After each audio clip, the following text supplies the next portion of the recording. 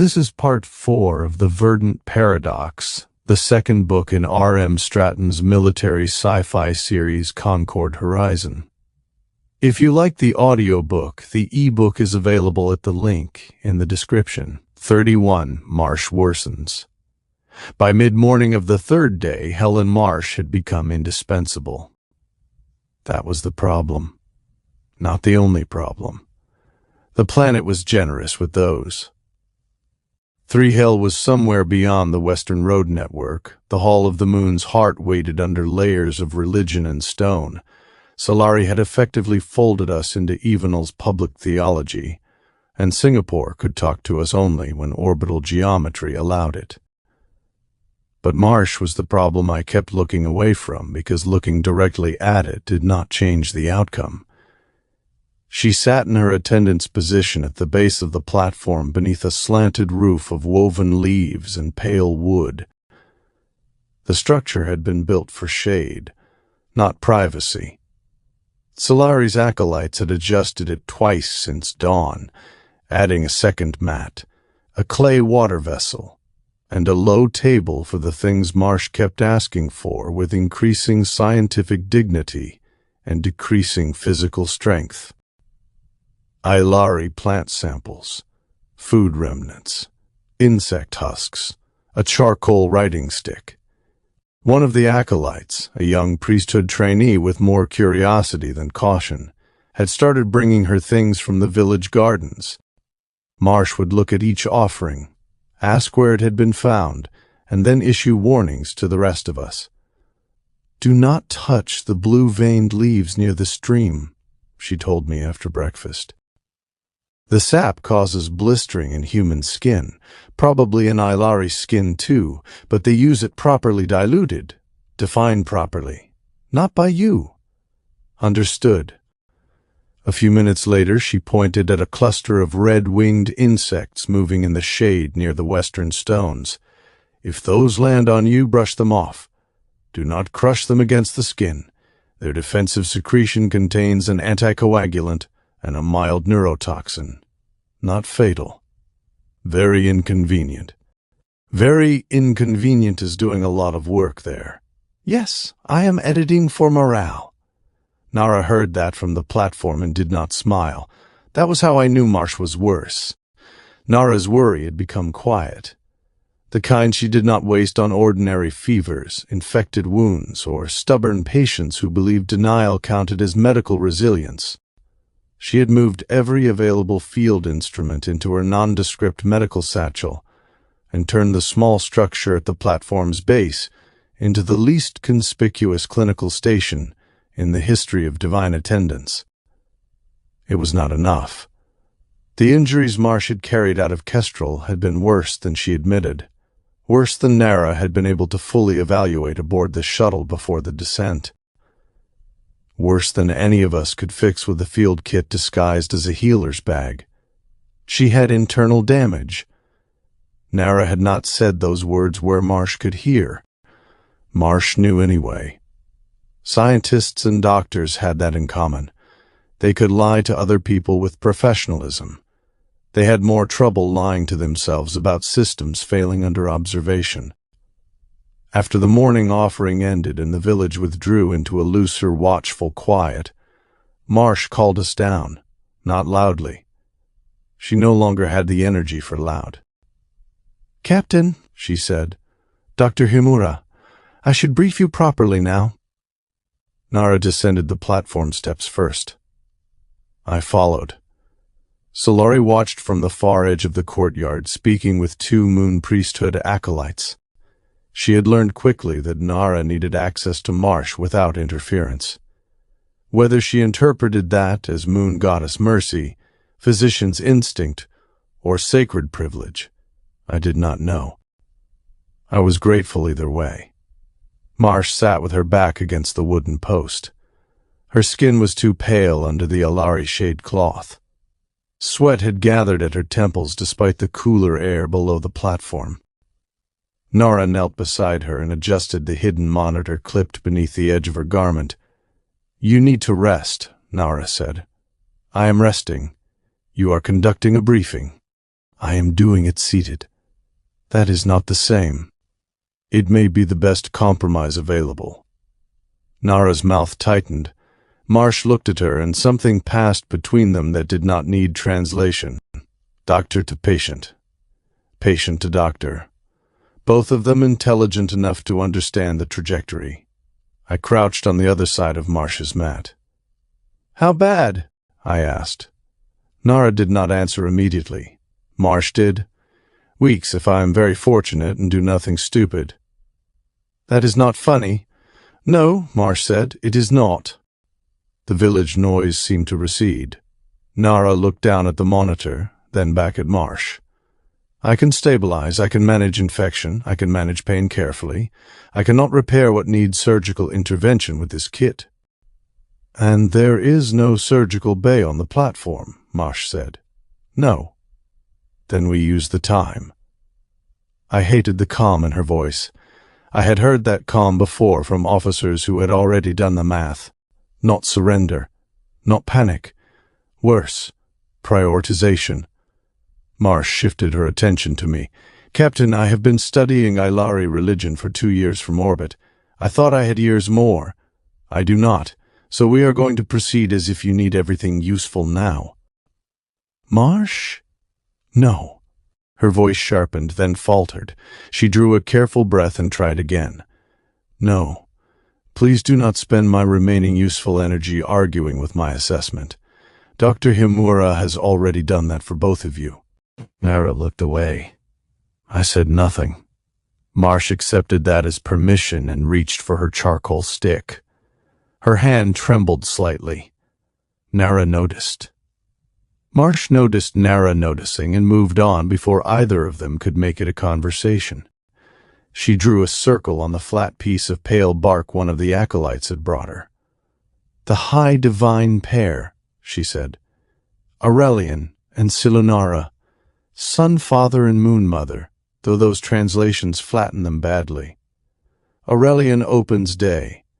Protection, law, courage, boundaries, public order, kingship in older traditions, though Aelari political organization is not centralized enough for kings in the human sense." She drew a second circle beside the first. "Silunara opens night. Healing, fertility, tides, dreams, medicine, hidden knowledge, transition. Her priesthood is often more locally embedded than Aurelian's. More midwives, more healers, more caretakers of water rights and burial thresholds." I glanced toward Aelari. "She leads Silunara's priesthood here?" "In Avenel and the surrounding valley network," Marsh said. "Not the entire religion.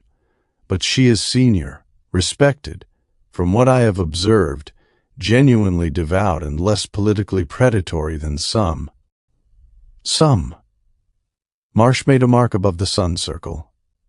"Aileron. High Sun priest from the temple city to the north.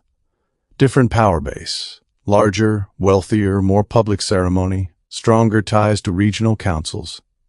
He will not like Aelari having direct access to the returned divine pair before he does." "That sounds like a political problem." "It is a religious problem, which means it is also political." Nara adjusted Marsh's water cup closer to her. Marsh drank a little, then continued. "The children deities matter too. Not children as lesser gods exactly. More like emanations, powers, or divine offspring, depending on region. Thalod brings rain. Elithra green growth. Korath stone and memory. Merathis craft and flame. Astarian roads, rivers, messengers. Nymera death and quiet roots." She wrote symbols as she spoke, lines between them. Notes in a shorthand I could not read, but hoped Nara could photograph later. "Each has local rights.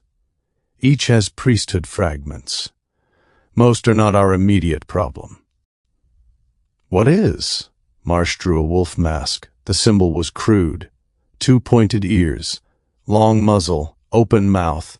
Every marine within earshot seemed to notice at once. "Valeth?" Marsh said. The name landed differently after 3 days on the surface. In the Kestrel files, it had been a cultural category: trickster, threshold figure, boundary crosser, ambiguous adversary, useful for anthropological caution and Bassie's warning slides. Here, drawn in charcoal by a dying xenobiologist beneath the platform where my girlfriend and I were being worshipped, it looked like a map of how Thrihiel would hurt us. Wolf mask iconography, Marsh continued. Not roughly similar. Exact enough to be dangerous. To Aelari eyes, Kehlar visual presentation aligns almost perfectly with Velith's older masked forms. Height is wrong, of course. Scale is wrong. But myth can absorb scale. In many traditions, divine or semi-divine figures are larger than ordinary people. I looked toward Kemov. He had gone still. Thrihiel knows this, I said. Yes. He pulled Kestrel's religious files. Yes. He will use Velith. Yes. Marsh did not soften the answer. That helped. I hated that it helped. She continued, Velith is not purely evil. That is important. If you treat him as their devil, you will misunderstand every faction attached to him. He tests. He tricks. He crosses boundaries. He exposes weakness. He asks whether locked doors are locked for protection or pride. In some stories, he threatens the divine pair. In others, he proves them true. That gives Thrihiel room. It gives him a road, Marsh said. Especially through Kethris. Nara looked up sharply. The village priest? Neighboring valley. Small temple. Regional trickster clergy leader at this level. Not subordinate to Aelari in any simple way. He has influence among road keepers, hunters, some younger warriors, and people who resent the moon priesthood's dominance over the hall traditions. Ambitious? I asked. Very likely. Also sincere. That makes him more dangerous, not less. I nodded slowly. Thrihiel would not need to convince Kethris that Aelari was wrong about everything. He only needed to convince him that Aelari's interpretation was incomplete. That the divine pair had returned, yes, but Velith also had a role. The test. The door. The hidden question before the heart beneath the moon opened. I could see it too clearly. Marsh saw me seeing it. There, she said. That expression, that is the one. I know what he'll do. Say it. He approaches Kethris with gifts, not as Velith directly. Too risky. As an emissary, servant, traveler, whatever category fits. He tells Kethris the return of Orion and Selonara proves the suppressed prophecies were true too. He offers him a place in events larger than Aelari and Aelron would allow. Marsh closed her eyes briefly. Yes. And Kethris listens because he already wants that to be true. Yes. Nara's voice was quiet. That could split the priesthood. It could split more than the priesthood, Marsh said. If Kethris frames you as incomplete, false, untested, or captured by Aelari, then Avenel's acceptance becomes contested. If Aelron arrives from the north and sees Aelari's authority strengthened by direct contact with you, he may either ally with her to preserve institutional control or challenge her for it. Kethris is the variable. Thrihiel will look for the variable. I rubbed both hands over my face and stopped because apparently gods should not look like tired starship captains regretting every procedural choice that brought them to breakfast. Aelari, I said. You trust her? I trust her more than any senior priest currently in reach, Marsh said. That is not the same as thinking she will always interpret us correctly. She cannot. But she is trying to protect her people. She is emotionally sincere, locally grounded, and less invested in expanding her own power than Aelron is likely to be. And Aelron. Politically invested. I cannot call him corrupt from observation. That would be unfair, but his institution is larger. Larger institutions defend themselves. If he comes here, he will see you as revelation and jurisdictional crisis in the same body. That sounds like the kind of priest who brings advisors. And demands process, Marsh said. Wonderful. The Aelari invented committees too, Captain. Of course they did. For a moment, Marsh almost smiled. Then pain moved through her face and took the expression with it. Nara was at her side instantly. Enough. No. Yes. I have more. And you will tell us more after you rest. Marsh looked up at her. Doctor. Helen.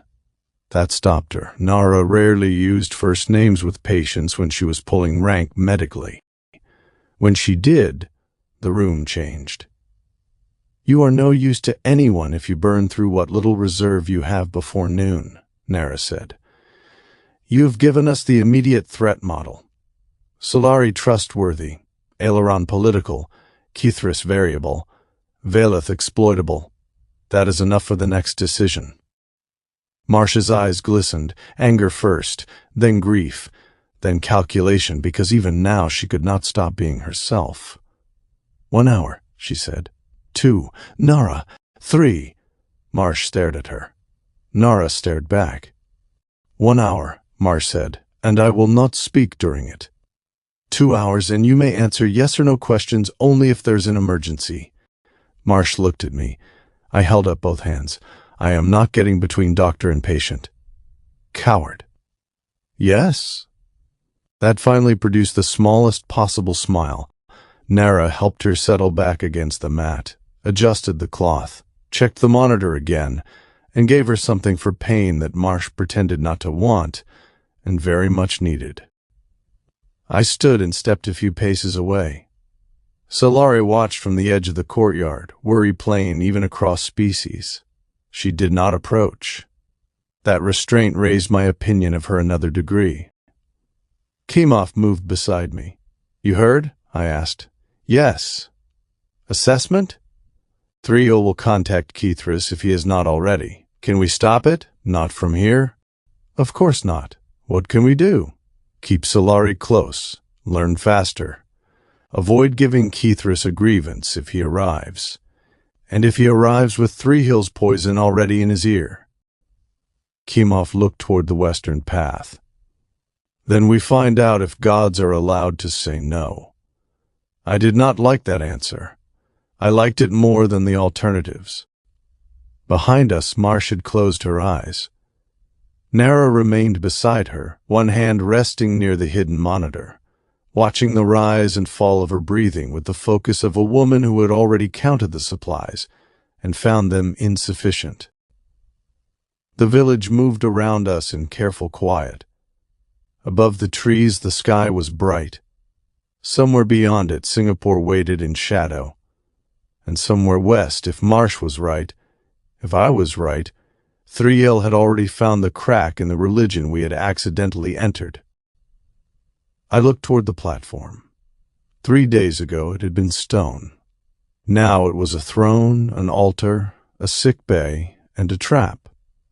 Marsh had given us the map of the trap. She had also told us she might not live long enough to help us escape it. 32 Houston News. 2 days later, the comm window opened after sunset. That helped and made it worse. The darkness gave us cover. It softened the edges of the platform, hid the smallest changes in my face, and turned Avenel into layered silhouettes of raised houses, water channels, and watchfires kept low along the village paths. The villagers had withdrawn into night quiet, though not sleep. The Aelari did not leave their returned gods unobserved, even when they were being polite about it.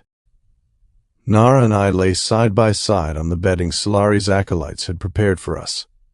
We had learned over the last 2 days how to appear at rest, not sleep. Sleep came in fragments, and usually only after exhaustion pushed fear into a corner long enough for the body to take what it needed. Rest was something else. Rest was posture. Rest was breathing. Rest was a performance given for a village that needed the sun and moon to be calm even while the people inside those roles were anything but. The layered cloth beneath us had grown familiar. Too familiar. I knew the texture of the weave against my sleeve, the faint smell of sun-warmed fibers after dusk, the slight depression where Nara usually lay, the angle at which the stars appeared through the break in the canopy above the platform. Below us, Marsh was asleep in the small structure at the platform's base. Nara had insisted. Marsh had argued until argument became medically inefficient. Her hidden monitor pulsed silently inside Nara's satchel, and every few minutes Nara's attention shifted toward it without her body moving enough for anyone below to notice. Kemov had night watch. That meant he was somewhere near the western side of the courtyard, visible enough to remain an honor guard and careful enough to remain a Marine. Chen was resting. Russo was on the far approach near the stream path. The three of them had become part of the village's expectations now. No one questioned armed men keeping watch around a divine pair. If anything, the Aelari seemed reassured by it. The earpiece clicked once, then twice. Static whispered against my ear. I did not move. Nara did not move either. "Ground Team Singapore," Hernandez said. Her voice was low, compressed, and so welcome it hurt. "Singapore, ground team," I murmured. "Hansen." Beside me, Nara's breathing remained even. Her own earpiece would be carrying the same feed. "Signal window approximately 8 minutes, Hernandez said. "Audio only. No visible motion if avoidable." "Understood. Status?" "Ship secure. Parking orbit maintained. No movement from Thrihiel's lunar cargo hauler. No surface launch activity detected. Bassey's passive, net stable. Shuttle 1 ready for night extraction if required." "Copy?" I waited. There was always more. Hernandez's next breath came through the static. "Captain, we received a Houston courier." Something in her tone changed the night. I kept my face still. My eyes remained half closed, fixed on the unfamiliar stars above the platform. What kind? Priority Warden channel and Naval Intelligence packet. Houston reports attempted abduction of Joseph Thompson. For 1 second, the world emptied. Not visually. I could still see the stars. I could still hear the village at night, the insects, the faint movement of water through the channels below, the small crackle of a low watchfire near the moon house. But everything else fell away. Joseph. Attempted abduction. The motion started before thought could stop it. My shoulder tightened. My hand shifted under the cloth. Some part of me tried to sit up, to move, to do something impossible across light years and failure and the weight of alien ritual. Nara touched my arm. Briefly, professionally. Real. Her fingers pressed once against my sleeve and were gone. It was enough. I remained lying down. At the platform's base, Aelari looked up. She had been sitting near Marsh's structure, keeping her own form of watch, quiet enough not to intrude and close enough to interpret whatever the gods might need. She saw Nara's touch. Of course she did. Aelari saw nearly everything. Her gaze moved from Nara to me. Then she lowered her head slightly, solemn and reverent. The gods had exchanged signs. That was what she saw. Not a woman keeping a man from breaking apart in front of a village that needed him still. I forced air into my lungs. "Status of Joseph," I said. My voice came out low. "Harmed?" "No," Hernandez said immediately. "Joseph is physically unharmed. The attempt was foiled before extraction. He is under increased security. Admiral Archuleta has him under direct protection." I closed my eyes. That was a mistake. The darkness made the relief larger, harder to contain. "Repeat." "Joseph is physically unharmed. Archuleta has expanded the security perimeter and hardened all movement routes." Vrolkson intervened decisively during the attack. Vrolkson? Yes. Houston credits his intervention with preventing the second phase of the abduction attempt from succeeding. Several Kehlar mercenaries dead. One captured. Kehlar, of course. Thrihiel's? I asked. Confirmed assessment. Equipment, routing, timing, and prisoner profile indicate Thrihiel-linked mercenary operation. Vrolkson's packet states the attack was coordinated with your descent to maximize disruption. The platform did not move. It should have. Above me, the stars remained indifferent. Below me, Avenel kept its sacred quiet. Somewhere close, Aelari watched us through a religious framework that had no place for Houston, courier drones, or a 14-year-old boy nearly taken by mercenaries on his way through a protected city. Thrihiel had reached for Joseph while I was on the surface, while I was being fed by people who thought I was the Sun Father, while I stood on a ceremonial platform trying not to break a civilization's faith. Men with extraction harnesses and sedation gear had tried to take a child, a boy who had already been taken from one world, a boy who had only just begun deciding what kind of life belonged to him. My hands wanted to close. I kept them open. Nara's hand returned for one heartbeat, resting near my wrist beneath the edge of the cloth. She was listening, too. I could feel the fury in her stillness. Nara's anger did not flare. It focused. "Hernandez," I said. "Yes, Captain. Joseph is to be kept safe at any cost." "I understand." "No. I need you to hear the order. At any cost." A brief silence crossed the channel. Then Hernandez answered, "Archuleta and Vrolkson have him under direct protection. Houston has expanded his security detail, hardened route control, restricted movement schedules, and placed additional naval intelligence coverage around the lab. Joseph is not exposed." Good. The word was useless. It was the only one I had. "Captain," Hernandez said, "Archuleta anticipated your concern." "I'm sure he did." "He reports Joseph asked to return to the lab. Archuleta allowed it under heavy guard." That almost broke me again. Of course Joseph had asked to go to the lab. Of course he had. If he stayed home, then the people who tried to take him got to decide what he did next. I could hear the logic in his voice, precise and quiet and 14 years old. I wanted to be angry with Archuleta for allowing it. I could not. He had made the same decision I would have hated and probably made. "Tell Archuleta." I stopped. There was too much to say and no room for any of it inside an 8-minute whisper between orbits, with a village watching the shape of my breathing. "Tell Archuleta thank you. Tell him I'm sorry. Tell him I know. Tell him not to let the boy become a symbol before he gets to be a person. Tell him if Joseph dies while I'm trapped on this platform, I will not forgive anyone, including myself." Instead, I said, "Tell Archuleta I received the report." "I will. Tell Vrolkson I owe him." "I will." Nara's fingers brushed my sleeve once. Agreement. Hernandez continued. Vrolkson also included a children institutional update.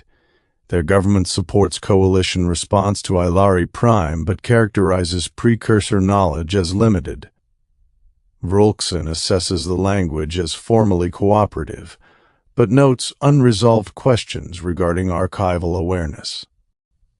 I filed that somewhere I could reach later, in the compartment of my mind not currently trying to invent a way to strangle Thrihiel across several light years and a theology problem. Copy. Preserve full packet. Send to my encrypted queue. Already done. Surface status from our end, I said, because command still existed whether I wanted it to or not. Avenel stable. Aelari cooperative. Marsh worsening. Himura stabilizing but field kit insufficient for internal injuries. Marsh has briefed us on priesthood structure. Major concern, Thrihiel will exploit Vaelith trickster clergy through Kethris in neighboring valley. Understood. If you detect movement from western roads, unusual gatherings, or any approach vector toward Evenal or the Hall, prioritize that feed. Bassi is already refining the passive search. Good. Static thickened. Gomez's voice came faintly behind Hernandez. Commander, signal degrading. 90 seconds. Hernandez returned. Captain, do you require extraction? I looked at Nara. She did not answer. She did not need to. Extraction now would mean a shuttle appearing over a village that believed the divine pair had come to protect it. It would mean abandoning Aelari before Thrihiel made his move. It would mean leaving Marsh if she could not be moved safely, or turning her evacuation into another miracle, or another wound. And Joseph was not here. That was the cruelty of it. The danger to Joseph could not be solved by my movement, only by Archuleta, Vrolksen, and the people in Houston who were close enough to stand between him and the next attempt. No, I said. The word cost more than I expected. No extraction. Maintain posture. Protect the ship. Watch the moon. Keep Houston updates coming through courier. Aye, Captain. When is next window? One day, Hernandez said. Orbital masking and descent geometry make the next safe tight beam window approximately 24 hours from now. We may have passive collection before then, but not two-way voice. One day, a lot could happen in one day. A lot already had. Copy, I said. Captain? Yes. Holding this orbit will remain stable. That was Hernandez giving me what she could. Not comfort. Certainty. Good, I said. Hold steady. We are holding. The signal began to tear at the edges. Next voice window in one day, Hernandez said. If missed, we assume calm discipline, unless emergency beacon. Copy. Hansen out. The channel dissolved into static, then silence. The earpiece went dead.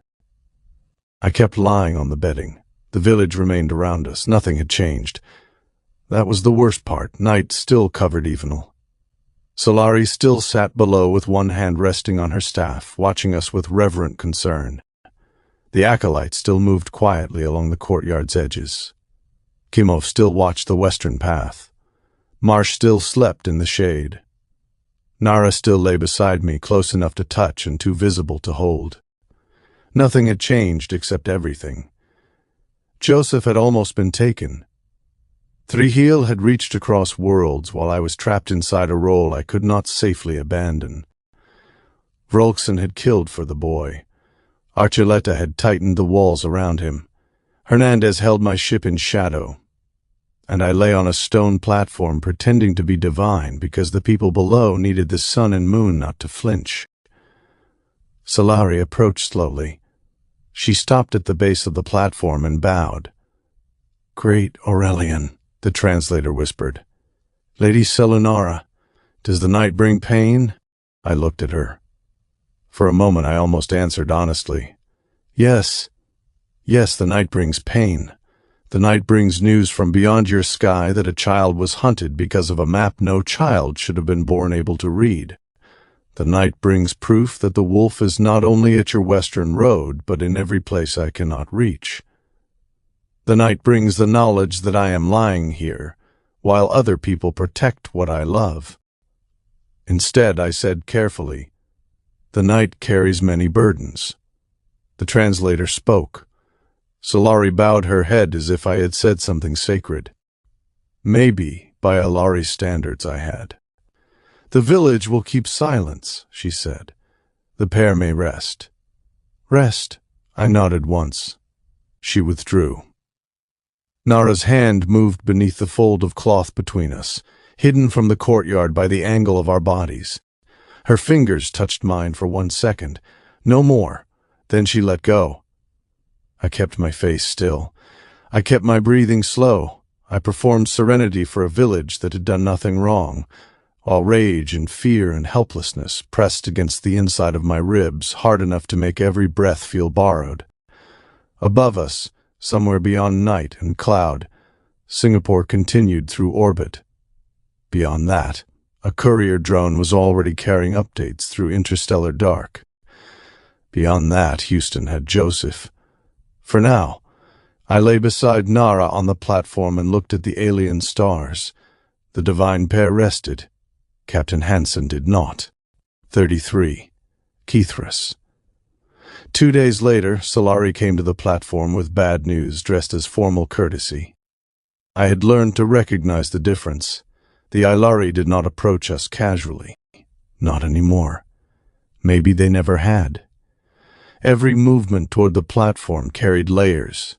Priestly protocol, village expectation, personal fear, theological interpretation, and the practical needs of a community that still had to eat, mend nets, sharpen tools, tend children, and pretend their gods resting in the middle courtyard had not made every ordinary task feel temporary. Aelari's steps were measured. That meant this was not urgent in the physical sense. Her shoulders were slightly too straight. That meant it was urgent in another sense. Nara noticed at the same time I did. She had been sitting beside Marsh's shade structure, checking the monitor hidden beneath the healer's cloth. Marsh had been awake for less than an hour, and had already tried to turn weakness into usefulness by asking one of Aelari's acolytes for 3 different plant samples and a map of local shrine routes. Nara had allowed the plant samples. She had refused the shrine routes until Marsh finished the water and broth set beside her. Marsh called that negotiation. Nara called it obedience with paperwork. Aelari stopped at the base of the platform and bowed. "Great Aurelian," the translator whispered in my ear. "Lady Salunara, a delegation from the mask-bearers has come to Evenal.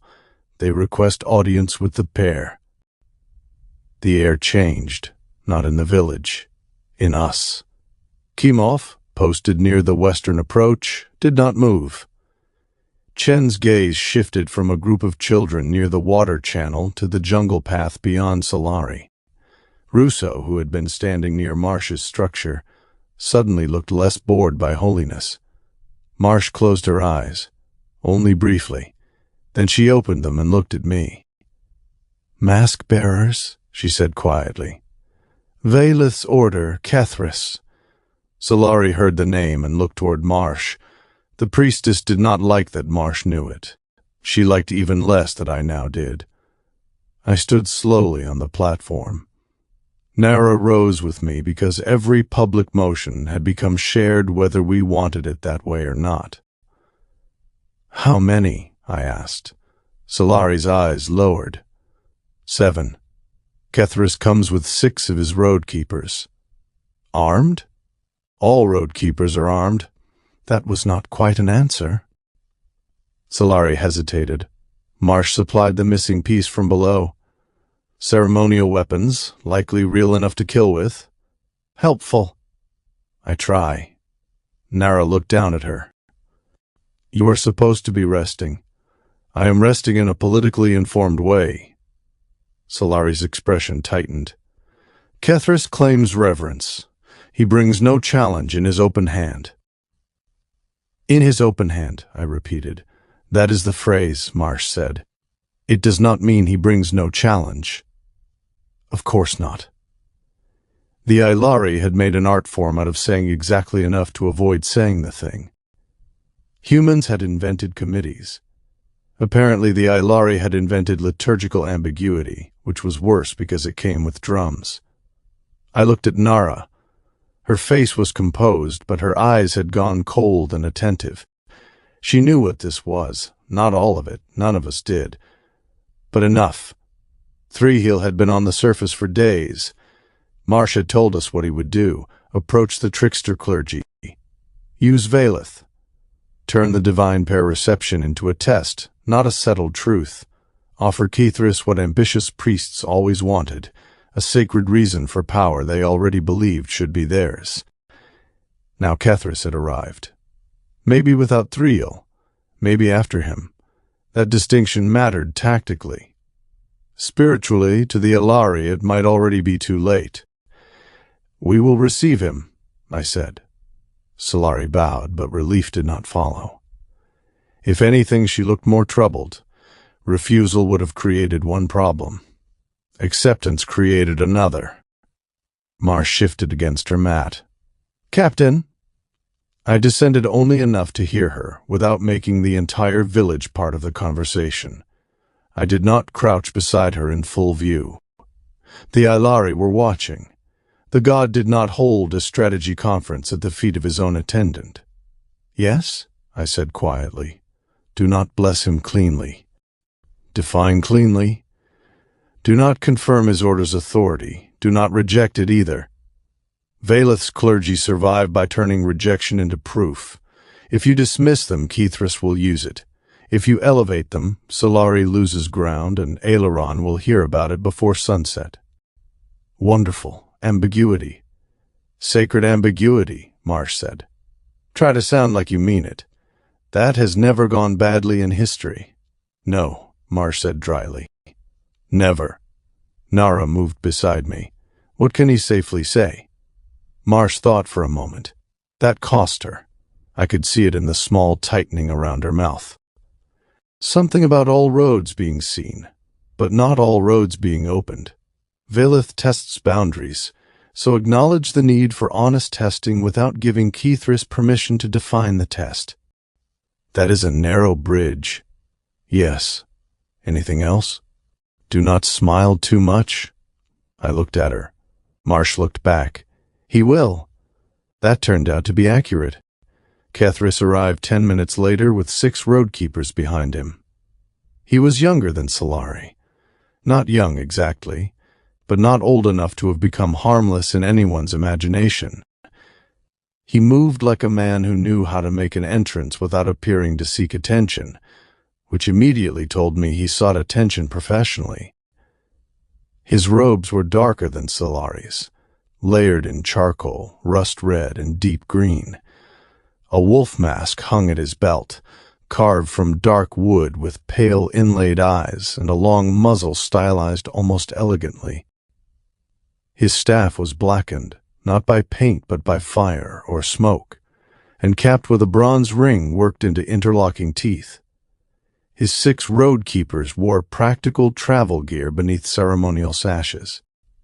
They carried short blades openly, curved and polished. Not drawn, not hidden.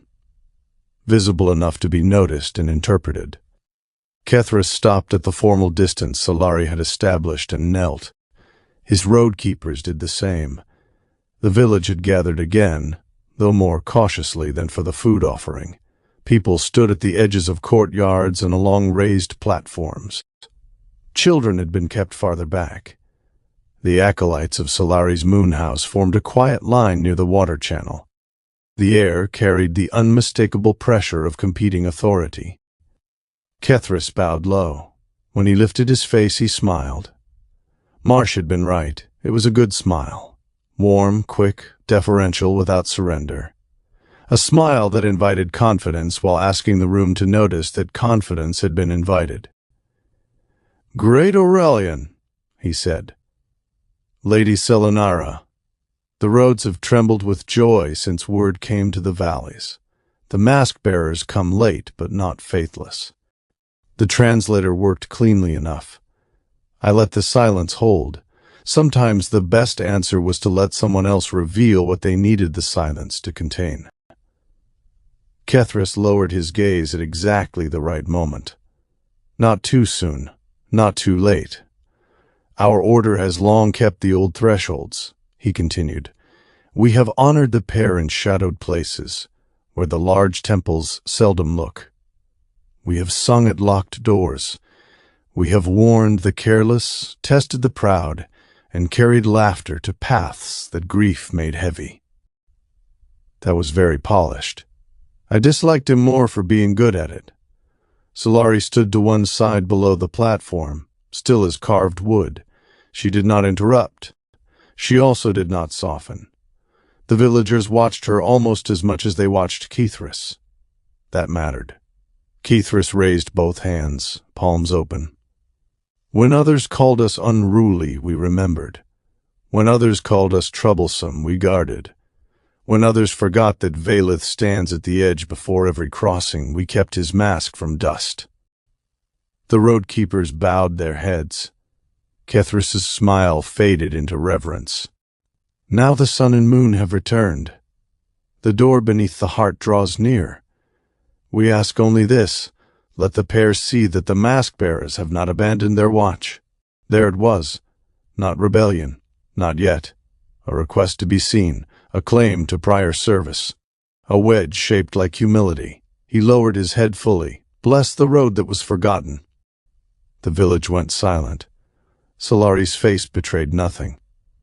Marsh coughed once below me. That was either illness or commentary. Probably both. I looked at Nara. She gave the smallest nod. Not approval of Kethris. Permission to step onto the narrow bridge.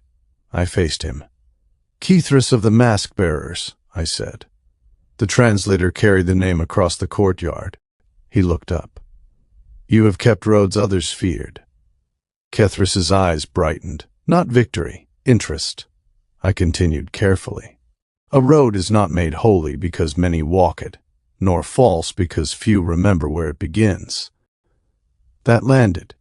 I felt it land before I understood exactly how. Several villagers murmured. Solari's eyes lowered slightly, not in surrender but thought. Marsh exhaled. Kethris bowed his head again. The sun sees even the hidden path, he said, too eager. I did not follow him there. Hidden paths must still lead toward life, I said. A mask may test pride.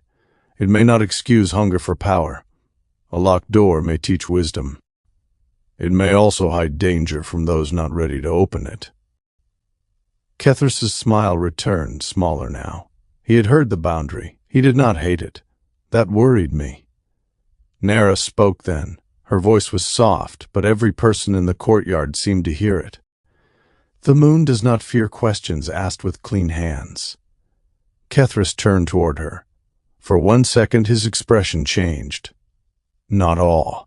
Calculation disrupted by awe. Nara had that effect on people when she stopped letting them decide what she was. She continued, but hands that bring harm cannot be cleansed by riddles. The translator rendered it into Aelari. The village absorbed it in complete silence. Solari looked at Nara with something close to gratitude, then lowered her eyes before the expression could become too personal. Kethris bowed lower than before. The lady's warning is a vessel, he said. We will carry it carefully. That was not agreement. It was too elegant to be agreement. Still, he had asked for blessing. We had given him something that sounded like one without becoming a blank check. Marsh would either approve or scold us later, assuming she had the strength. I finished because the ritual needed an ending. Let the roads remember their purpose, I said. Let those who test be tested first by truth. Kethris touched his forehead to the stone. His road-keepers followed. Then the mask-bearers are seen, he said. I did not answer. After a moment, Solari made a formal gesture with her staff. The audience was over. Kethris rose smoothly, too smoothly. He bowed to Nara, then to me, then turned just enough to bow to Solari. That last bow was correct in shape and incorrect in spirit. Solari accepted it as if she had expected nothing better. As Kethris left, his road-keepers behind him, he looked once toward the western path. Not long, not obviously, but he looked, and he was still smiling. When he was gone, the courtyard did not immediately relax. The villagers dispersed slowly, murmuring in low voices. Solari remained at the base of the platform with her head bowed. She did not speak until I gave the smallest permitted sign that she could. Even then she did not look directly at me. The mask-bearers keep difficult roads, she said. Their work is old. Kethris has long sought for old work to be made new before the people. The translator softened the sentence into something almost poetic. I heard the fear underneath it. I did not answer her as an equal. I could not here, not in front of the village, not while she stood below the platform as priestess and I stood above it as the role she believed had returned. So I chose the language the role allowed. Old roads may serve, I said. Old hunger may also wear sacred names. Aelari bowed lower. The warning is received. It was not conversation. It could not be conversation. That was one of the traps. Marsh's voice came from the shade, thin but clear. Captain. I descended the platform steps with Nara beside me, stopping near Marsh's structure without lowering myself fully. Aelari stayed bowed until I looked toward her again. Remain, I said. She did.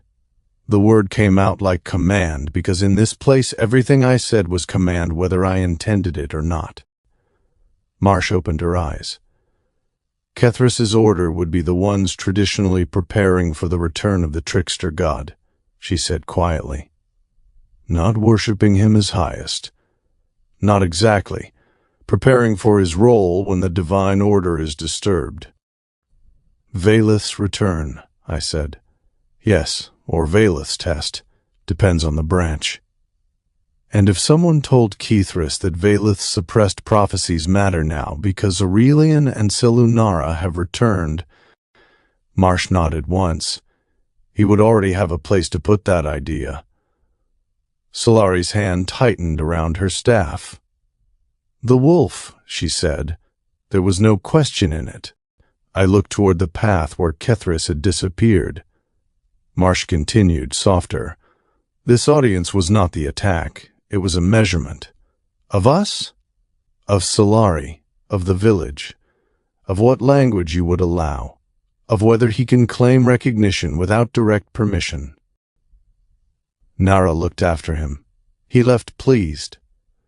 Yes, Marsh said. Did we give him too much? I asked. Marsh's eyes moved back to me. No, that is what worries me. I understood. If Kethras had left angry, we would know the first shape of the fight. If he had left humiliated, he would lash out. If he had left triumphant, we could prepare for open challenge. But pleased meant he had found room. Pleased meant Thrihiel's theology, whatever it was, had not been blocked. Pleased meant the next audience might come with sharper teeth. Aelari bowed her head again. I will send word to the moonhouses, she said, and to Aileron, though he will arrive with too many words. I could not ask whether she trusted Aileron, as if we were staff officers comparing political liabilities. That would have been wrong for the room. Wrong for the role. Wrong for the distance between the platform and the priestess beneath it. So I asked as the role required. Let the temples remember their charge. Aelari's posture changed. The words had landed heavier than I intended, which was becoming a theme. They will be told, she said. Marsh coughed again. Nara immediately moved to her side. Enough, Nara said. This time Marsh did not argue. That frightened me more than the cough. I turned back toward the western path. Somewhere beyond the valley, Thrihiel had found his priest, or his priest had found him. Either way, the first move had been made. Not with weapons, not with a raid. With language, resentment, and a blessing narrow enough to survive, but wide enough to be used. I looked up at the platform, the place where the divine pair rested, the place where the village brought offerings, the place where every word was becoming a tool in someone else's hand. Kethras had asked for blessing and left smiling. The next time he came, I suspected he would not come only to ask. 34 the watch. Bishop came off helm watch with the kind of tired that settled behind the eyes instead of in the bones. The ship was quiet around her. Singapore had a different personality on late watch. During main cycle, the frigate felt compact and busy, a ship full of people making too little space work by agreement, discipline, and Gibby's refusal to let anyone mistake caffeine for a food group. Late watch stripped that down. The corridors seemed longer. The deck plating carried fewer footsteps. Environmental systems became more audible. Even the lighting seemed to know it should keep its voice down. She logged her relief, transferred the helm to Ensign Gomez, confirmed orbital station keeping, and did not look at the planet on the main display for longer than necessary.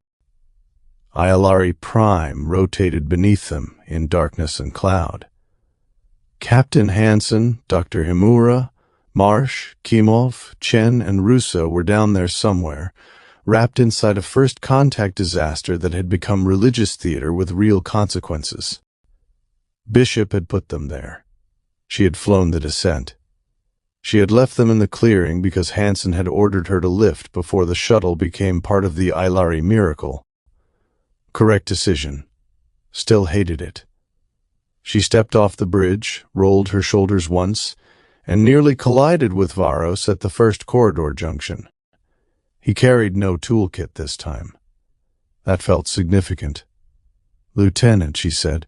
"Lieutenant Commander," he replied. "You off?"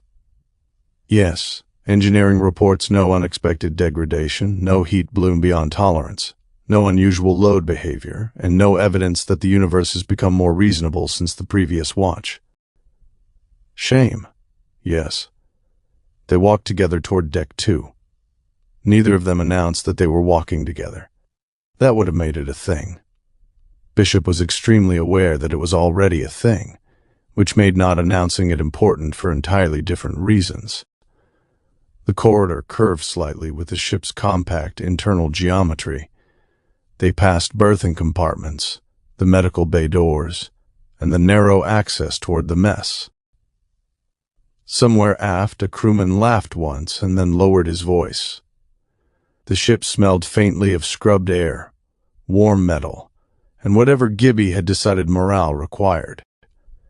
The mess lights were low. 2 plates waited in the warmer. Bishop stopped.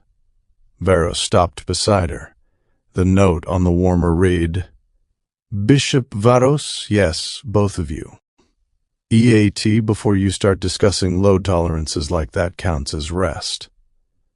Below it, in smaller handwriting, German night.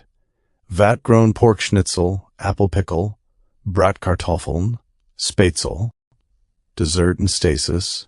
Do not insult the strudel. Bishop stared at the note. He knew. Varos leaned closer. Gibby often knows. He shouldn't. Yet he does. That's unsettling. Yes, Varos said. It is also efficient. They retrieved the plates. The schnitzel was golden and crisp, topped with thin slices of quick-pickled apple that smelled sharp, sweet, and clean. The Bratkartoffeln were browned at the edges with onions and herbs. Spätzle sat beside them in buttery folds, entirely unnecessary, and therefore obviously Gibby's choice. Bishop opened the dessert stasis drawer. Apple strudel, vanilla ice cream sealed in a chilled container. Okay, she said. He's showing off. Is this unusual? For Gibby? No. For military food? Deeply. They sat at the table nearest the bulkhead, the one that let Bishop see both doors without making it obvious she was doing so. Varos noticed. He chose the seat across from her, angled just enough to see the galley entrance and the main corridor. Neither mentioned it. They ate in silence for the first several bites. The schnitzel was excellent. Crisp without being dry. The vat-grown pork close enough to the real thing that Bishop would not have questioned it if Gibby had lied. The pickled apple cut the fat perfectly. The potatoes were unfairly good. The Spätzle made Varos pause and examine his fork as though he had discovered a new form of engineering compromise. This side dish has irregular geometry, he said. It's supposed to. Was it made incorrectly on purpose? Most good food is. That explains many things about human cuisine. You say that like Linnean food doesn't include smoked mammoth-adjacent slabs and suspicious herbs. Those herbs are not suspicious, they have function. So does Spätzle. What function? Being delicious. Varos considered that. Acceptable. High praise. It is structurally imprecise but successful. I'll make sure Gibby gets the full review. He will understand. He'll pretend to be offended and then make it again next week. Varos's mouth shifted in the tiny way that meant amusement if you knew where to look. Bishop knew where to look. That was part of the problem. They ate a little longer. Then, because silence had become warmer than it should have been, Bishop reached for ship systems. Safe subject. Mostly. How's the starboard heat exchanger after the last orbit trim? Stable. The fluctuation was not mechanical. It was software prioritization. The ship continues to dislike hiding in shadow while maintaining readiness for sudden thrust. The ship and I agree. The ship does not like indecision. Neither do you. No, but I tolerate uncertainty better than poor maintenance. I'll put that on your performance review. I would accept it as accurate. She smiled into her water. They talked through the current engineering load, the shuttle base cycle, the thermal discipline required to stay tucked in Aelari Prime's shadow, and the quiet misery of waiting for the next calm window. Bishop described the descent again. Not the official report version, but the pilot version. The way the upper atmosphere had grabbed the shuttle, the convection layer that had tried to roll them. The moment the clearing opened under them like a target and a mistake at the same time. Varos listened without interruption. That was one of the things she liked about him. He did not listen the way people did when they were waiting to respond. He listened like her words were a system worth understanding. When she finished, he said, "You obeyed the captain's order correctly. I know. You dislike that. I do. Because correct actions can still produce unacceptable feelings." She looked at him. "Yes." He nodded once. Lenian engineers have a term for that. It translates poorly. Closest meaning, the structure holds while the maker grieves the load. Bishop sat with that longer than she expected. That's a good phrase. It is old. Most good phrases are. Some new ones are useful. Like, do not insult the strudel. That is also structurally sound. They moved to dessert. The strudel was warm from the reheat cycle, flaky and apple-rich, and the vanilla ice cream softened almost immediately against it. Bishop took one bite and decided Gibby's smugness would be justified. Varos ate his carefully. "You have apples on Aloha?" he asked. "Imported originally, grown in controlled AG towers now. Not like old Earth orchards, but close enough. Aloha does a lot of vertical agriculture, especially after the second settlement wave. Fruit, coffee, tropical crops, some temperate stuff if you pay enough for climate control. Your world is oceanic. Very. Islands, stations, floating infrastructure, old volcanic chains, newer domes, lots of weather. People think paradise until they meet logistics. You miss it?" Bishop looked down at her fork. "Sometimes, not constantly. I miss the smell after rain. I miss the ocean being everywhere. I miss knowing what direction home was because there was always a trade wind or a shoreline or somebody arguing about the best place to get breakfast. That is many things to miss." "Yeah." "What do you miss?" Bishop asked. Varos did not answer quickly. He never did when the answer mattered. "The workshops," he said at last. "Old ones. Not because they are technically superior. They are not. But because tools remain where hands expect them. Surfaces hold marks from those who taught you. A place where work has been done for generations contains instruction even when no one speaks." "That's very Lenian." "Yes." "You still have your first tool aboard." His expression changed. "Not much. Enough. In my footlocker." "What is it?" "A diagnostic meter. Small, obsolete by current standards. It was used for troubleshooting technical problems before the tool began telling the user too much. Bishop tilted her head. Too much. Modern diagnostic systems produce answers. The first tool produced questions. Voltage irregularity, signal interruption, resistance outside tolerance. A young engineer still had to understand what those readings meant. That sounds like training disguised as equipment. Yes, good tools often are. Was it yours originally? No, it belonged to my teacher. Before that, to his teacher. The casing has been repaired twice. The display has been replaced once. The calibration is still exact. That sounds valuable. Not materially. Varos. He paused, then inclined his head slightly. It is valuable. Do you use it? Rarely. Only when the problem benefits from remembering how to think before asking the ship to think for me. She let that sit between them. The mess felt very quiet. Bishop had flown combat descents, dodged debris fields, landed in worse weather than most pilots would admit existed, and once argued with a simulator instructor for 20 minutes because his emergency scenario violated basic physics. She was not easily intimidated, but the next sentence made her heart beat harder than atmospheric entry. I've been looking forward to your shift overlapping with mine, she said. There, it was out, not a joke, not wrapped in deflection, not hidden inside commentary about ship systems, early aviation, Lennian tools, or Gibby's supernatural meal planning. A sentence that could not be unsaid. Varos went still, completely still. Bishop did not panic. She wanted to. She did not. Lennians had silences. She knew that. Not awkward silences, not necessarily. Sometimes silence was where meaning went to be treated carefully, instead of grabbed by the throat and shoved into language before it was ready. Still, several long seconds passed. Then several more. Bishop picked up her water cup because doing nothing with her hands had become impossible. Varos looked at her with full attention. Lieutenant Commander Bishop, he said carefully.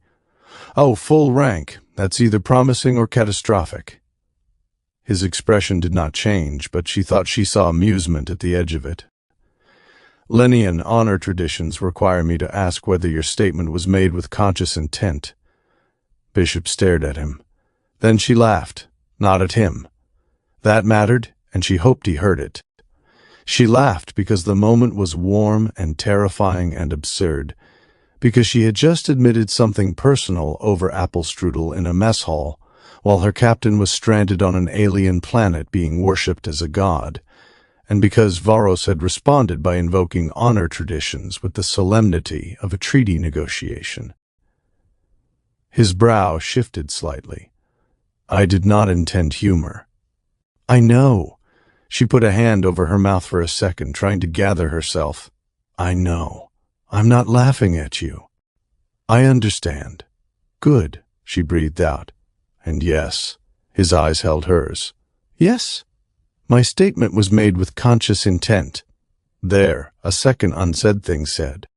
Varos lowered his gaze briefly to the table, then back to her. Then I will need to consider how to respond honorably. Bishop's laughter softened into something she did not want to name too quickly. Take your time. I do not wish to insult you by delay. You're not. I do not wish to imply indifference. You're not doing that either. I do not wish shipboard duty to be compromised. Same. I do not wish to misunderstand human courtship practices. That one's unavoidable. Humans misunderstand human courtship practices. That is inefficient. Wildly. His shoulders relaxed by a fraction. I will consider carefully, he said. I figured you would. That is acceptable? It's more than acceptable. She picked up her fork again, mostly to give herself something to do. It's very you. He seemed to consider whether that was praise. She let him. Then he said, I have also anticipated overlapping shifts. Bishop's fork stopped halfway to the strudel. Varos continued very carefully, with conscious intent. The warmth in her chest turned bright enough to hurt. "Noted," she said, because anything else might have come out too soft. They sat there in the low-lit mess, the acknowledgement between them fragile and formal and real.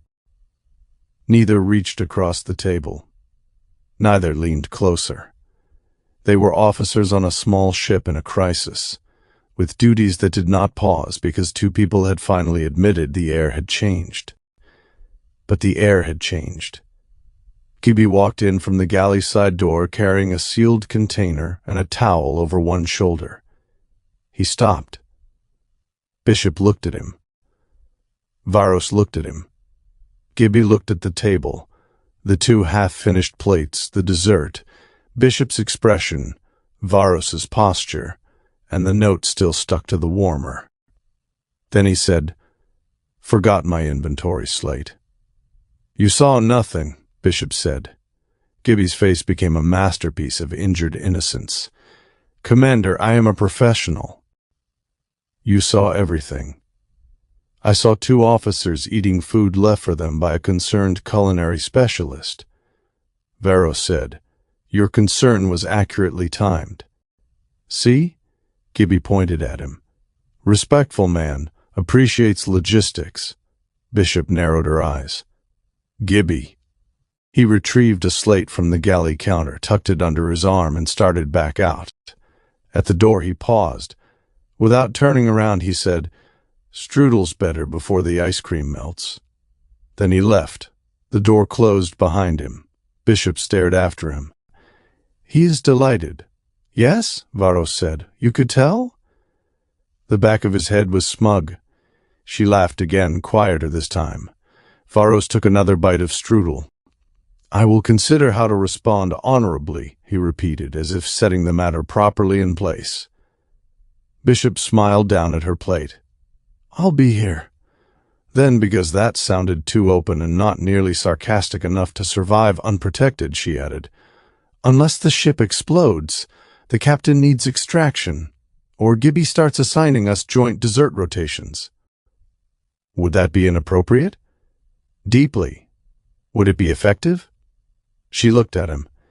He looked back, entirely serious except for the smallest shift at the corner of his mouth. Bishop shook her head.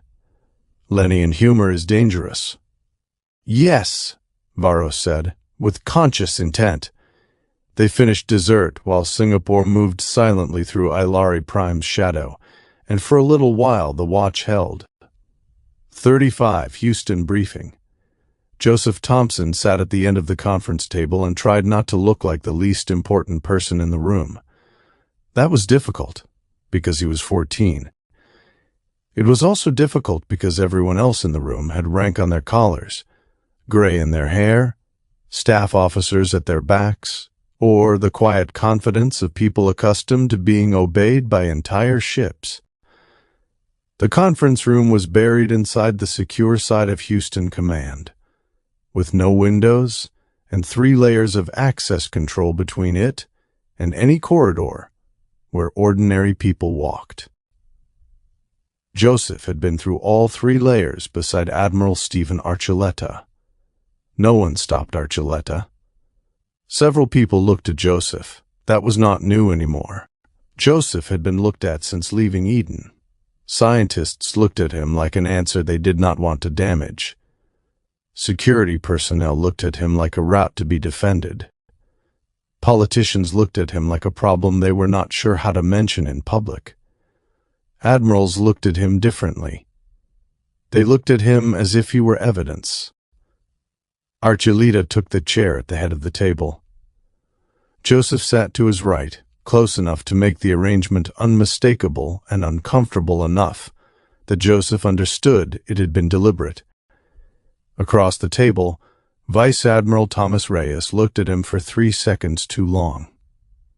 Reyes was a hard-faced man with dark eyes, iron-gray hair, and the kind of posture that seemed designed to make chairs feel temporary. Joseph knew his name before the introductions because he had heard it in fragments around the lab. Reyes had opposed Captain Hansen before, not quietly. Trappist 1, then Wolf 359. The Miri Mail, the choice not to use a terrified, injured alien as a bargaining chip, then Eden, now Aelari Prime. Joseph knew enough to understand patterns. Rear Admiral Miranda Blackwell sat 2 seats down from Reyes. She was younger than Reyes, older than most of the captains present, with silver blonde hair pinned tight and a face that gave away very little. She had greeted Archuleta with a nod and Joseph with the same nod, which Joseph appreciated, because it meant she had not tried to soften the room for him. Soft rooms were usually lying. Several other officers filled the table. Operations, intelligence, legal, Concord liaison, fleet planning. Joseph did not know all of them. He was not sure he was supposed to. A captain from Naval Intelligence finished loading the courier packet into the display. Archuleta spoke before anyone else could. For the record, Joseph Thompson is present as my guest and under my authority. Vice Admiral Reyes leaned back slightly. Admiral, this is a restricted senior leadership session. It is. He is a civilian minor. Joseph kept his hand still under the table. Archuleta looked at Reyes. He is the teenage boy from Eden who is assisting the cipher lab with the artifact map translation. He is directly involved in the matter under discussion, and has already been targeted by Thrihiel's mercenaries because of that involvement. He has as much right to hear this briefing as anyone in this room. The sentence landed hard, not loud, hard. One of the legal officers shit meant. I didn't say anything. I noticed. She nodded to Archuleta and left. The door sealed behind her. Joseph sat still for a moment longer. Then he said, You wanted me to see that. Archuleta leaned back in his chair. For the first time since entering the room, he looked tired. Yes. Why? Because you need to understand Captain Hansen's support is not universal. Joseph looked at the now empty display table.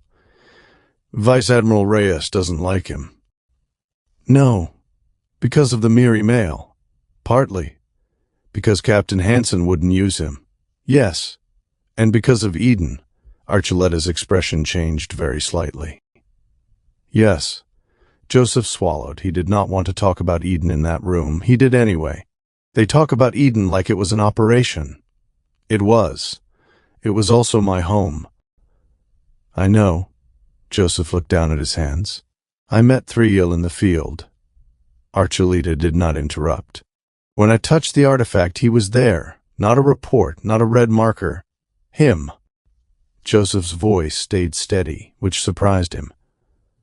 When they talk about whether Captain Hansen made me a target, it sounds like they think there was a version where Thrihiel would have just left everyone alone if the right adult had chosen the right rule. Archuleta watched him carefully. Joseph looked up. There wasn't, was there? No, Archuleta said. I do not believe there was. Does Vice Admiral Reyes believe there was? Reyes believes leverage prevents future casualties. He is not always wrong. Joseph did not like that answer. That made it feel true. But he was wrong about the Miri Mail, Joseph said. I think so. And Hansen? Hansen believed returning him was the only moral choice that did not poison first contact. Was he right? Archuleta looked at the sealed door where the admirals had gone.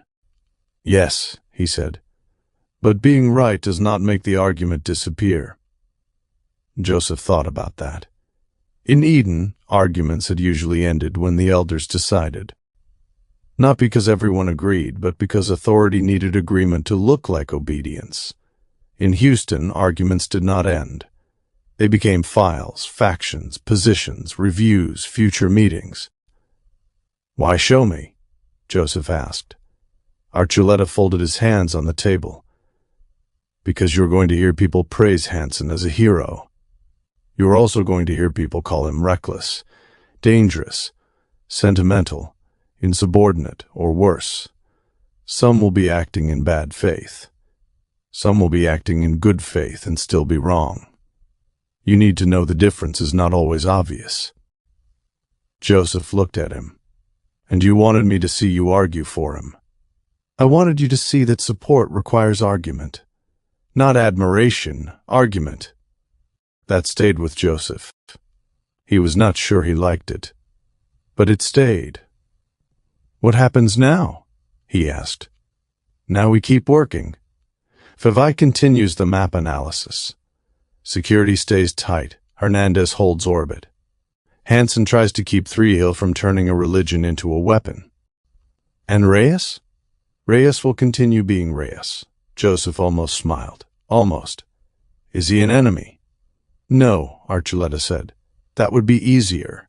Joseph understood that too. Enemies simplified rooms. People who might be right about some things and wrong about others made rooms harder. He looked again at the empty space above the table where Aelari Prime had been. Captain Hansen was several light years away, lying or standing or pretending to be something he was not because people needed him to.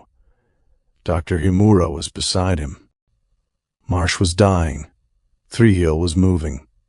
The Aelari were watching the sky and finding meaning where the truth had arrived without permission. Joseph had helped open the map that led there. That was not his fault. It was still his life. Archuleta stood. Come on, Fevai will want the summary. Joseph stood too. At the door he paused. Steve? Yes? When they talk about me in meetings? Archuleta waited. Joseph searched for the words. I'm not evidence. Archuleta's face softened by almost nothing. No, he said. You are not. Then he opened the door, and Joseph followed him back into the guarded corridors of Houston. 36 Aelari. By the 8th day, Aelari knew. Not everything. Not the ship in orbit, not the full shape of the Concord, not the buried history of the lunar wreck or the politics waiting for us beyond the sky. Not the name of Houston, or the fact that a 14-year-old boy several light years away had helped open a map older than any civilization in the courtyard below us. But she knew enough. I saw it in the way she watched us. Aelari had begun the week looking at Nara and me with the awe of a priestess whose prophecy had stepped into daylight. By the 3rd day, the awe had complicated itself. By the 5th, it had become something quieter, still reverent, still loyal to the framework she had inherited and reinforced for her people. But sharper. Aelari noticed things. She noticed that we ate as mortals ate. Not with the symbolic distance of divine beings accepting tribute, but with hunger. Carefully managed hunger, yes. Dignified hunger when we could manage it, but hunger all the same. She noticed that we slept as mortals slept, poorly, restlessly, with exhaustion in the shoulders and stiffness in the hands and the kind of stillness that was practiced, not eternal. She noticed that Nara checked Marsh with the urgency of a healer, not the serenity of a goddess whose will alone could close a wound. She noticed that I listened to Kimov's reports with the focus of a commander receiving risk, not a god receiving prayer. She noticed that Russo sometimes forgot to make his face properly ceremonial until Chen looked at him. She noticed that Marsh, dying by degrees at the platform's base, possessed knowledge no ordinary attendant should possess, and spoke to us in tones closer to counsel than worship. Most of all, she noticed the way Nara and I spoke when we thought the village was not reading our lips. Not the speech of divinity. A woman telling a man to drink water. A man asking if her hands were steady. A doctor murmuring a patient's dosage. A captain asking a Marine how many people had moved on the Western Path. 2 people who had chosen each other sharing one breath of silence before becoming the sun and moon again. Aelari knew enough. She came in the evening, alone. That was the first sign the conversation would not belong to the village. There was no procession, No acolytes. No low tables, no water bowls, no formal offering cloth, no white flowers opening in the dusk. She crossed the central courtyard after the villagers had withdrawn into their houses and the first watchfires had been lit low along the paths. Her robe was plain, without the full ceremonial layers. The crescent still hung at her throat. She stopped at the base of the platform. Then she bowed, not as deeply as before. Not because her reverence had diminished, because she was carrying something too heavy to lower all the way to the stone. Nara and I were seated on the platform bedding, the sky above us gone violet through the canopy. Marsh rested below in her shade structure, awake but silent. Nara had given her pain medication an hour earlier. Marsh's eyes were half closed, but I knew she was listening. Kimov was farther out, near the western approach. Chen had the stream path. Russo was off watch and sleeping with one arm across his eyes. For once, no villager lingered close enough to hear. Aelari raised her face. "Great Aurelian?" the translator whispered. "Lady Selunara, I ask for audience without witness." The sentence was formal. The fear beneath it was not. I looked at Nara. She gave no answer. Not because she was avoiding the choice, because this one was mine, or maybe because there was no safe choice, and command had to pick a direction before history did it for us. "We hear you," I said. Aelari climbed the first step, then the second. She did not ascend fully onto the platform. She stopped one step below us, close enough to speak quietly, and still remain in the relationship her world understood, priestess below, divine pair above. Even in doubt, she preserved form. That told me everything I needed to know about her. For a long moment, she said nothing. Then she looked at Nara, not at me first, at Nara. "The lady binds wounds with her hands," Aelari said. Nara held very still. Aelari looked at Marsh below. "Some wounds do not close." The translator gave the words gently. Nara's face did not change, but I felt the pain move through her. "No," Nara said softly. "Some do not." Aelari absorbed that. Then she looked at me. "The Great One listens to warriors. He waits for paths to be watched. He receives signs from silence. He carries fear behind his face." I said nothing, because she was right. Aelari's hands tightened around her staff.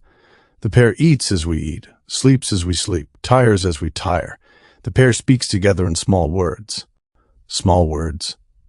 That phrase did more damage than accusation could have. She lowered her gaze, not in shame, in care. "I have watched for 8 days. I have prayed. I have remembered the old songs. I have asked the night to reveal which part of my seeing is true and which part is my desire to see." She lifted her face again. There was no challenge in her eyes.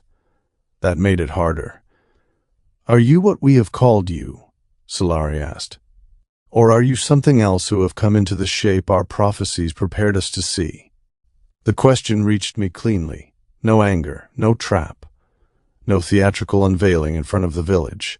No attempt to expose us. No accusation of fraud. Just a priestess standing one step below a platform, asking whether the world she had carried all her life had misnamed the people standing inside it. I looked at Nara. We had not discussed this. That was almost funny. We had discussed food offerings, public posture, religious ambiguity, communications windows, Thrihiel, Kethris, Valeth, Marsh's worsening condition, and at least 5 ways a shuttle extraction could turn into a cultural catastrophe. We had not discussed what to do if Aelari simply asked the question, maybe because we knew the answer would not wait for doctrine. Nara's eyes met mine. She did not tell me what to do. She trusted me enough not to, That was worse than advice. I looked back at Aelari. Every answer had a cost. A lie would preserve stability and poison everything I had claimed to be trying to protect. A blunt truth could destroy Aelari, through her the village, and through the village the only fragile structure standing between Thrihiel and the Hall of the Moon's heart. Silence would answer anyway. I made the call.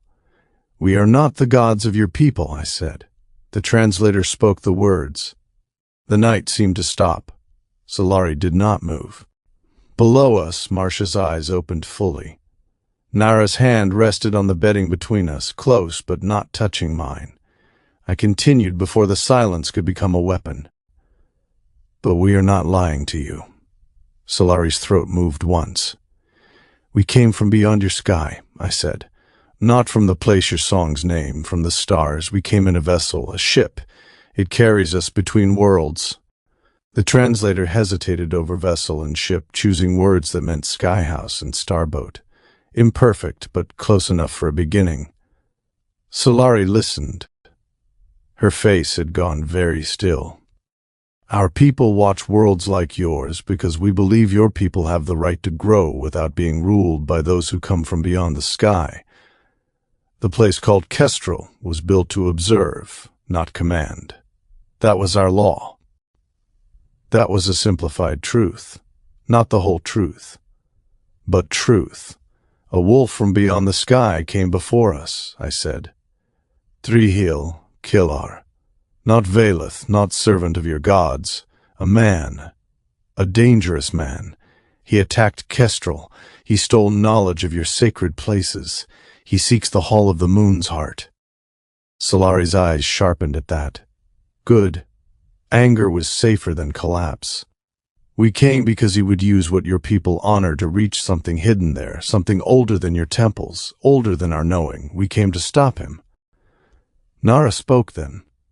Her voice was soft, but it carried more than mine ever could.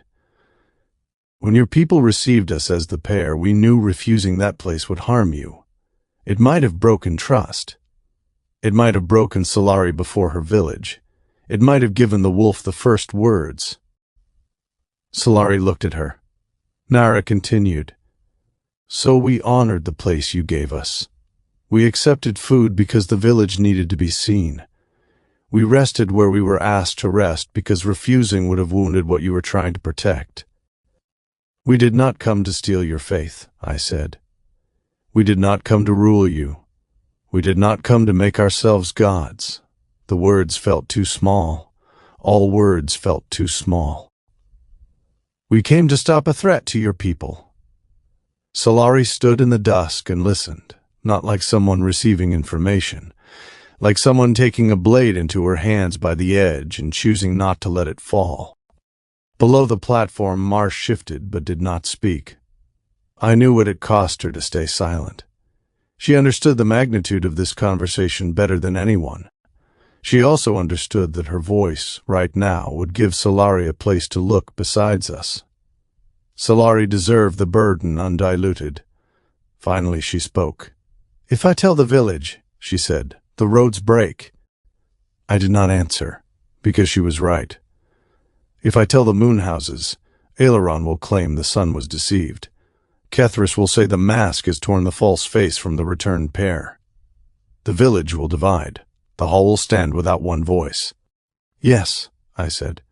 "If I say you are not Aurelian and Selinara, some will believe I have lost sight. Some will believe you are testing us.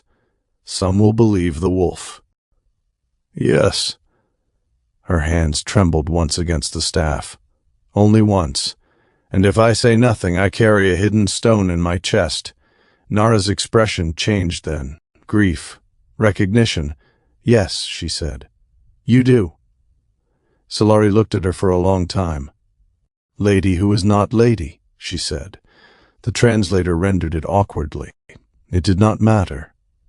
Nara lowered her eyes briefly, not as goddess to priestess, but as one woman receiving another's pain. Aelari turned back to me. "Great one who is not great one." I almost smiled. I did not. "The mortal truth is heavy," Aelari said. "Yes." "The sacred truth is also heavy." Yes. For the first time since she had climbed the steps, Aelari looked past us, toward the darkening sky. My mother taught me the moon does not become false when clouds cover it. My teacher taught me a cup may hold water from the river without becoming the river. I did not understand why both lessons stayed with me until now. She drew a breath. It shook, then steadied. You came from beyond the sky. You carry mortal hunger, mortal fear, mortal tenderness. You are not the gods my people named. She bowed her head, then lifted it again. But the village needed the gods to return. The wolf came. The hall is threatened. The roads are breaking. You stood where the songs made room, and because you stood there, Evenal did not fall into fear. The words settled around us one by one. Aelari's face changed. Not relaxing, hardening into decision. You will continue to be the gods we needed, she said. The mortal truth is for me to carry alone. Nara inhaled quietly. Marsh closed her eyes. I felt something in my chest twist, because Aelari had just chosen the least terrible lie and made it an act of protection. I knew that kind of choice. I wished she did not have to. You should not have to carry it alone, I said. The translator spoke. Aelari smiled then. Small, sad, almost human, which was the wrong comparison and the only one I had. Priests are jars for what spills from the sky, she said. Some break, some hold. I had no answer to that. Aelari bowed, not to the stone, not fully. To us and to the truth between us, whatever it had become.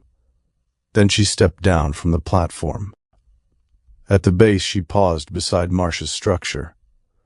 Marsh opened her eyes. For several seconds they looked at each other, scientist and priestess, witnesses to the same catastrophe from opposite sides. Marsh said very quietly, I am sorry. The translator rendered the words. Aelari's expression softened. So am I, witness servant. Then she turned and walked out of the courtyard alone. No acolytes came to meet her. No ceremony announced her departure. She vanished between the raised houses and the low watch fires, carrying a truth large enough to split a people if it slipped from her hands.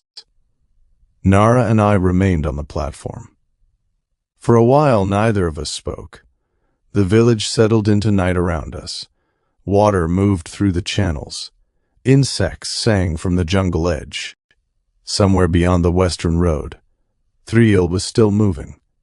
Somewhere above the dark, Singapore held orbit. Somewhere in Houston, Joseph was alive behind walls I could not see.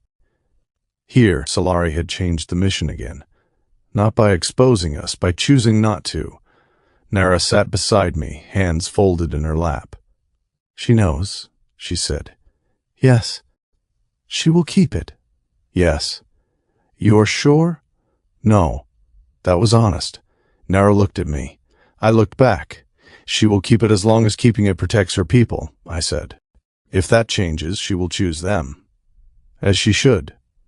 Yes. The weight of what had happened did not fall all at once. It settled slowly, like night. We had wanted one person among the Aelari to understand enough of the truth to help us. Now one did. That should have been a relief.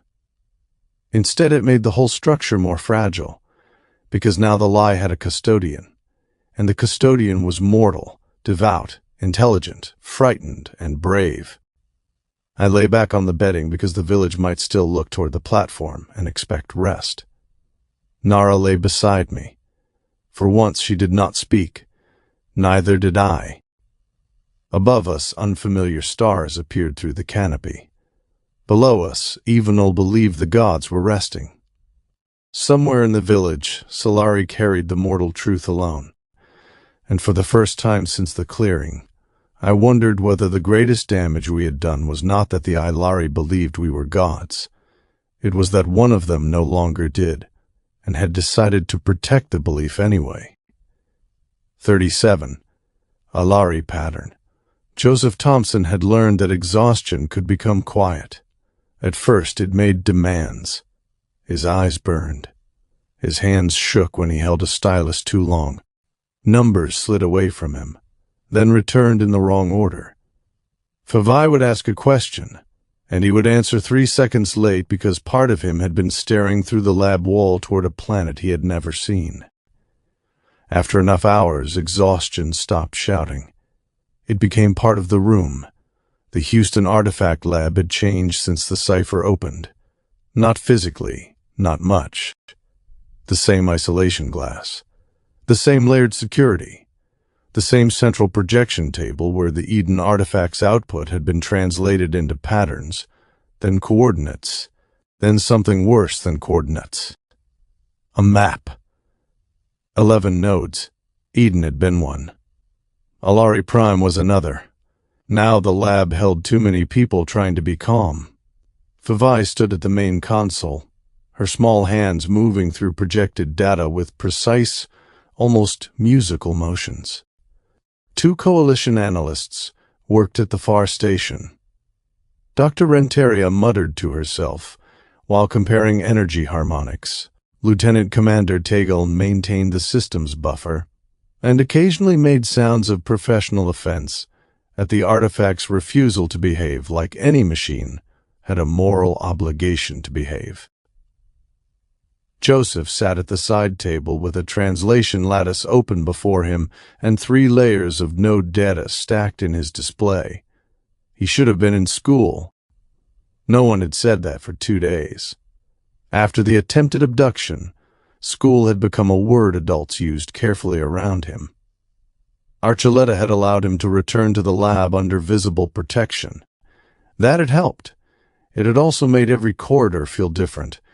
Marines stood where there used to be empty space. Doors opened only after longer scans. People who had once smiled at him now looked first at the guards, then at him. Joseph hated that. He understood it. Those 2 facts did not cancel each other. He enlarged the Aelari Prime node again. The artifact's map was not a map in the way human star charts were maps. It used position, but position was the least interesting part of it. Each node carried layered properties, biological access markers, energy phase relationships, temporal drift corrections, and something Fevai had begun calling contextual resonance, because no one had a better term, and scientists disliked leaving empty labels on dangerous mysteries. Joseph did not understand all of it.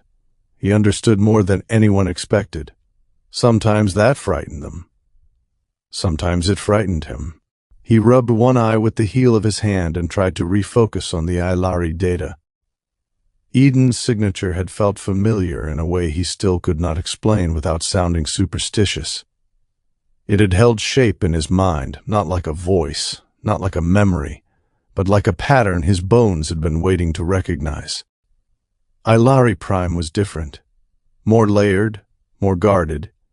There was a pressure to it, a kind of doubled edge in the data he kept seeing and losing. Joseph? Fevai's voice was gentle. That made him suspicious. He looked up. Yes? She had left the main console and stood beside his table. Her fur was smoothed neatly, her whiskers angled in a way he had learned meant concern rather than irritation. You should take a day away from this. No, he answered too quickly. Fevai's ears shifted. Joseph looked back at the display. Captain Hansen and Dr. Himura are on Aelari Prime. Dr. Marsh is sick. Thrihiel is there. What we find might matter. Yes. That surprised him enough that he looked at her again. Fevai continued. Our work may matter. That is why you must remain capable of doing it. I am capable. You are exhausted. So is everyone. Not in the same way. He did not like that. Adults kept finding ways to make him separate, important, protected, involved, not involved. A child, not only a child, too young for rooms and too necessary to keep out of them. I can work, he said. Fevai studied him. The lab had grown quieter. Renteria was pretending not to listen. Tegon was not bothering to pretend. Fevai finally said, 4 hours. Joseph frowned. What?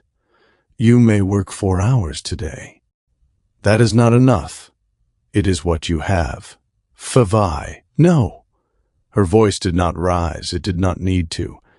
I am not Admiral Archuleta.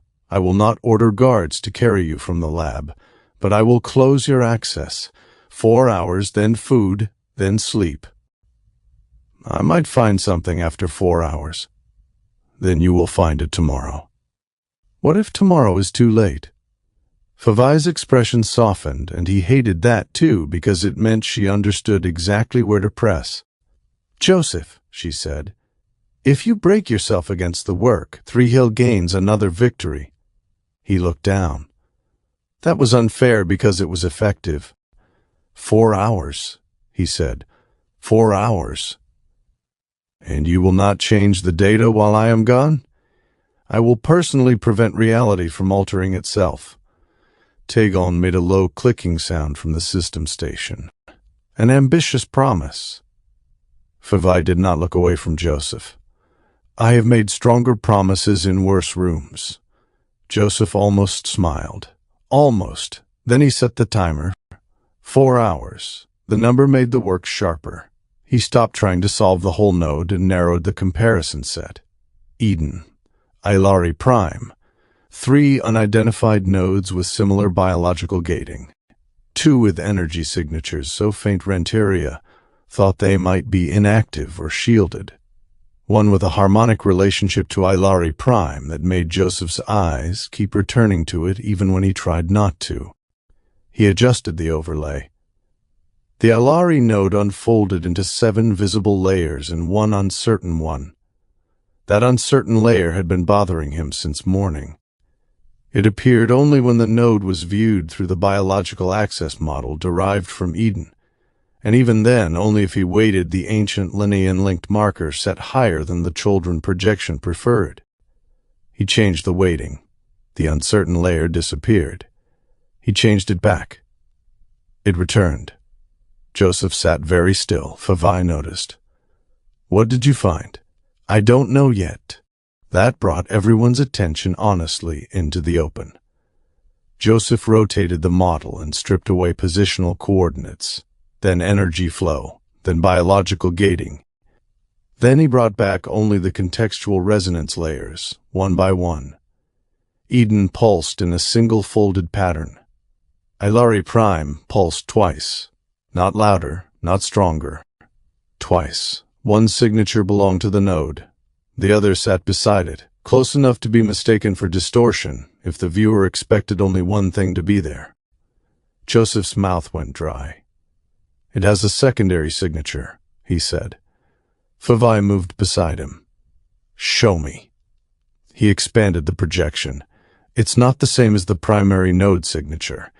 It is attached to it somehow, or near it, or reading through it. I thought it was noise from the biological model, but it persists when the location data is removed. Renteria came quickly around the table. Remove all Eden-derived artifacts from the projection. Joseph did. The secondary signature weakened, but did not vanish. Tegon leaned forward at his station. That should not remain. No, Renteria said, it should not. Fevai's eyes narrowed. Joseph, can you isolate it? I can try. He adjusted the filters again, this time carefully, afraid that if he moved too fast the pattern would vanish and everyone would think exhaustion had finally become hallucination. But it held, thin, strange, offset from the Aelari node like a second shadow cast by a light no one had mapped. Fevai whispered something in children. Joseph did not know the words. He knew the tone. What is it? He asked. Fevai did not answer immediately. That frightened him. Fevai? I do not know. Renteria was already recording. Could it be Thrihiel's Trappist artifact? No, Tegon said. The phase relationship is wrong. Could it be his cargo hauler? No, Joseph said. Everyone looked at him. He swallowed. Sorry, I don't think so. The hauler is outside the node geometry. This is inside the pattern. Or under it. Or behind it. Behind it, Fevai repeated. I don't have a better word. Behind may be a useful word. Joseph enlarged the secondary signature until it filled the projection field. It did not look like much. A distortion. A repeated pulse. A ghost of architecture without walls. Something at Aelari Prime beyond the artifact itself. Something the map had been hiding in plain sight because everyone had been relieved to identify the node at all. His timer chimed. No one moved. Joseph looked at Fevai. Fevai looked at the timer, then at the projection, then at him. This is unfair, he said. Yes, she said. It is. Does the 4 hours still count? Yes. But you found it inside the 4 hours. That does not mean you get 4 more. Renteria made a small approving sound. She is correct. Thrihiel nodded. A tired mind found the anomaly. A rested mind may understand it. Joseph wanted to argue. He did not, because they were right, and because he was suddenly so tired that the edges of the projection had started to blur. Fevai touched the control surface, saving the model under 3 separate locks. We will continue analysis, she said. You will eat. I want to know what it is. So do I. Then tell me when you know. I will, he believed her. That helped. Fevai turned to Renteria. Prepare a preliminary packet. Include Joseph's isolation sequence, all filter states, and cautionary language. No conclusions beyond secondary signature confirmed. Renteria nodded. Destination? Singapore, stealth courier, Warden channel and Hansen's command encryption, priority.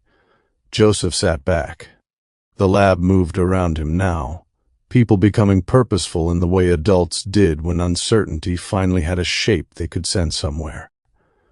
The courier packet built itself layer by layer, images, filter settings, notes, warnings, questions, a message through the dark, to Aelari Prime, to Singapore, to Captain Hansen and Dr. Himura, who might be standing on a platform pretending to be gods while something else waited beneath the hull of the moon's heart. Fevai came back to Joseph's side. You did well, she said. He looked at the projection. I don't know what I did. That is often how discovery begins. Does it get less scary? No. He looked at her. She added, but one becomes less lonely inside it. That was a strange thing to say. He thought he understood it anyway. A Marine appeared at the lab entrance, not interrupting, only waiting. Joseph's escort. Food, then rest. 4 hours meant 4 hours, apparently, even when the universe had just become worse. Joseph stood. His legs felt heavier than they should have. At the door, he looked back once. Fevai was already at the main console, sending his pattern into the courier packet. Renteria and Thrihiel argued quietly over labels. The Aelari node hung above the table with its second shadow pulsing beside it. Joseph had found something. He did not know whether that was good. The lab door opened. He stepped into the guarded corridor and let the Marines take position around him. Behind him, Houston prepared another stealth courier drone for the long, silent flight to Aelari Prime. 38 Dr. Not a Deity. Sleep did not come that night. It had stopped pretending. For the first hour after Solari left, Nara and I remained seated on the platform without speaking. The village below us had settled into darkness by then, each raised house becoming a deeper shape against the faint glow of banked hearths and low watchfires. Avenel never became completely silent. Water kept moving through the channels. Night insects kept up their endless mechanical argument in the trees, somewhere beyond the western paths. Something called once with a sound like a flute being broken. No one approached the platform. Aelari had made sure of that. I did not know what she had told them. Maybe nothing. Maybe only that the divine pair required silence. Maybe the truth already sat too visibly on her shoulders, and no one wanted to be the first to ask why their high priestess had walked away from the platform looking as if the moon had placed a stone in her chest. She had asked the question. We had answered. Not completely. Not with star charts and species briefings and the full institutional horror of the Concord trying to handle a Bronze Age civilization whose sacred architecture had been built around an artifact older than any of us understood. But enough. We were not the gods of her people. We were not lying to her. Those two truths did not fit comfortably beside each other. That was the problem with truth. People talked about it as if it were clean, a straight line, a blade, a light in a dark room. Usually it was a load. Aelari had picked it up. Now we had to live with the fact that she had. Nara sat beside me with her knees drawn up, arms folded loosely around them. She had taken off the plain outer wrap Aelari's acolytes had given her against the evening chill and folded it beside her on the bedding. The medical satchel rested within arm's reach, as always. Marsh's monitor was silent for the moment. Not good. Stable enough. Nara looked up through the break in the canopy. The stars above Avenel were unfamiliar from every angle. We had been under them for more than a week now, and I still caught myself searching for patterns my childhood had taught me were supposed to be there. Orion, Polaris, the Big Dipper, ancient human shapes imposed on light that had no idea we had named it. Here the sky belonged to the Aelari. Or it had. Now even that felt complicated. Nara finally spoke. "I'm a doctor," she said quietly, "not a deity." For 1 second I just looked at her. Then the reference landed, perfect and impossible. I smiled. Not much. There wasn't enough room in me for much. But it was real. A tired smile, the kind that hurt a little because the muscles had almost forgotten what to do. Didn't teach this one at medical school at Johns Hopkins, did they? Her mouth curved, barely. No, the theology rotation was very limited. That seems like a curriculum oversight. I will write them a stern note when we get back. When? She looked at me then. The word had slipped out, or maybe it had not. With Nara, I was never entirely sure. Hope and discipline used the same voice when she was tired enough. When, she said. I let that sit between us. Below the platform, one of the night fires shifted, sending a brief strand of sparks into the air. A shadow moved near Marsh's shelter. Kimov, probably. He had the first watch and had developed the ability to appear anywhere worry gathered. Chen and Russo were sleeping in shifts with the grim obedience of Marines who understood that history was happening and disliked how little cover it provided. Nara rested her chin on her knees. It was easier when it was absurd, she said. It's still absurd. Yes, but now it is also real. That was exactly the problem. A week ago, a part of me had still been able to stand outside the situation and see the shape of it as a disaster almost too elaborate to believe. Shuttle descent, Bronze Age village, Sunfather, Moon Mother, Honor Guard Marines. Marsh installed as a divine attendant and making plant safety notes in the shade. Absurdity had given us space. Not safety, never that, but space. Now Aelari knew enough of the mortal truth to make the sacred lie deliberate. Kethris had smiled and left room for future damage. Thrihiel was somewhere in the west, building theology out of stolen files and ambition. Marsh was dying by degrees beneath us. Joseph had nearly been taken in Houston. Hernandez was holding my ship in shadow. Vrolksen was sending careful warnings wrapped in children caution. The absurd had not gone away. It had simply become load-bearing. Nara looked up again. McCoy would have hated this. McCoy hated most things. He hated being mistaken for something he wasn't. He also complained while doing the impossible. That part feels familiar. I leaned back on my hands and looked at the stars. I always thought Kirk got the worst moral problems. Nara gave me a sideways look. You are not helping your case. I'm just saying the doctor usually got to say the sane thing while the captain did something reckless. You have no idea how accurate that sounds from my side. Fair. The small smile faded from her face, but not entirely. That mattered. The shared reference had done what good jokes sometimes did under pressure. It had opened a window without pretending the room was not on fire. She lowered her feet and sat cross-legged instead, the way she did sometimes on the bed in my quarters when reading medical updates she was pretending were not work. The thought of my quarters hit unexpectedly hard. The narrow space, the ship's recycled air, her hair loose after a shower, my model of the Enterprise on the shelf. The football. The small, ordinary negotiations of two people who had chosen to share space before the universe decided to turn them into an alien village's sacred marriage myth. Chosen.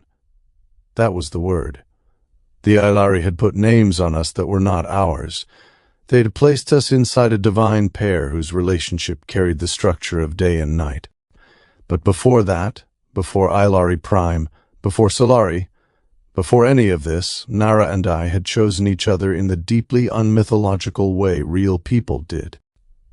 Coffee, quarters, arguments over sleep, shared meals, knowing which silences meant comfort and which meant pain, building a life in the margins of duty, then realizing the margins had become the center. No priest had named that for us yet, no ceremony, no legal registration, not yet. But it was real. Nara's shoulder brushed mine.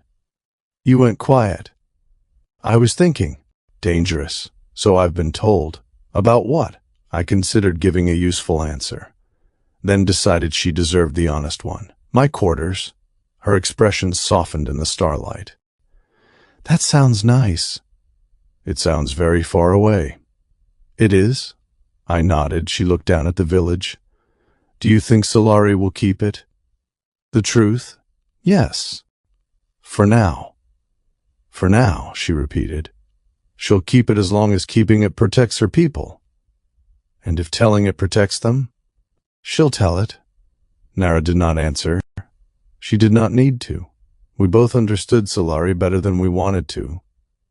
That was the dangerous thing about competent people on opposite sides of impossible truths. You could respect them and still know they might destroy what you needed preserved. She was brave tonight, Nara said. Yes, not just for asking. No, for choosing. I looked toward the path where Solari had disappeared earlier. Somewhere in the village, she was alone with knowledge that could tear her world open if handled badly. She had decided to keep the divine structure intact, because breaking it now would hand Thrihiel exactly what he needed. That was not ignorance. It was triage. Nara would understand that. Doctors made choices like that. Commanders did too. No wonder both professions aged people badly. We're going to have an interesting conversation with the Concord Council, I said after a while. Nara closed her eyes. I know. I can already hear the questions. So can I. Captain Hansen. At what point did you knowingly allow an indigenous Bronze Age population to continue worshipping you and your chief medical officer as divine figures? Try not to answer that with sarcasm. That's going to be difficult. I know. I may need medical support. I will be busy being accused of practicing medicine as a moon deity. That's a conflict of interest. Deeply. The joke faded slower this time. Neither of us tried to rescue it. Nara leaned against my shoulder. Not much. Not enough to look like anything dramatic from below if anyone was watching. Just the weight of her against me, warm and tired and real. I turned my head slightly but did not kiss her. We were too visible for that. That was another cost I had not expected. The lack of private gestures. The way even comfort had to be measured against what it might become in someone else's scripture. Aelari now knew the mortal truth, but the village did not. A touch could be a sign. A glance could become doctrine. A word could become a road people walked long after we were gone. So Nera leaned against my shoulder. That was all. It was enough.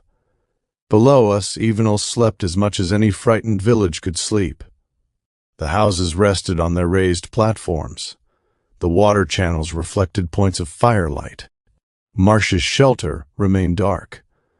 Kemov's silhouette passed near the western stones and paused, scanning the path toward the valley. Somewhere beyond that path, Kethris was smiling over whatever interpretation Thrihiel had given him. Somewhere beyond the sky, Singapore held her orbit. Somewhere beyond that, Houston kept Joseph behind layers of security. The whole crisis stretched across distances no one person could reach. And somehow we were all still pulling on the same thread. Nara's voice came softly against my shoulder. "Peter." "Yeah? I meant what I said. About being a doctor? About us getting back." I looked at the stars. "When?" I said. "When?" she agreed. The word was not a promise the universe had made. It was one we made to each other anyway. We sat there under a sky no human childhood had named, wrapped in the absurdity of a village that believed we were the marriage of sun and moon, and the gravity of a mission where one wrong sentence could hand an entire people to Thrihiel. A doctor, not a deity. A captain, not a god. Two people on a stone platform trying to survive the roles history had placed on them. After a while, Nara's breathing slowed against my shoulder. Not sleep, exactly. Rest. Realer than the kind we performed for the village. I stayed awake. The stars watched without meaning anything unless someone below gave them meaning. That, I thought, was probably the whole problem. 39 cargo. Joseph had not expected the documentary to bother him. That was usually how these things worked. The apartment was quiet except for the wall display and the distant movement of security personnel beyond the front door. Admiral Archuleta sat in the chair near the window with a cup of coffee cooling on the small table beside him. Joseph sat on the couch with his knees drawn up, a blanket over his legs, even though he was not cold. The documentary showed grainy footage of islands in the South Pacific during World War II. Palm trees, dirt runways, wooden towers, men in uniforms unloading crates from aircraft, native islanders watching machines arrive from the sky with food, equipment, medicine, tools, cloth, radios, canned goods, and weapons from a world whose systems were invisible to them. The narrator explained it carefully. Industrialization, global war, supply chains, aircraft carriers, factories, radio networks, logistics commands, fuel depots, shipyards, and transport squadrons stretched across oceans and continents. To the soldiers, the cargo was the visible end of a vast machine. To island communities without that context, the cargo seemed to arrive from nowhere. Summoned by rituals performed by strange visitors with uniforms, flags, radios, headphones, and airstrips. Joseph watched a reenactment of islanders building imitation runways and wooden control towers, wearing carved headphones, marching in formation, trying to call the cargo back. The name appeared on the screen. John From. Archuleta did not explain over the narrator. That was one of the things Joseph liked about him. Archuleta could sit quietly and let information arrive. The documentary continued. It described belief forming around contact, misunderstanding, longing, disruption, and the sudden collision between a non-industrial society and a global war economy. It did not mock the islanders. Joseph was grateful for that. The better parts of the documentary seemed to understand that misunderstanding was not stupidity. It was framework. When the episode paused for a transition, Joseph said, "They weren't foolish." Archuleta looked at him. "No. They saw real things. Yes. Aircraft really came. Cargo really arrived. Men really used radios. The towers and runways mattered, just not in the way they thought." Archuleta picked up his coffee, then seemed to remember it had gone cold and set it back down. "That is a good summary." Joseph looked at the paused image of a wooden control tower against a blue island sky. "I think I understand it more than I would have before." "Because of Eden?" Joseph nodded. The word still changed the room. Eden was not only a colony or a protectorate to him. It was not a case study or an incident name or the first node on a precursor map. It was home, fields, sermons, his father's hands, his brothers laughing near the fence line, the slow pace of a community that had chosen limits and believed those limits protected something sacred. 19th century technology, that was how outsiders described it. Joseph understood why. It was accurate enough for reports, but reports made it sound like a museum. Eden had not felt like a museum from the inside. It had felt like rules, work, seasons, lamps, horses, hand tools, printed books, steam and muscle and faith. Then the artifact had been found in the field. Then Singapore had come. A ship from the sky with uniforms, weapons, medical scanners, shuttles, translators, and people who spoke as if the heavens had roads. Joseph had known, intellectually, that Captain Hansen was not an angel. He had known Dr. Himura was not a saint in the old sense, though she had healed people with tools that would have looked miraculous to most of Eden. He had known the Marines were not avenging spirits. But knowing was not always the same as having room inside yourself for the truth. "I grew up with less of the framework," Joseph said. Archuleta waited. Joseph tried to arrange the thought. "Not none. We had books. We knew space existed. We knew Earth existed. We knew the coalition existed, even if most people didn't want much to do with it. It wasn't like the Aelari. But when Singapore came to Eden, it still felt like the sky had opened and dropped a different age into the field." The documentary image reflected faintly in the apartment window. Archuleta said, "And the artifact?" "That was worse." "Why?" "Because a ship can be explained. Even if you don't understand how it works, you know it's a ship." Joseph looked down at his hands. "The artifact didn't feel like technology at first. It felt like something waiting for a person." Archuleta did not ask if Joseph meant himself. They both knew. Joseph looked back at the display. The John Frum people saw cargo come from a system they couldn't see, so they built the parts they could see. Runways, towers, headphones. "Uniforms," Joseph said. "Marching, signals, things that looked connected to the cargo. And on Aelari Prime? Solari's people see Hansen and Dr. Himura come from the sky into a story that already has room for them." Archuleta's expression remained still, but Joseph saw a tension sharpen behind it. Joseph continued, "Maybe that's the same kind of mistake. Not foolish, just the wrong visible parts. The shuttle descent was real. Hansen and Dr. Himura are real. They did come from beyond the sky. They are trying to protect the Hall, so the Aelari are not wrong about everything." "No," Archuleta said, "they are not. But the framework changes the meaning." "Yes." Joseph tucked the blanket closer around his legs. The apartment felt too safe. That was strange. It had guards, locks, encrypted fields, hardened glass, and enough military attention around it to make danger seem like something that had to file paperwork before entering. But safety, after almost being taken, did not feel like safety. It felt like being watched by people who knew the walls could fail. He said, When humanity found the crashed alien ship on the far side of the moon, it was different. Archuleta looked at him. Joseph had been reading again. From Sputnik to First Contact had become less a book than a place he went when he needed history to stop being rumors around him. The scientists didn't know how to reverse engineer all of it, Joseph said. They couldn't. Not at first. It was too far ahead.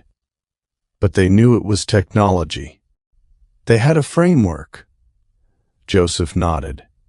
Because humans already had spaceflight. Not good spaceflight, not compared to after, but enough. Satellites, moon landings, Mars missions, stations, they knew machines could go into space, they knew a ship could crash. Yes, and because of science fiction, that made Archuleta's mouth shift slightly. You have been reading broadly. Bishop gave me a list. Of course she did. Joseph almost smiled. The point is, people had imagined extraterrestrial aliens for a long time. Stories, films, books. Some of it was wrong, probably most of it. But the idea existed, so when they found something buried on the far side of the moon, they didn't have to decide whether it was divine. They had another category. Alien technology. Yes, they didn't understand it, but they knew what kind of mystery it was. Archuleta leaned back. Joseph could tell he was thinking carefully before answering. Adults did that when they knew a conversation had moved somewhere fragile. That may be one of the reasons humanity survived the discovery without forming a new religion around it, Archuleta said. Some people probably did. Some did. Joseph looked at him. Archuleta nodded once. Not everyone saw it as engineering, but enough of the people responsible for responding to it did. That mattered. It mattered enormously. The documentary resumed on its own, showing another island ceremony, another explanation of belief surviving long after the original wartime contact had passed.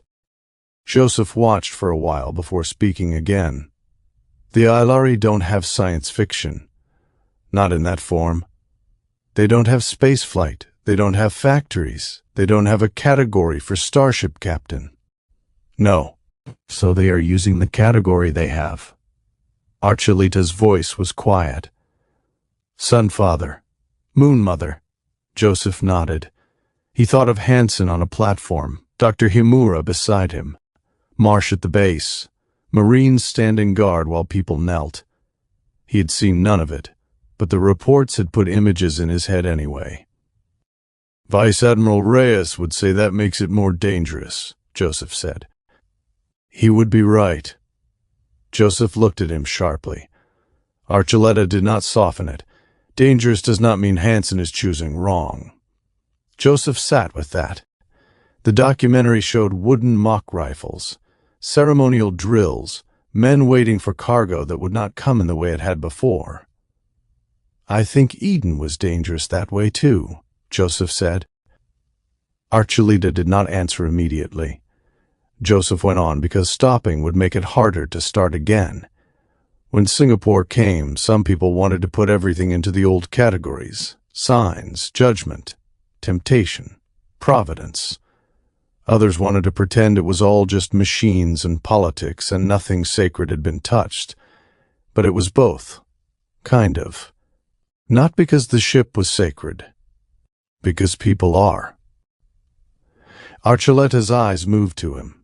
Joseph felt embarrassed, but did not take it back.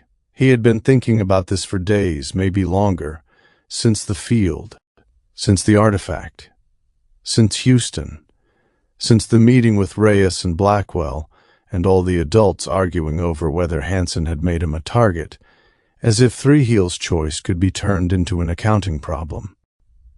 When something bigger than your world arrives, Joseph said, it doesn't only change what you know. It changes what your old words can carry. The room stayed quiet. On the screen, the narrator discussed how contact, disruption, and unequal power could shape belief for generations. Joseph barely heard it. Archuleta finally said, You should tell Fevai that. I don't know if it helps the cipher. Not everything useful is a cipher. Joseph looked at him. Archuleta's face was serious. You are describing the human cost of framework failure, the Admiral said. Or Aelari cost. Or Eden's, that matters. Joseph looked back at the documentary. Framework failure. That sounded like something a lab would put on a board. But it was also true. If a thing arrived and no category could hold it, people reached for the closest one. God, demon, angel, cargo, alien, machine, miracle, threat. Sometimes the closest category saved them, sometimes it trapped them. Do you think the Aelari will forgive Hansen? Joseph asked. Archuleta exhaled slowly. I do not know. That's not comforting. No. Do you think Eden forgives him? Archuleta's expression changed more this time. I do not know that either.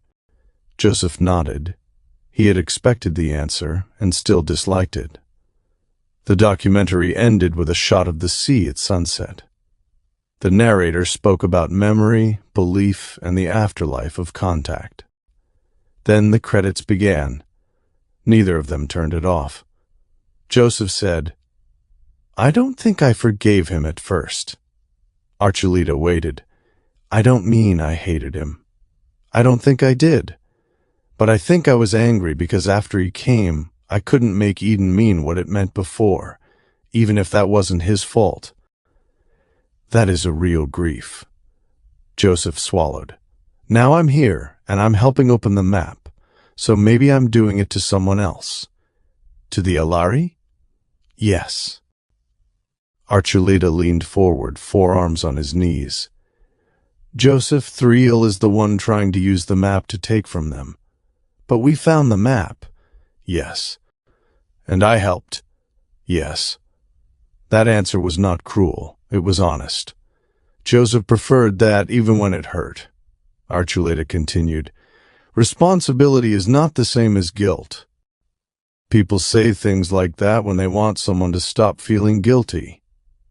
Sometimes I am saying it because you need the distinction to survive the work. Joseph looked at him. The work will give you responsibility, Archuleta said. More than is fair, more than I like. But guilt belongs where choice and harm meet. You did not choose Thrihiel. You did not choose the artifact. You did not choose the Aelari religion. You are choosing now to help people who are in danger. Joseph wanted that to be enough. Maybe someday it would be. He looked at the blank screen after the credits ended. Humans had science fiction, he said. The Aelari have prophecy. Archuleta nodded. And Hansen is standing inside their prophecy trying to keep Thrihiel from turning it into a weapon. Yes. Joseph pulled the blanket tighter. Then we need to understand the secondary signature. Archuleta's eyes narrowed slightly, not in suspicion but recognition. The conversation had turned, and Joseph had turned with it. We do. Because if the Aelari node isn't just an artifact, then their prophecy may have been built around more than one thing. Archuleta was silent for a moment. That is worth raising with Fevai tomorrow. I'm still limited to 4 hours? Yes, Joseph sighed. Admirals are very good at ruining dramatic moments. Years of training. Joseph almost smiled. This time he let it happen. The apartment remained guarded. The city moved beyond the windows. Somewhere several light years away, Singapore held orbit over Aelari Prime. Somewhere below it, Captain Hansen and Dr. Himura were trying to survive being mistaken for gods. Joseph looked at the dark screen and thought about cargo, prophecy, starships, and the categories people built to keep from drowning in what they did not understand. Then he said, Can we watch the one about Apollo 11 next? Archuleta reached for the remote. Yes, he said. That one has a better ending. 40, far side. Hernandez sat in Hansen's ready room and studied the far side of the moon. The projection above the desk showed Aelari Prime's single large satellite in gray relief, its sunward rim outlined by faint telemetry and passive sensor returns. Beyond the visible curve, hidden from the planet, and from most direct surface observation, sat Thrihiel's freighter. Freighter was generous. Varos had called it a second-hand Lenian cargo hauler, roughly a century old, still in use because Lenian engineering culture did not discard a functional design merely because it had become unfashionable. Bishop had called it a flying storage shed with delusions of stealth. Bassi had called it the only confirmed off-world asset Thrihiel had left in system. Hernandez called it an exit. That made it a problem. She had spent the last hour reviewing everything they knew. Thrihiel's ground party was somewhere west of Avenel, moving through Aelari religious fractures. Hansen and Himura were still on the platform, locked into the divine roles the village had given them. Marsh was worsening. Kimov, Chen, and Russo were planetside. Houston had confirmed the failed abduction attempt against Joseph had been Thrihiel's operation. That last fact mattered tactically. Thrihiel had spent resources, not all of them, never assume all, but enough that even a capable enemy began to show the outline of scarcity. Mercenaries on Earth, a raid on Kestrel, a hidden surface camp, gifts and proxies among the Aelari.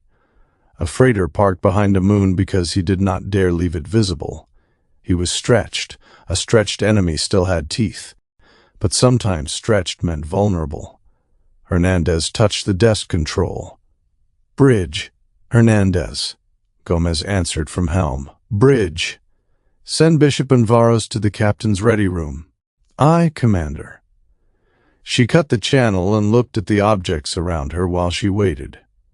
Hansen's room had become less strange over the last few days. Not comfortable.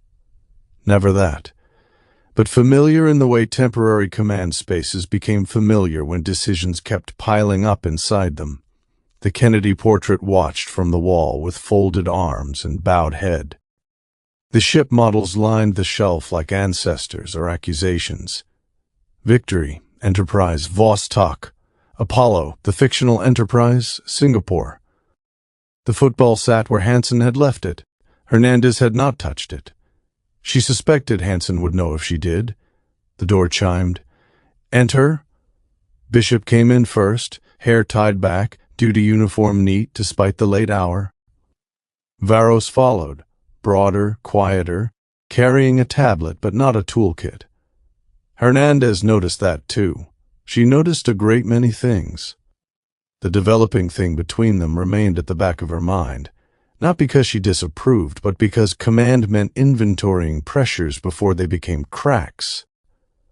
Bishop and Varos were circling each other with all the awkward seriousness of two intelligent people from different species and different emotional engineering manuals. The romance, if that was the word, was still mostly glances, overlapping shifts, shared meals, and a level of mutual attention that could have been called professional by anyone determined to be dishonest. It was not interfering with duty. That was the line. So Hernandez left it alone, for now. "Sit," she said. Bishop took the left chair. Varos took the right. Both looked at the lunar projection and understood before she spoke that this was not a routine status review. Hernandez enlarged the far side marker. "Thrihiel's freighter," she said. "We are going to board it." Bishop's eyebrows rose.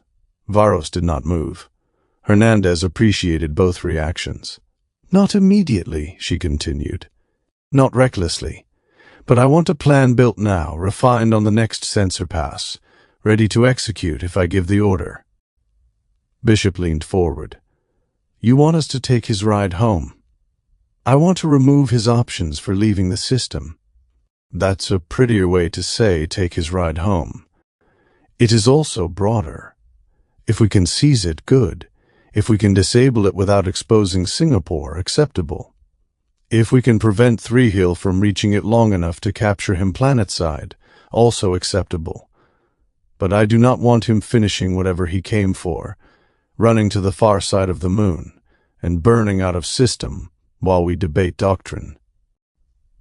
Varos studied the projection. "His vessel remains out of line of sight from the planet." "Yes, and from his ground encampment." "Correct." "No communication satellites have been detected."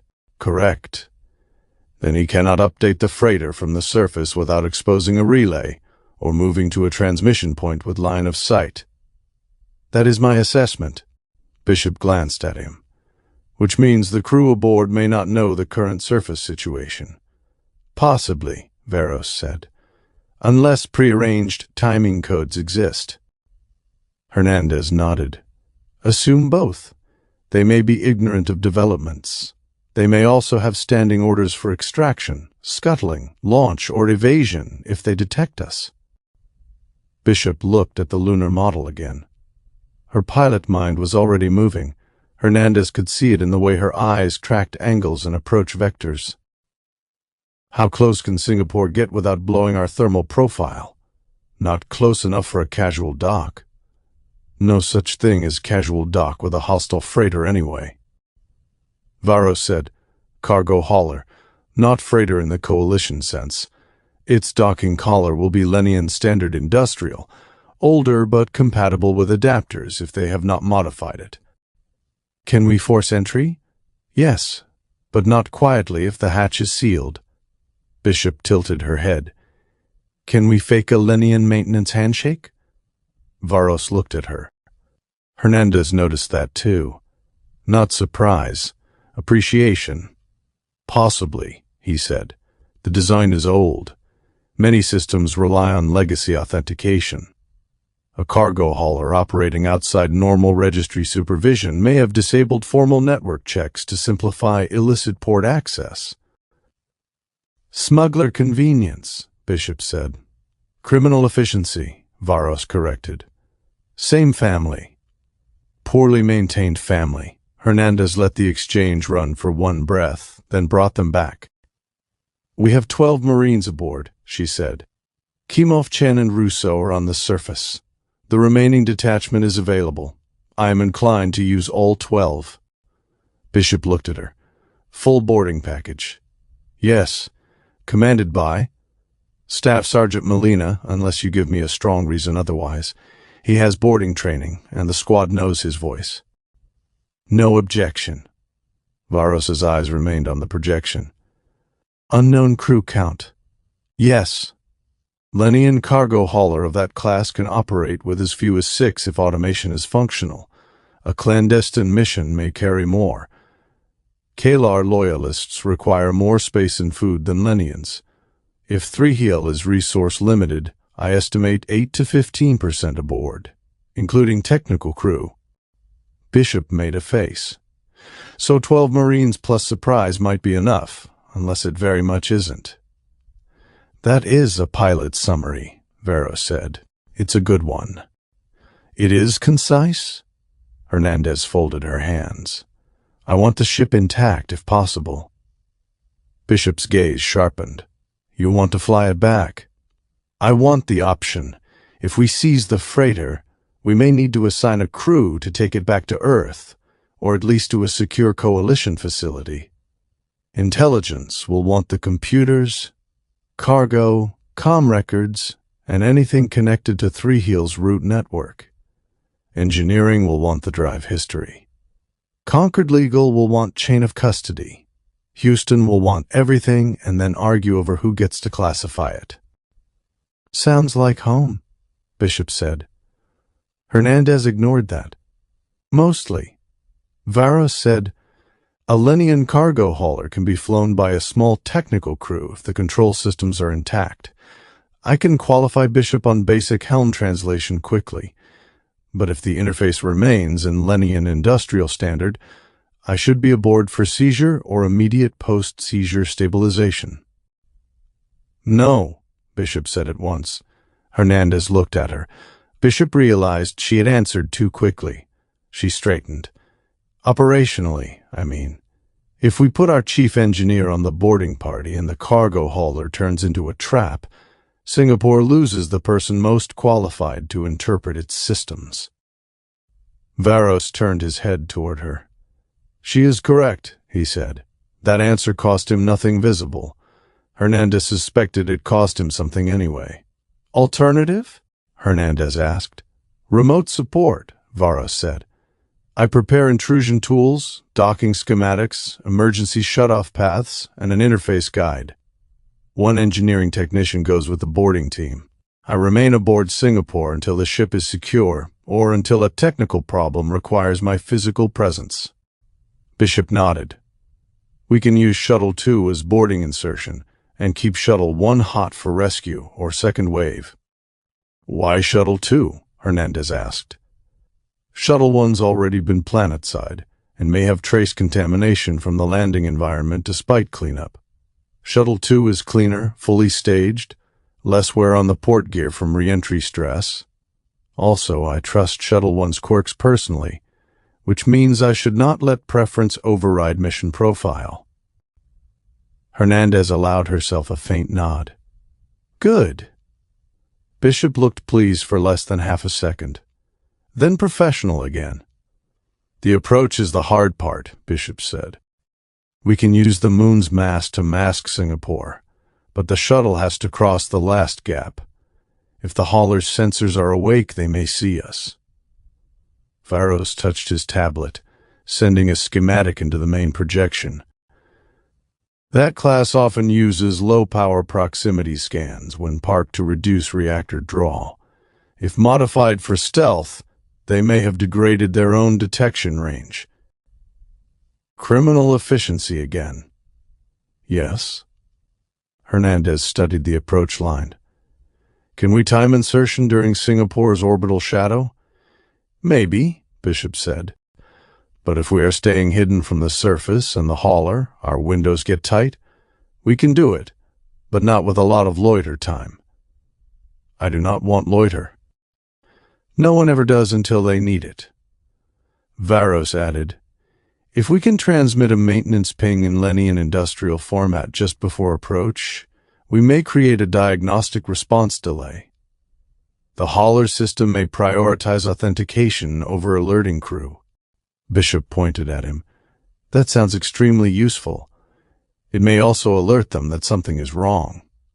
Less useful. The risk depends on how poorly they maintain intrusion discipline. Hernandez looked at Varos. And your assessment? Thrihiel is dangerous. His crew may not be equal to him. A second-hand cargo hauler hidden far from support suggests limited resources.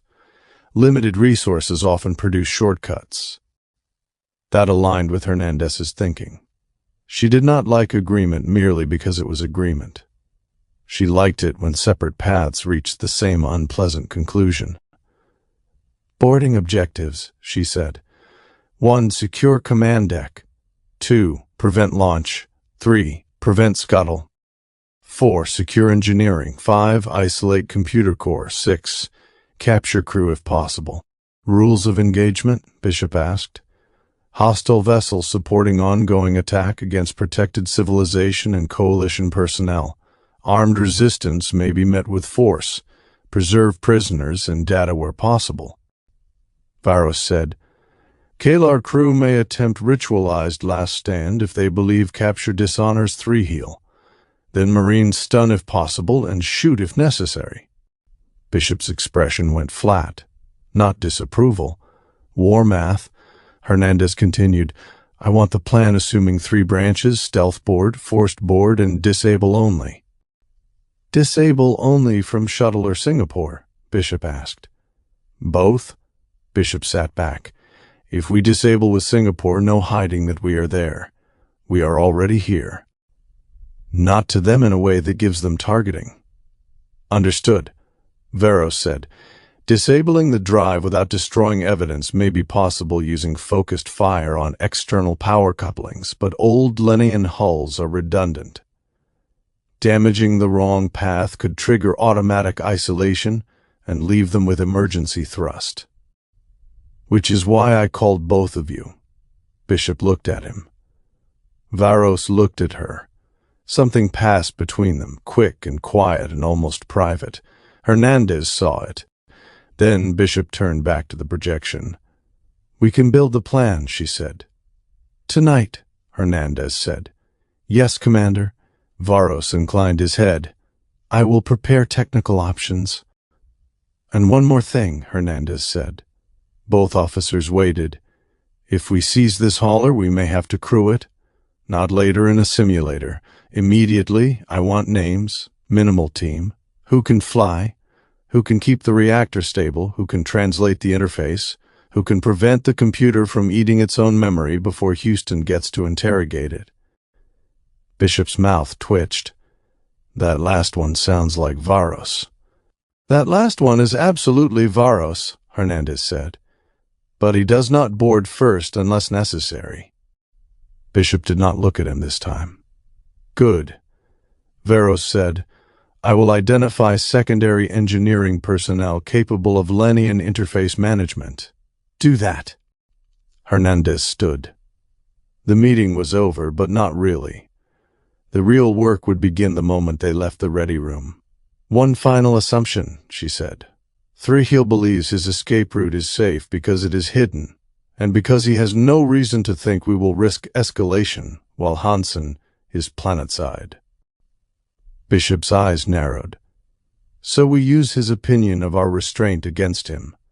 "Yes," Varos said. "That is tactically satisfying.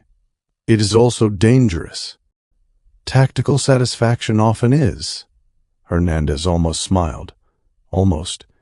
Bring me a draft plan in 4 hours. Quiet distribution. No broad ship-wide chatter. Marines are notified only after I review." "Aye, Commander," Bishop said. "Yes, Commander," Varos said. They rose together. Not in romance, in duty. That mattered more. At the door, Bishop paused. "Commander?" "Yes?" "If the captain asks whether this was your idea." Hernandez looked up at the Kennedy portrait, then at the football, then back to Bishop. "You will tell him I followed his standing orders to deny Thrihiel freedom of maneuver." Bishop smiled. "That sounds better than steal the Wolfman's truck." "It does." Varos considered the phrase. "It is less precise but more diplomatic." "Leave," Hernandez said. They left. The door sealed behind them. Hernandez remained standing in Hansen's ready room, the far side of the moon still glowing in projection above the desk. Thrihiel's freighter blinked in red, small and distant and dangerous because it represented choice. His choice to flee. His choice to reinforce. His choice to move the artifact, the prisoners, the truth, or whatever else he had hidden in the dark. Hernandez did not intend to leave him that choice. She sat back down at Hansen's desk and reopened the sensor file. Above Aelari Prime, Singapore held shadow. On the far side of the moon, Thrihiel's escape route waited. For now, 41, Aileron. Aileron arrived just after the midday offering. By then, the offering had become routine, which was one of the more dangerous things a person could say about being fed by a Bronze Age village that thought you were the Sun Father. The food came. Solari's acolytes approached. Nara and I accepted enough to preserve the ritual, and not enough to turn breakfast into theology with a second course. Marsh checked what she could from her attendance place below the platform. Weaker every day, and more stubborn by the hour. Kimov watched the western path. Chen and Russo kept their positions with the grave patience of men who had decided that if they had to be a divine honor guard, they would at least be a competent one. The village watched. The gods ate. Nobody died. By Aelari Prime standards, it had been a productive morning. Then the northern path stirred. The first sign was not sound. It was Solari's posture. She had been standing near the water channel, speaking quietly with 2 acolytes. When the messenger came from the edge of the village and bowed to her, she did not visibly react. That told me everything I needed to know. The worse the news, the more formal Solari became. Nara noticed it too. "What now?" she murmured. "Nothing good comes from that much posture." From below us, Marcia's eyes opened. She had been resting, at least officially. Her body had accepted the idea. Her mind had filed an appeal. "Northern delegation," she said softly. "You can tell from here?" "No, Aelari can." I looked back toward the path.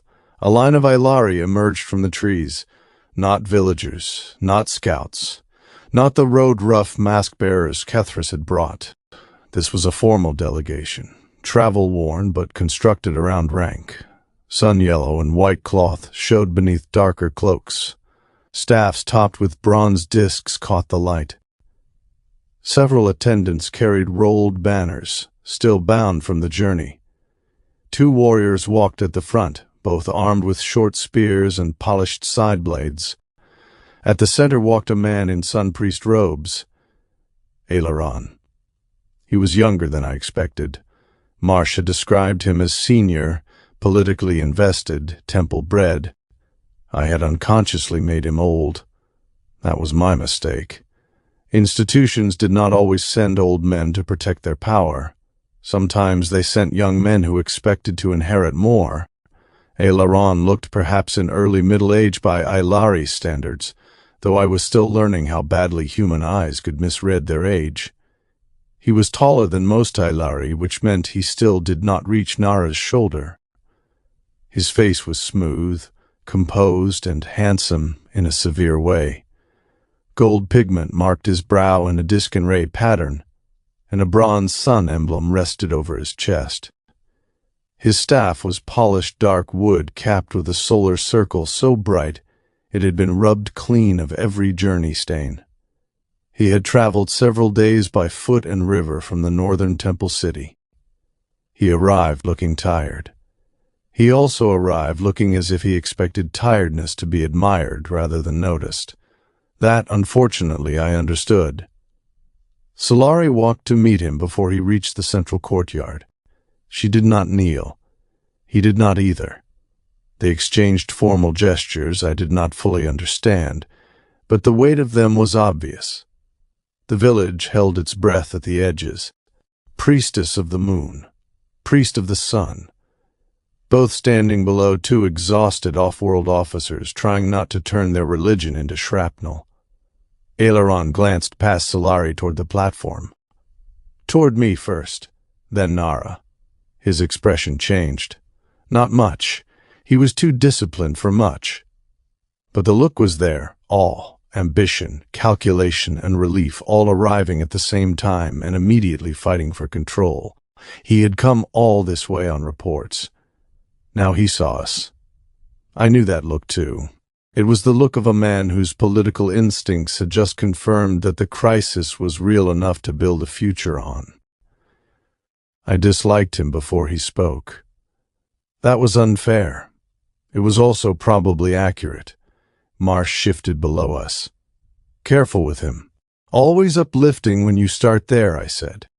He has more to gain than Aelari. And more to lose? Yes. Nara stood beside me. As always, we moved together, not because the Aelari demanded it directly, but because every time we failed to move together, the village seemed to feel something go out of alignment.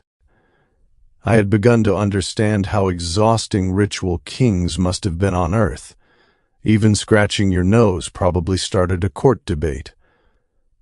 Aelari turned toward the platform and bowed. "Great Aurelian," the translator whispered. "Lady Selunara, Aelari, High Keeper of the Day Temple at Verith, has come by foot and river to seek audience with the returned pair." Verith, the northern temple city. The word carried weight through the crowd, even in translation. Several villagers lowered their heads. A few of Aelari's acolytes looked uneasy. That told me Aelari's authority traveled ahead of him in ways Aelari's did not.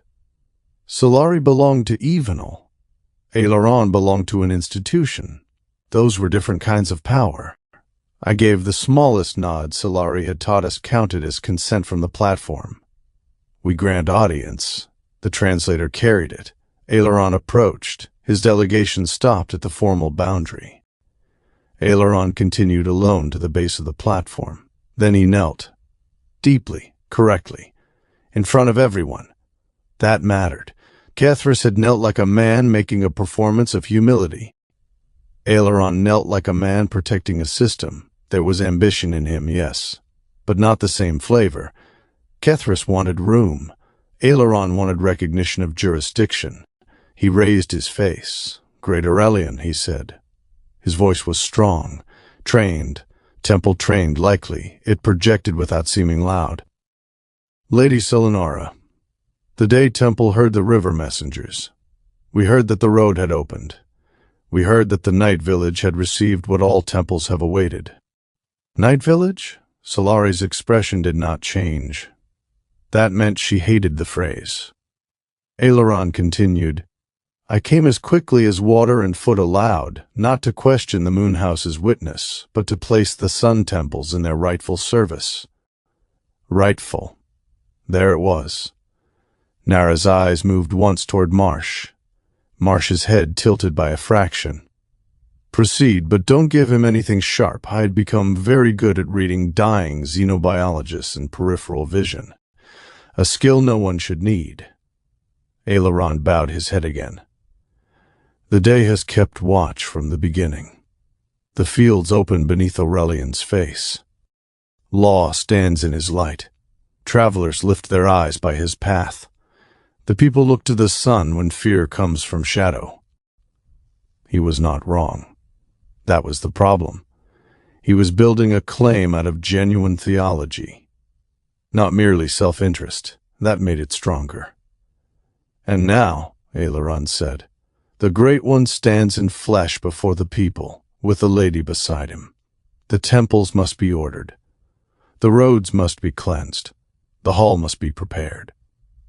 We ask blessing to gather the daykeepers, to call the northern rites, and to stand before the people as those who did not sleep when the sun returned." That was more than a blessing request. It was an authorization request. If I gave it cleanly, Aelari could claim the Sun Father had authorized the northern temple structure to mobilize. If I denied it, I weakened Aurelian's priesthood in front of Solari's village, and possibly handed Kehlar exactly the wedge he needed. The returned sun refuses his own daykeepers. Wonderful. I kept my face still. At my side, Nara stood silent.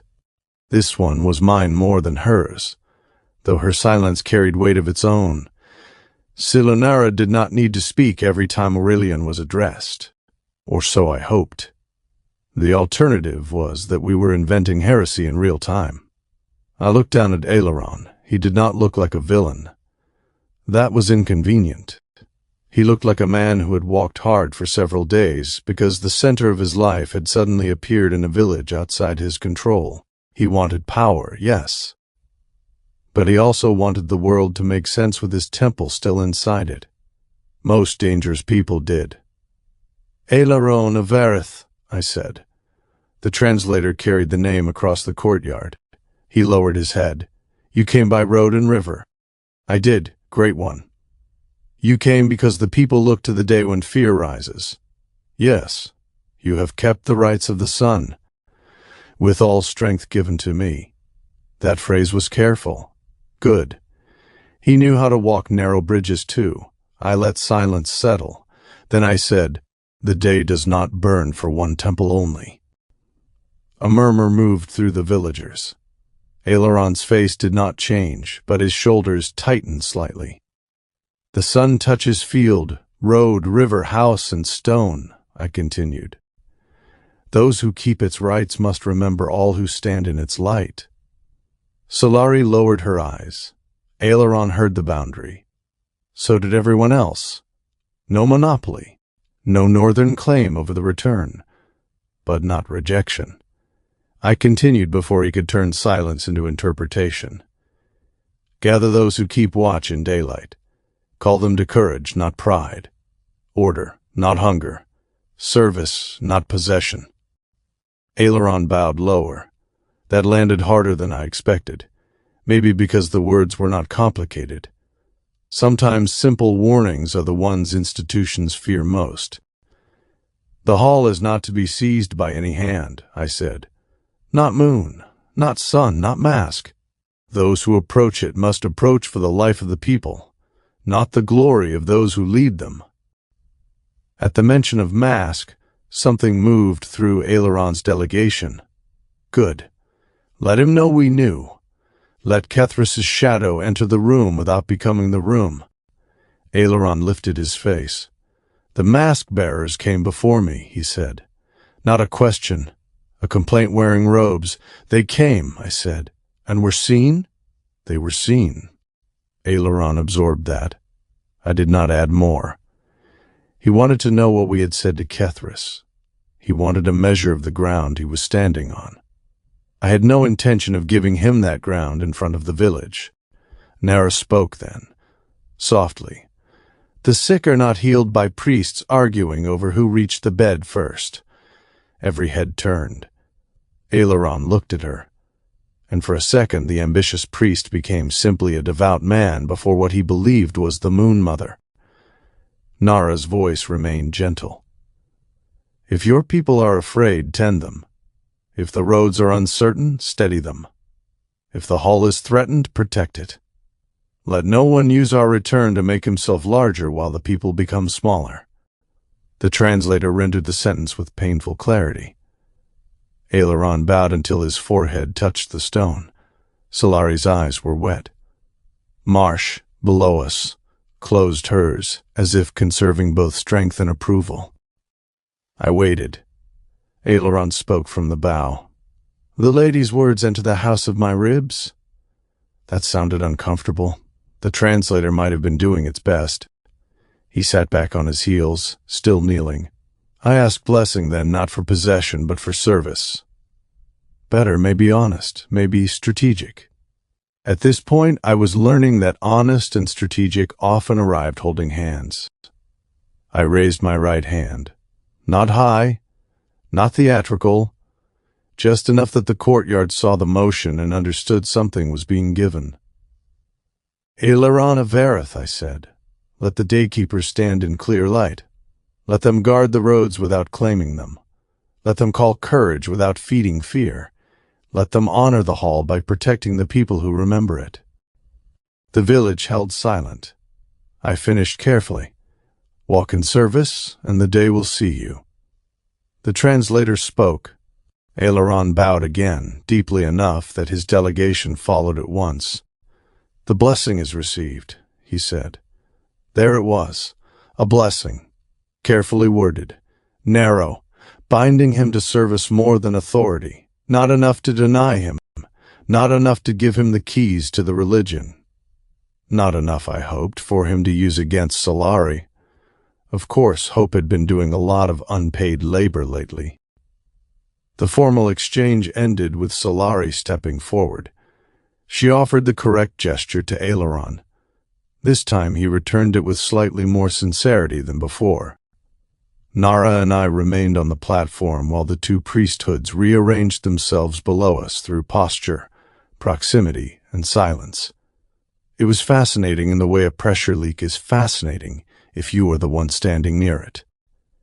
Aelaron finally withdrew to the guest area Aelari's acolytes had prepared near the eastern courtyard. His delegation followed, already whispering among themselves. Only when he was far enough away did Marsh speak. He is dangerous. I looked down at her. More than Kethras? Differently. Nara descended the platform steps to check Marsh, which turned the conversation into a medical visit rather than a strategy session. That mattered. Aelari was still nearby, and Aelaron's attendants had eyes. I remained standing.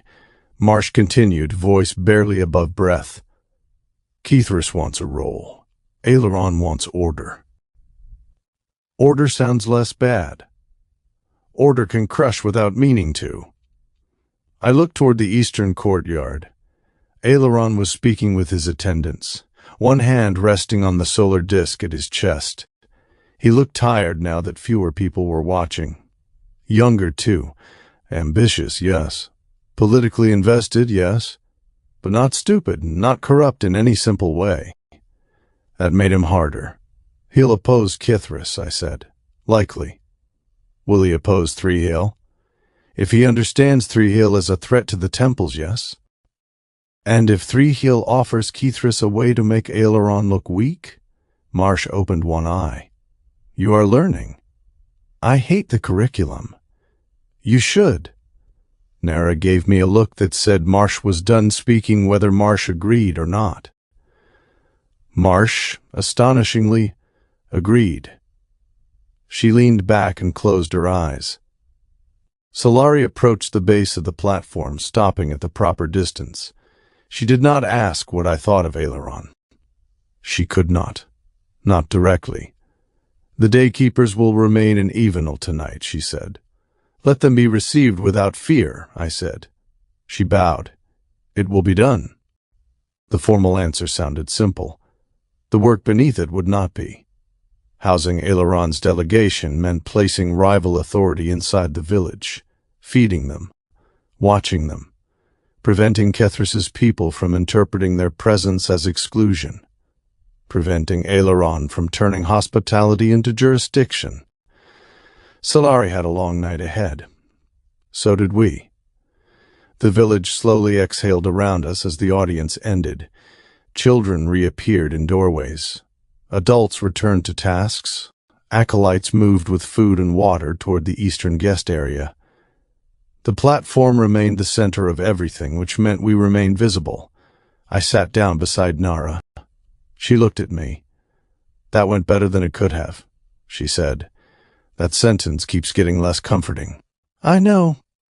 I watched Aelari's delegation settle beneath the watchful eyes of Aelari's acolytes. Sun, moon, mask. 3 priesthoods now pulling on the same prophecy from different directions, while a Kehlar rogue moved somewhere beyond the western road, and a hidden node waited under the hall of the moon's heart. Aelari had come by foot and river for a blessing. I had given him one. Carefully. But careful words still traveled, and by morning every temple road in the valley would be carrying them. 42. Trickster rising. The next day Valeth began to move, not in the flesh. That would have been simpler. A living enemy could be tracked, cornered, shot, stunned, negotiated with, or at least pointed to in a briefing, and labeled as the problem. A god moving through rumor was worse. Rumor had no body. It went where roads went, where hunger went, where resentment had been waiting for a name. By mid-morning, Evenal had changed. Not openly. No mob gathered in the courtyard. No one shouted against Aelari. No one challenged us from the edge of the platform or tore down Moonhouse symbols. The village still brought food. The acolytes still bowed. The Marines still held their honor guard pattern. Aelari's Daykeepers remained in their assigned guest space beneath the eastern trees, too polite to seem like an occupation, and too numerous not to feel like one. But people were whispering. A village that had spent days speaking in reverent quiet had acquired a second kind of quiet, and the difference was not subtle. The first was awe. The second was uncertainty. I saw it in the way 2 women near the water channel stopped talking when one of Aelari's acolytes approached. I saw it in the way children looked toward the western path, and were pulled back by adults before they could ask what they had heard. I saw it in the way Aelari's attendants watched the villagers watching Aelari, counting expressions like soldiers counting rifles. And I saw it in Aelari herself. She came to the platform after the morning rites with no procession beyond a single acolyte carrying her staff. That was not normal. By now I understood enough to know the missing people were the message. She stopped below us and bowed. Great Aurelian, the translator whispered. Lady Salunara, the mask-bearers speak along the roads. Marsh, seated in her shaded place at the platform's base, opened her eyes. She had been sleeping more. Not enough. Never enough. The field medication Nara had carried in her disguised satchel kept the pain from ruling her every breath, but it could not make time generous. Still, at Aelari's words, Marsh became fully present. I sat forward. "What do they say?" I asked. Aelari looked older than she had the previous week. That was not fair. None of this was fair. But the mortal truth she carried alone had begun carving itself into her posture. "They say Valeth has returned to the roads," she said. "Not against the sun and moon, but beside them. They say the mask-bearer walks again in hidden form. They say he brings knowledge the high pair concealed until the world was ready to be tested." Nara went still beside me. Aelari, standing in the eastern courtyard with two of his attendants, turned sharply enough that the motion carried across the square. Marsh whispered, "There it is." Yes, there it was. The shape was elegant. I hated Thrihiel for that. He had not told the Aelari to reject us. That would have failed here, at least in Avenel.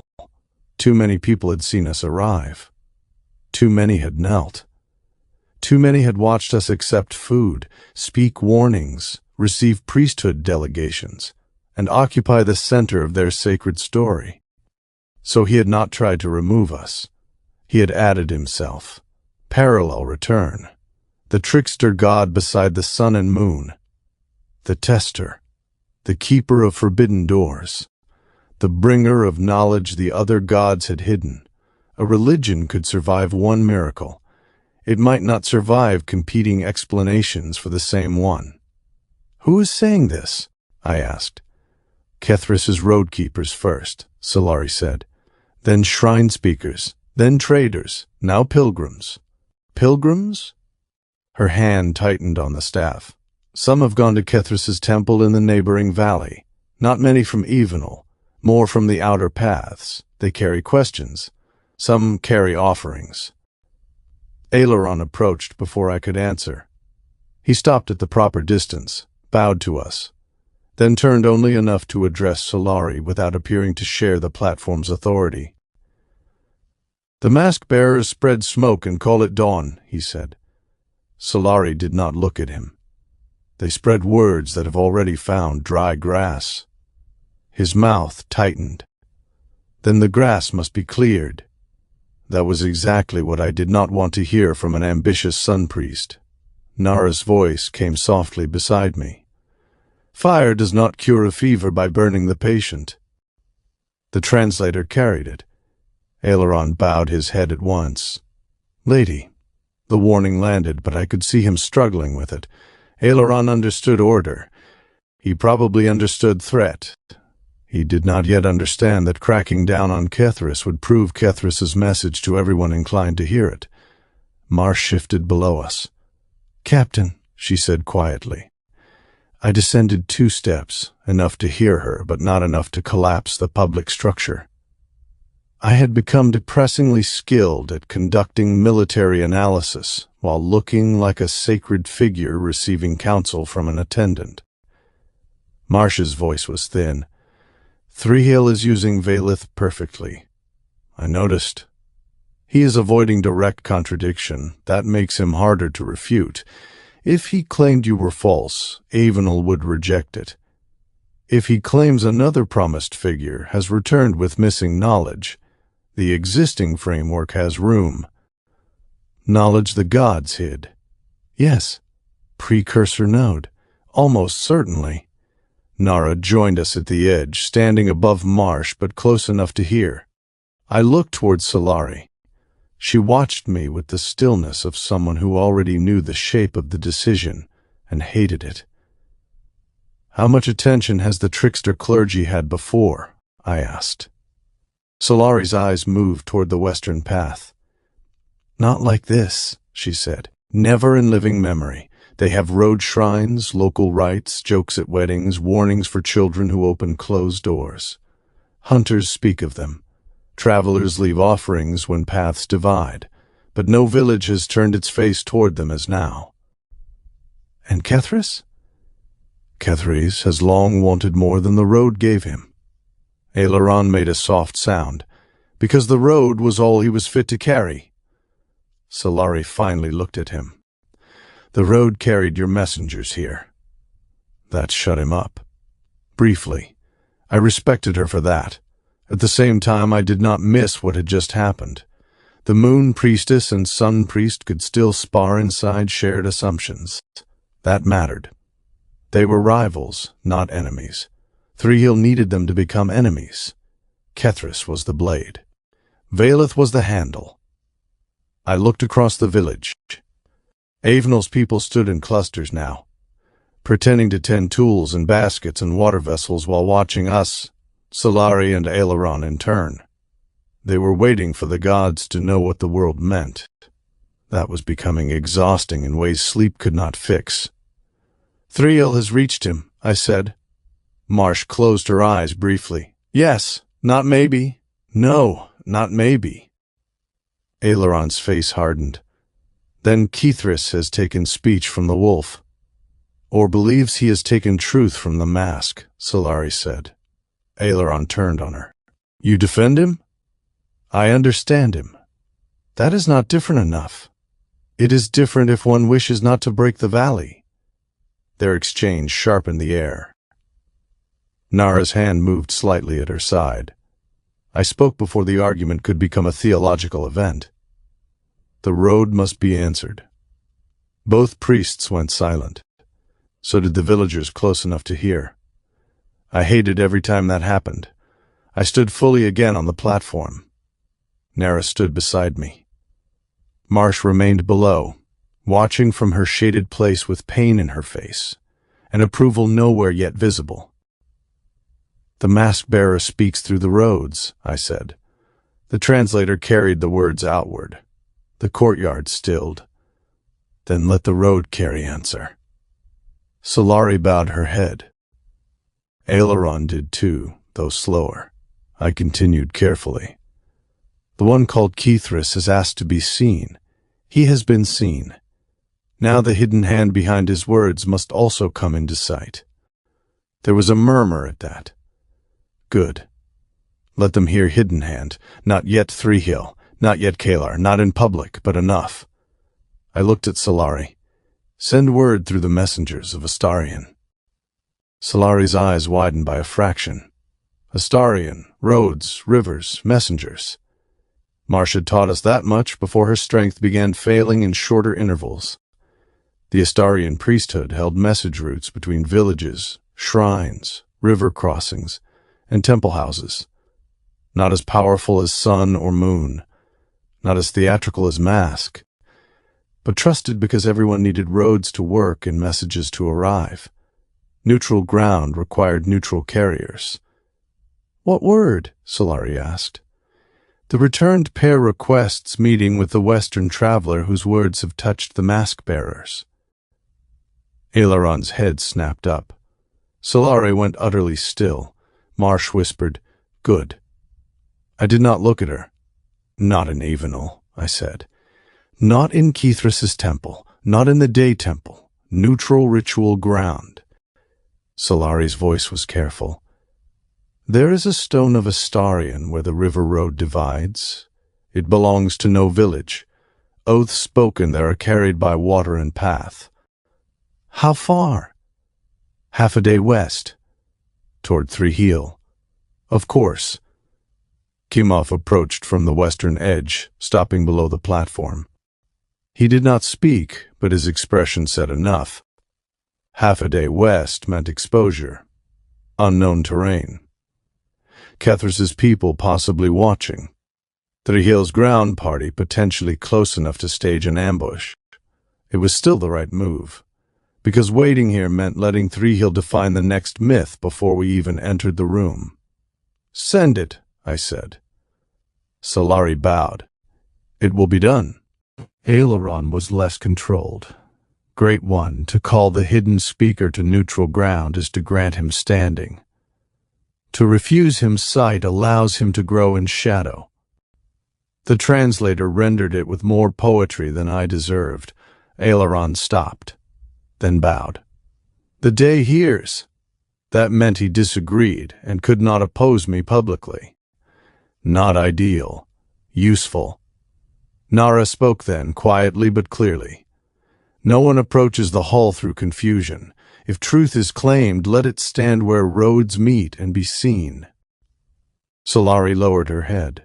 Aelari did the same. The village murmured again, but differently this time. Not settled, not reassured, but given direction. Direction mattered. It could become control if we were lucky, and doctrine if we were not. Aelari turned to the young acolyte who had accompanied her and spoke quickly. The girl ran toward the northern water path, where the Astarian messengers kept their small shrine and travel markers. A message would go out by river and foot, to Kethris, to the road shrines, to Thrihiel. If Thrihiel was listening through the people, I suspected he had already purchased. I sat back down only when the courtyard began to move again. Nara lowered herself beside me. "That was a challenge," she said. "Yes. Dressed as a request?" "Yes." "Do you expect him to accept?" I looked toward the western road. "Yes." "Why?" "Because he wants to talk to us almost as much as I want to talk to him. And because he thinks he can win. That too." Below us, Marsh gave a faint laugh that turned into a cough. Nara was on her feet instantly. I stayed where I was because the village was watching and because one of us had to keep being impossible while the other kept being human. Aelari withdrew to his delegation, already issuing instructions. Aelari remained in the courtyard, speaking with the Astarian acolyte, now returned with a messenger's cord and road token. The village watched the token pass from hand to hand as if it were a spark moving through dry leaves. Thrihiel had chosen theology as his battlefield. Fine. I had spent more than a week pretending to be the sun. It was time to cast a shadow of my own. 43. The boarding plan. Hernandez had never liked plans that depended on a shuttle being uncomfortable. Unfortunately, discomfort was not the same thing as impossibility. The Situation Room felt smaller than usual, with the remaining Marine detachment inside it. 12 Marines stood along the aft bulkhead and sidewall in disciplined compression, making the compartment look less like a planning space, and more like the antechamber to a boarding action. Staff Sergeant Molina stood at the front of them, helmet tucked under one arm, face unreadable. Bishop stood near the main display. Varro stood beside her with a tablet in one hand, and the expression of a man who had found several engineering compromises personally offensive, but not yet fatal. Bassi occupied the science station. Orbital overlays and passive sensor returned stacked in translucent layers above her console. Hernandez stood at the head of the table. Aelari Prime's moon rotated above the projection surface. The far side was marked in gray. Thrihiel's second-hand Lenian cargo hauler blinked red against the darkness. 3 days, Hernandez said. That is our planning window. In 3 days, the region of the far side where the hauler is parked will be fully in local night. No direct sunlight, minimal thermal contrast. Best shadow geometry we are going to get without waiting long enough for Thrihiel to change the problem. Bassi touched her console. The lunar overlay shifted, showing Singapore's projected path. During that window, Bassi said, Singapore can transition from Aelari Prime shadow orbit to a low lunar pass while remaining masked from the surface for most of the maneuver. We will not be invisible to the hauler if they are looking in the right direction with active systems, but they have shown no evidence of doing that. Why? Molina asked. Power discipline, Varro said. Stealth, overconfidence, poor maintenance, criminal laziness. Choose any two. A few Marines looked like they wanted to smile. They did not. Bishop enlarged the shuttle profile. Insertion platform is Shuttle 2. The shuttle schematic appeared, rotating slowly. Hernandez knew the configuration well. 1 forward pilot seat, 8 aft bucket seats, rear cargo space, utility racks, emergency storage, hatch on the port side, sublight propulsion, Not pretty, but reliable. Then Bishop tapped the model. The 8 passenger seats vanished. The cargo racks disappeared. The aft storage frame cleared out until the shuttle looked more like an empty pressure tube with engines attached. "We strip it," Bishop said. "Seats out. Cargo removed. Anything not required for flight, atmosphere, docking, or emergency return comes off." Melina leaned forward slightly. "How stripped?" "Ugly stripped," Bishop said. Varos sent a second schematic to the display. "Harness attachment points remain. Additional temporary anchor loops installed along deck, sidewall, and overhead bracing.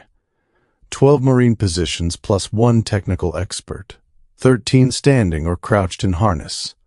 1 pilot seat forward. No passenger seating."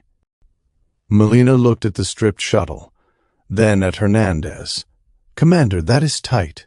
"Yes," Hernandez said. "It is extremely tight," Bishop added. "But it works." "1 technical expert?" Hernandez asked, though she already knew where Varos was going. Varos answered. "Petty Officer Jalen Oze, Engineering Systems Technician, 2nd Watch. Strong diagnostic work, calm under decompression drill conditions, and competent with non-coalition interfaces. Not fluent in Lenian industrial systems, but teachable and unlikely to improvise disastrously." "That is your endorsement?" Bishop asked. "It is a strong endorsement." "I'll tell him you called him unlikely to improvise disastrously. He will understand." Melina studied the interior model. "You want 12 Marines in Osei standing in harness for the approach." "Yes," Bishop said. "Boarding armor?" "Full body armor," Hernandez said. "Helmet sealed, oxygen supply, vacuum-capable kit." That drew the Marines' full attention. Hernandez continued, "We plan for a normal atmosphere inside Shuttle 2. We assume the hauler may not give us one.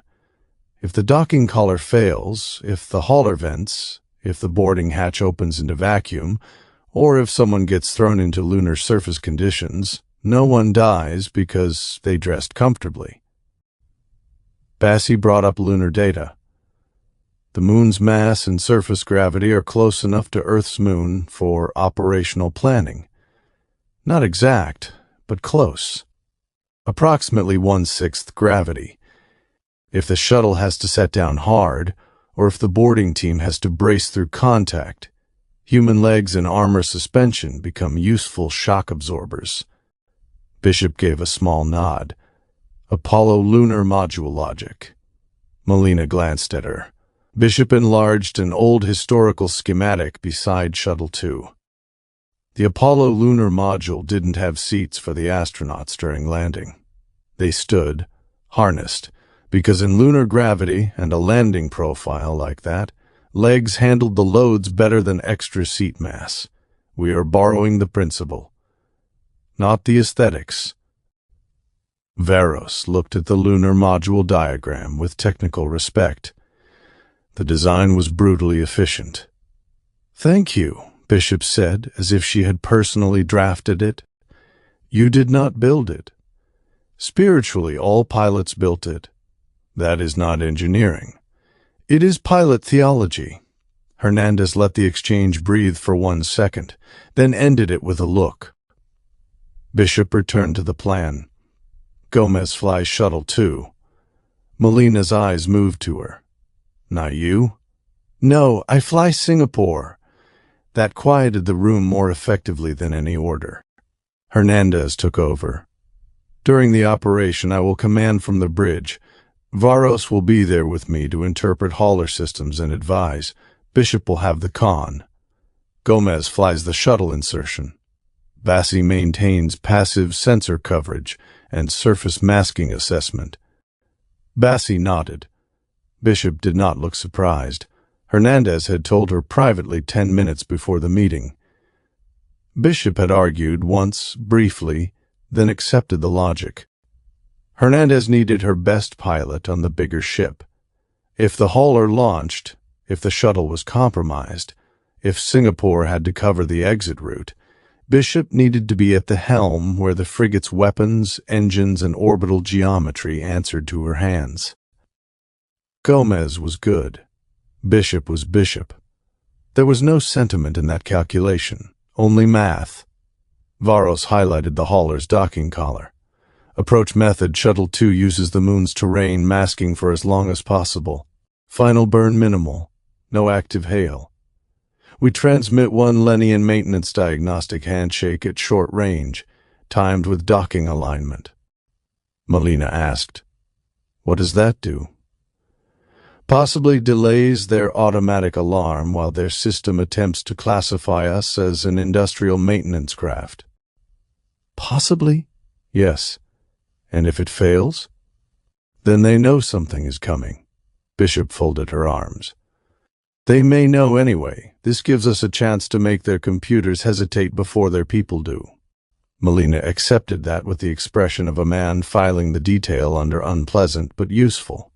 Hernandez pointed to the hauler's command section. Boarding objectives. First, secure the docking corridor.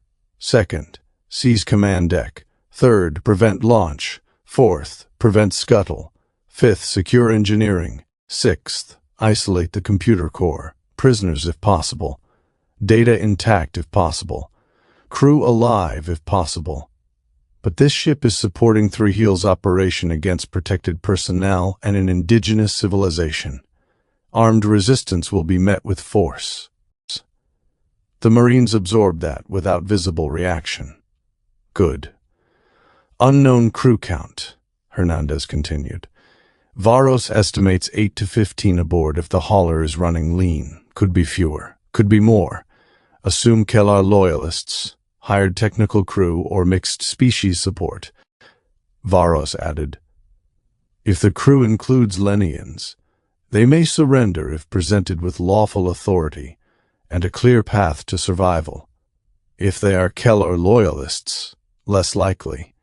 If they are mercenary technicians, most likely to surrender once the command deck falls." Bishop looked at Melina. "So take the command deck fast." Melina's mouth twitched. "That had occurred to us, ma'am." The display shifted again, this time showing the 3 operational branches. Stealth board, forced board, disable only. Hernandez walked them through each. Stealth board was preferred. Shuttle 2 ghosts in. Handshake. Soft dock. Marines breach fast through the collar. Osei follows to isolate systems. Singapore remains low and dark until the hauler is secure or an emergency signal is transmitted. Forced board assume detection before docking. Shuttle 2 accelerates the timeline. Clamps hard. Marines breach under resistance. Singapore moves to cover and threatens the hauler's drives. Disable only was the last resort, if boarding was impossible, or the hauler began launch preparation. Singapore fires on external power couplings and engine control nodes identified by Varos. Preserve the ship if possible. Cripple it if not. Destroy only if the hauler attempts to flee with threat capability intact. Hernandez did not say that last part dramatically. Drama would not make it less true. Melina asked, "If we take it, who flies it?" Varos answered before Hernandez did. "I do?" Bishop's eyes shifted to him, only for a fraction of a second. Hernandez saw it anyway. Varos continued, "Once the boarding team secures command and engineering, I transfer by Shuttle 1 or direct dock depending on geometry. I take command of the hauler's technical operation, not tactical command of the boarding party. If the vessel is flyable, I can move it to a controlled holding orbit or prepare it for transfer to Earth under escort." "Minimal crew?" Hernandez asked. "Pilot qualified operator, engineering systems technician, power technician, security team, and 1 computer specialist. For short duration movement only. To fly it back to Earth safely. More. But immediate control is possible with fewer." "Names within 12 hours. Yes, Commander." Bassie cleared her throat. "If I may." Hernandez looked to her.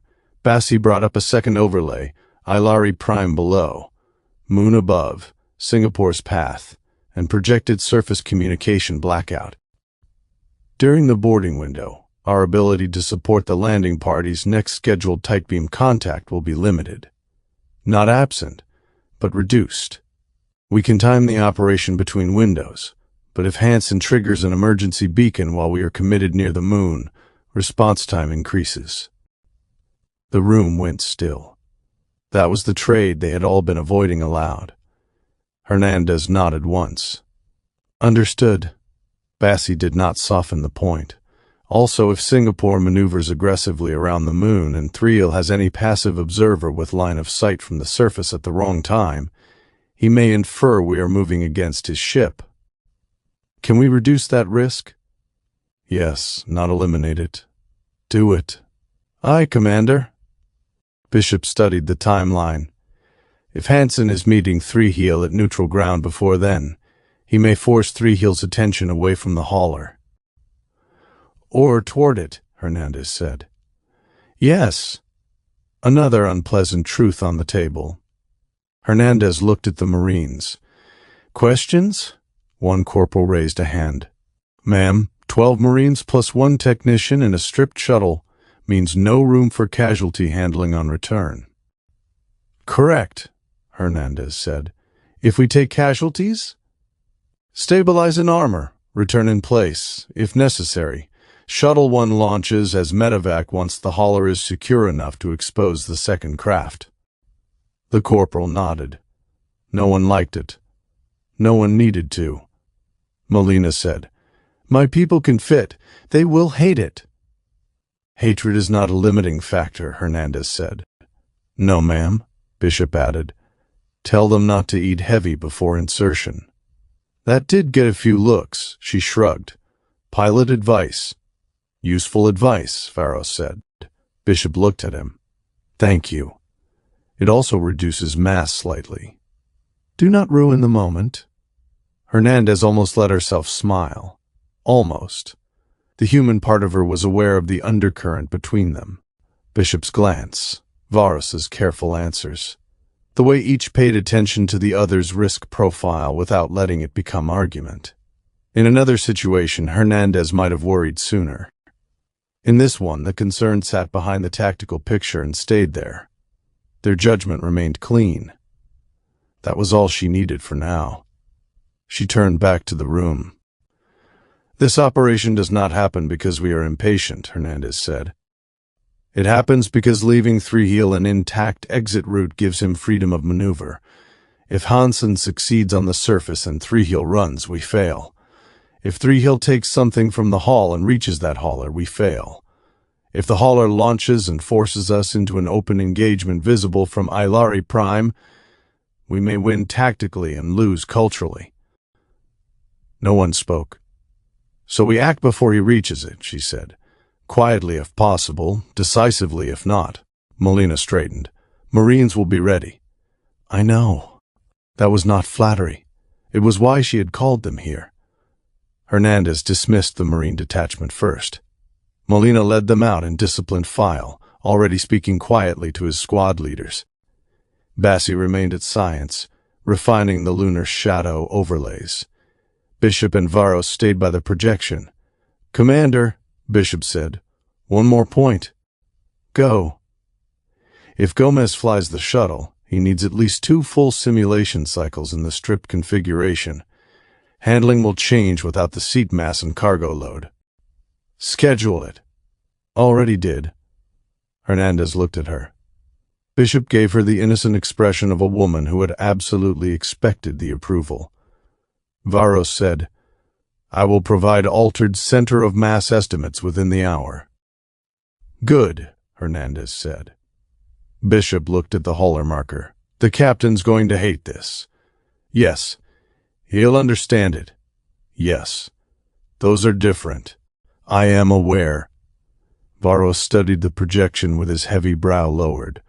Thrihiel likely believes concealment protects his vessel because coalition restraint will prevent action without direct provocation. Hernandez folded her arms. Then he has misread Commander Hernandez. Bishop's smile was brief and sharp. Varos inclined his head. A serious tactical error. Let's make sure it is, Hernandez said. They left to begin their work. Bassi followed after sending the updated orbital projections to Hernandez's tablet, leaving the situation room finally empty. Hernandez stood alone beneath the rotating moon. The far side turned slowly in the display, crater shadows deepening toward the 3-day window. The red marker of Thrihiel's hauler pulsed once every few seconds, patient and hidden and arrogant in the way all escape routes were arrogant until someone blocked them. Hansen was on the surface wearing a god's name like a wound. Himura was beside him. Marsh was dying. Kimov, Chen, and Russo stood honor guard under alien eyes. Joseph was guarded in Houston because Thrihiel had reached even there. And here, above the moon, Singapore still had teeth. Hernandez touched the control and froze the projection on the hauler. 3 days, she said to the empty room. Then she sent the planning packet to her command archive and began preparing to steal Thrihiel's way out. 44 the meeting. On the 13th day, I walked half a day through the jungle to meet Thrihiel at a stone circle older than anyone present understood. The night before, Bishop had told me she and Varos were going to steal his ship. Technically, she did not say it that way. Bishop was on command watch during the communications window, which had opened late enough that Evenal was mostly dark and quiet below us. Nara lay beside me on the platform, performing rest for the village while listening through her own earpiece. Marsh slept below in her shade structure. Kimov stood watch near the western path. The signal came in thin but clear. "Captain," Bishop said, "Commander Hernandez approved a boarding plan for Thrihiel's cargo hauler." That was how officers said they were going to steal someone's ship. I kept my face still and my voice lower than the night insects. Details. Execution window in 3 days. Far side lunar night. Shuttle 2 insertion. Stripped interior, no passenger seats, rear cargo removed. 12 Marines in armor and vacuum kit, plus 1 engineering technical expert. Varos handpicked. Gomez flies. I fly Singapore from low lunar cover. Hernandez commands from the bridge. Varos supports from the bridge, then transfers to take technical command of the hauler if we secure it. I stared at the stars above Avenal and imagined Shuttle 2 packed with armored Marines standing in harness like Apollo astronauts with rifles. That is tight. Very, Bishop said. But the moon is close enough to Earth's moon gravity for human legs to do their ancestral shock absorber thing. Varos hates the phrase but agrees with the principle. I'm sure he does. Commander Hernandez wants to cut off Thrihiel's exit route before he uses it. The words settled into the night. For days, Thrihiel's ship had been an abstraction, red marker, hidden asset, second-hand cargo hauler tucked on the far side of the moon where stone and geometry kept it silent. Now it had become a target with a timetable. Risk? Yes. That is not a risk assessment. It is the honest one. I almost smiled. Almost, Bishop continued. If the hauler detects us early, stealth board becomes forced board. If forced board fails, Singapore disables. Hernandez wants it intact if possible. Intelligence will want its records. Varos says old Lenian systems may be gullible if insulted correctly. That sounds like Varos. His actual words were more technical and less useful. I looked toward the western path, where Kimov stood in shadow. Keep the plan compartmented. It is. Do not launch if it compromises surface extraction capability during an emergency. Hernandez already built that into the decision tree. Good. The signal flickered. Captain, Bishop said more quietly, permission to speak freely? Always. Thrihiel thinks you're the only game happening down there. He's wrong. Yes, sir. The window closed 3 minutes later. I lay awake for the rest of the night, thinking about Thrihiel's ship on the far side of the moon, Joseph in Houston, Aelari carrying mortal truth alone, and the meeting I had requested through Astarian's messengers. By dawn, there was no room left in me for sleep. By midday, we were walking. The meeting place stood half a day west of Evenal, where two old paths met beneath a canopy of pale-barked trees. Aelari called it one of Korath's remembered stones. Marsh translated that more carefully before we left, a recognized sacred place of old stone and old memory, not owned by sun, moon, mask, road, village, or temple. Violence there was forbidden by custom older than any living priesthood. That did not make it safe. It only meant any violence would have consequences beyond the dead. Kemov came with me.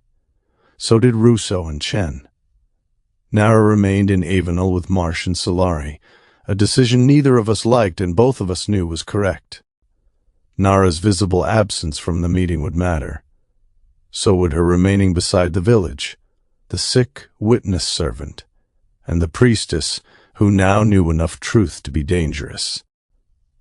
Aileron's daykeepers watched us leave. Kethras's people watched from farther away. Avenel pretended not to be holding its breath. The path west was narrower than the eastern road had been, older and less traveled, with roots rising through stonework in places where Aelari hands had once cut steps into the slope. Astarian messengers had gone ahead of us at dawn with cords and tokens marking the meeting as recognized under road law. They returned with one answer. The Western traveler would come. No one said Thrihiel's name. No one needed to. By the time we reached the stone circle, sweat had soaked through the back of my shirt and the jungle had become a wall of heat around us. The site itself sat in a natural hollow where the trees opened to the sky. 12 standing stones formed a ring, each shorter than my shoulder, but taller than the Aelari. They were worn smooth in places by centuries of hands. Vines wrapped the outer edges, but had been cut away from the inner faces. Symbols had been carved and recarved. Spirals, roots, rivers, animal tracks, open hands, and the deep square marks of Korath. Stone remembers what flesh forgets. That was the phrase Marsh had given us. At the center of the ring lay a flat slab, cracked down one side but still level. Offerings rested in small hollows around it. River stones, dried flowers, chips of polished wood, tiny bronze shapes darkened by age. Kemov examined the site without appearing to examine it. No high ground close enough for clean overwatch, he murmured.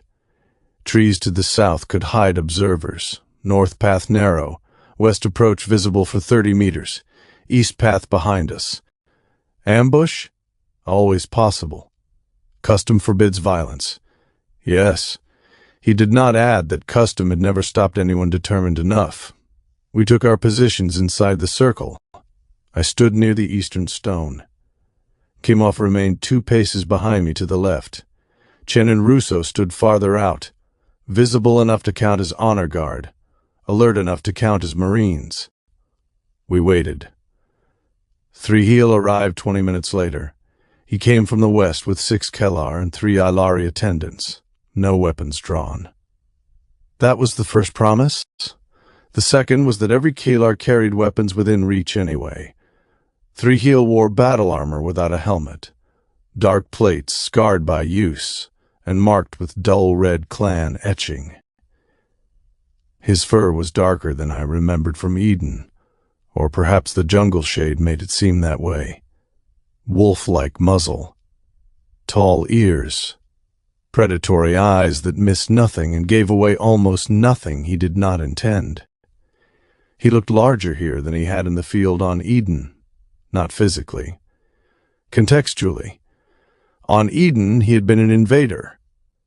Here he had become a myth wearing armor. His Aelari attendants carried bundles and road tokens. One wore a small wolf mask at his belt. Kethras's people, then, or Kethras adjacent. The theological infection had reached this site before either of us had. Thrihiel stopped at the western edge of the circle. For several seconds we regarded each other across Korath's stones. "Captain Hansen," he said. The translator in my ear caught the Kehlar and rendered it into English, but I understood the tone without help. "Thrihiel, you look tired. You look theatrical." His mouth opened in a toothed smile. "I've been learning from the locals. That's what concerns me." He laughed softly, not mocking, not entirely. The Aelari attendants lowered themselves outside the ring. His Kehlar remained standing. Kimov did not move. Neither did Thrihiel's guards. The circle held. For now. Thrihiel stepped inside. I met him near the central slab. Neither of us offered a hand. Aelari custom had brought us here. Human and Kehlar custom could survive a lack of handshake. "You asked for neutral ground," he said. "I did." "Are you here as Captain, Warden, or God?" "Yes." His ears flicked. There was the smallest flash of appreciation in his eyes. "Good. You are learning. I was hoping you weren't. I learn constantly. That is not the same as improving." "No," he said. "It is more useful." We stood across the stone slab while the jungle listened. Thrihiel looked around the circle, at the carvings, the offerings, the old rock worn by generations of smaller hands. "Korath's place," he said. "Memory and stone. A people who carve their fear into the landscape and call it reverence. Beautiful in its way. Do not pretend contempt is insight. I do not hold them in contempt." That surprised me enough that I said nothing, Thrihiel noticed. "I do not," he said again. "The Aelari are not stupid. They are not primitive in the moral sense, whatever comforting language your observers used in their reports. They are people with limited categories attempting to interpret intrusions beyond their scale. That is not stupidity. It is what all civilizations do." "Then stop exploiting them." "Why?" The word came too easily. I stared at him. Thrihiel spread one clawed hand over the stone. "No, truly, why? Because your Concord forbids it. Because Kestrel's researchers wrote careful reports and kept their hands clean while standing above a people whose entire sacred architecture was built around a machine they were never allowed to understand. That machine is dangerous. So is ignorance." "Thrihiel." "No. You asked for this meeting. Hear me." He leaned forward slightly. "I have listened to your moral language. Non-interference, protected development, cultural preservation, consent. All elegant words. All useful. All incomplete. They are not excuses for abduction and raids. Neither are they absolution for institutional cowardice." His voice sharpened, and for the first time I heard the ideology beneath the charm without its velvet cover. The Concord is built on suppressed truth, not one truth. Many. Precursor relocations, species histories interrupted and rewritten, biological gates hidden inside bloodlines, artifacts buried under temples, fields, moons, and myths, children institutional silences, human gaps around your own accelerating technology, Lennian memories broken into ritual because someone removed a people from Earth before Earth could remember them properly. The air seemed to tighten. He knew enough, too much, or not enough, which was sometimes worse. "You have fragments," I said. "Yes, and the fragments align. Fragments can align into the wrong picture, and complete archives can be made to appear empty by people with power." That hit closer than I wanted. Vrolson's last packet came back to me. Formally cooperative, unresolved questions regarding archival awareness. Thrihiel saw something in my face. There it was again. That quick flash of satisfaction. "You know," he said, "I know there are gaps. You feel them, the institutional weight of incomplete knowledge, the way doors close around you even when they call you warden, the way every authority says later, cautiously review committee after the crisis. I hated him for the accuracy, not because it made him right, because accuracy was more dangerous when welded to evil. You are not wrong that things are being withheld, I said. The Kehlar behind him shifted slightly. Kemov did not. Thrihiel's smile faded into something more serious. Then help me open them. No. You answer before I finish. I answered because I heard enough. He tilted his head. No, Captain. You heard what frightened you. I heard a man justify harm by pointing at hidden history. I heard a man defend hidden history because he fears what truth will cost. That is not my position. Then what is? I looked at the stone beneath his hand. Korath's place. Memory and stone. Maybe that mattered. Maybe it didn't. Either way, it gave me a second to choose words that were not simply anger. My position is that truth matters, I said. That suppressed history rots institutions from the inside. That the Concord is not innocent just because its laws are cleaner than your methods. That there are things Volkson's people are not saying. Things my people may not have fully admitted to themselves. And things the artifacts will reveal whether governments want them revealed or not. Thrihiel watched me closely. I continued. But truth extracted by violation does not become clean because it is true. His eyes narrowed. Violation. Yes. The favorite word of those defending locked doors. You raided Kestrel. I attacked an illegal surveillance post above a world built around a precursor node. You killed and injured people who were not threatening you. They were part of the structure. They were people. His lips drew back, but not into a smile. And Joseph Thompson? He is people too, yes? Yet your Concord placed him in laboratories because his bloodline made him useful. I felt Kemov shift behind me. Barely.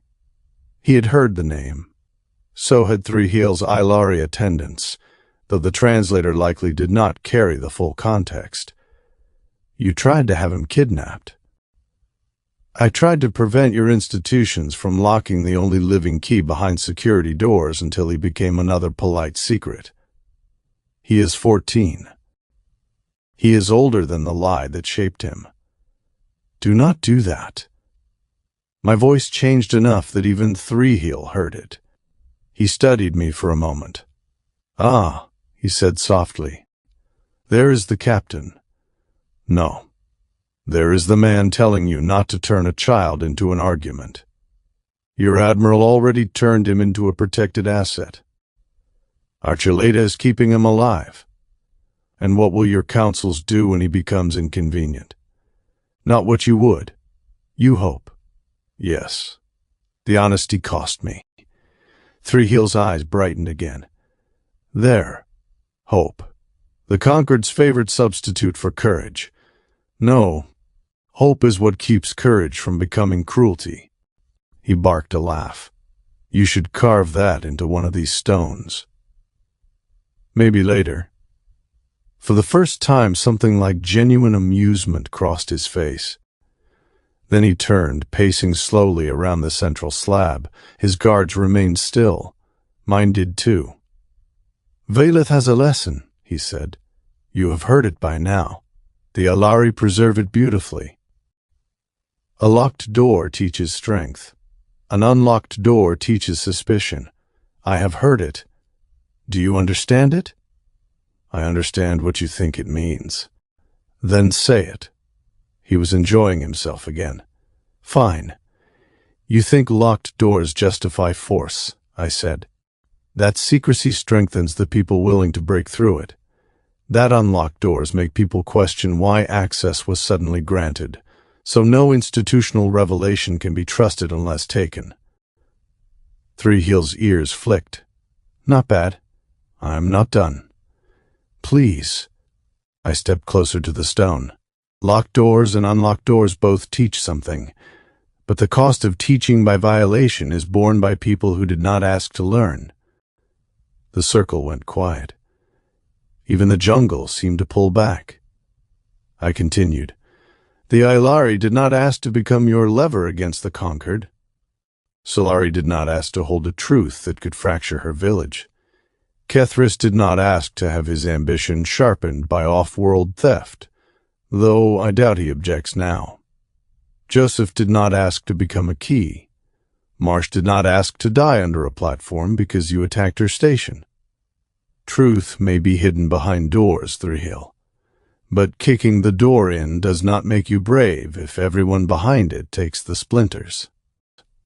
For a moment the charm left him completely. What remained was colder, more honest. You speak like a man who believes gradual revelation is still possible. I believe it has to be. Why? Because the alternative is you. He smiled then, slowly. That is almost worthy of Valeth. I am not trying to impress your stolen theology. You think I stole it. You did. I translated it. You weaponized it. Every priest here weaponizes meaning. Solari with her silence, Aileron with his order, Kethris with his resentment, you with your careful refusal to deny divinity where denial would cost you tactical advantage. That is not why I did it. No. Thrihiel's voice softened. That is why you are dangerous. You did it because you care. Caring people are very useful to history. They will hold any position if leaving it would hurt someone. I said nothing, because again too close. He leaned both hands on the stone slab. You and I are peers, Captain, whether you like the word or not. We are not. We are. Not in morality. You cling to yours with admirable stubbornness, but in function. We both see systems. We both understand that ceremonies, governments, ships, and myths are machines built of expectation. We both know where to place pressure. You place pressure until people break. You refuse pressure until rot becomes collapse.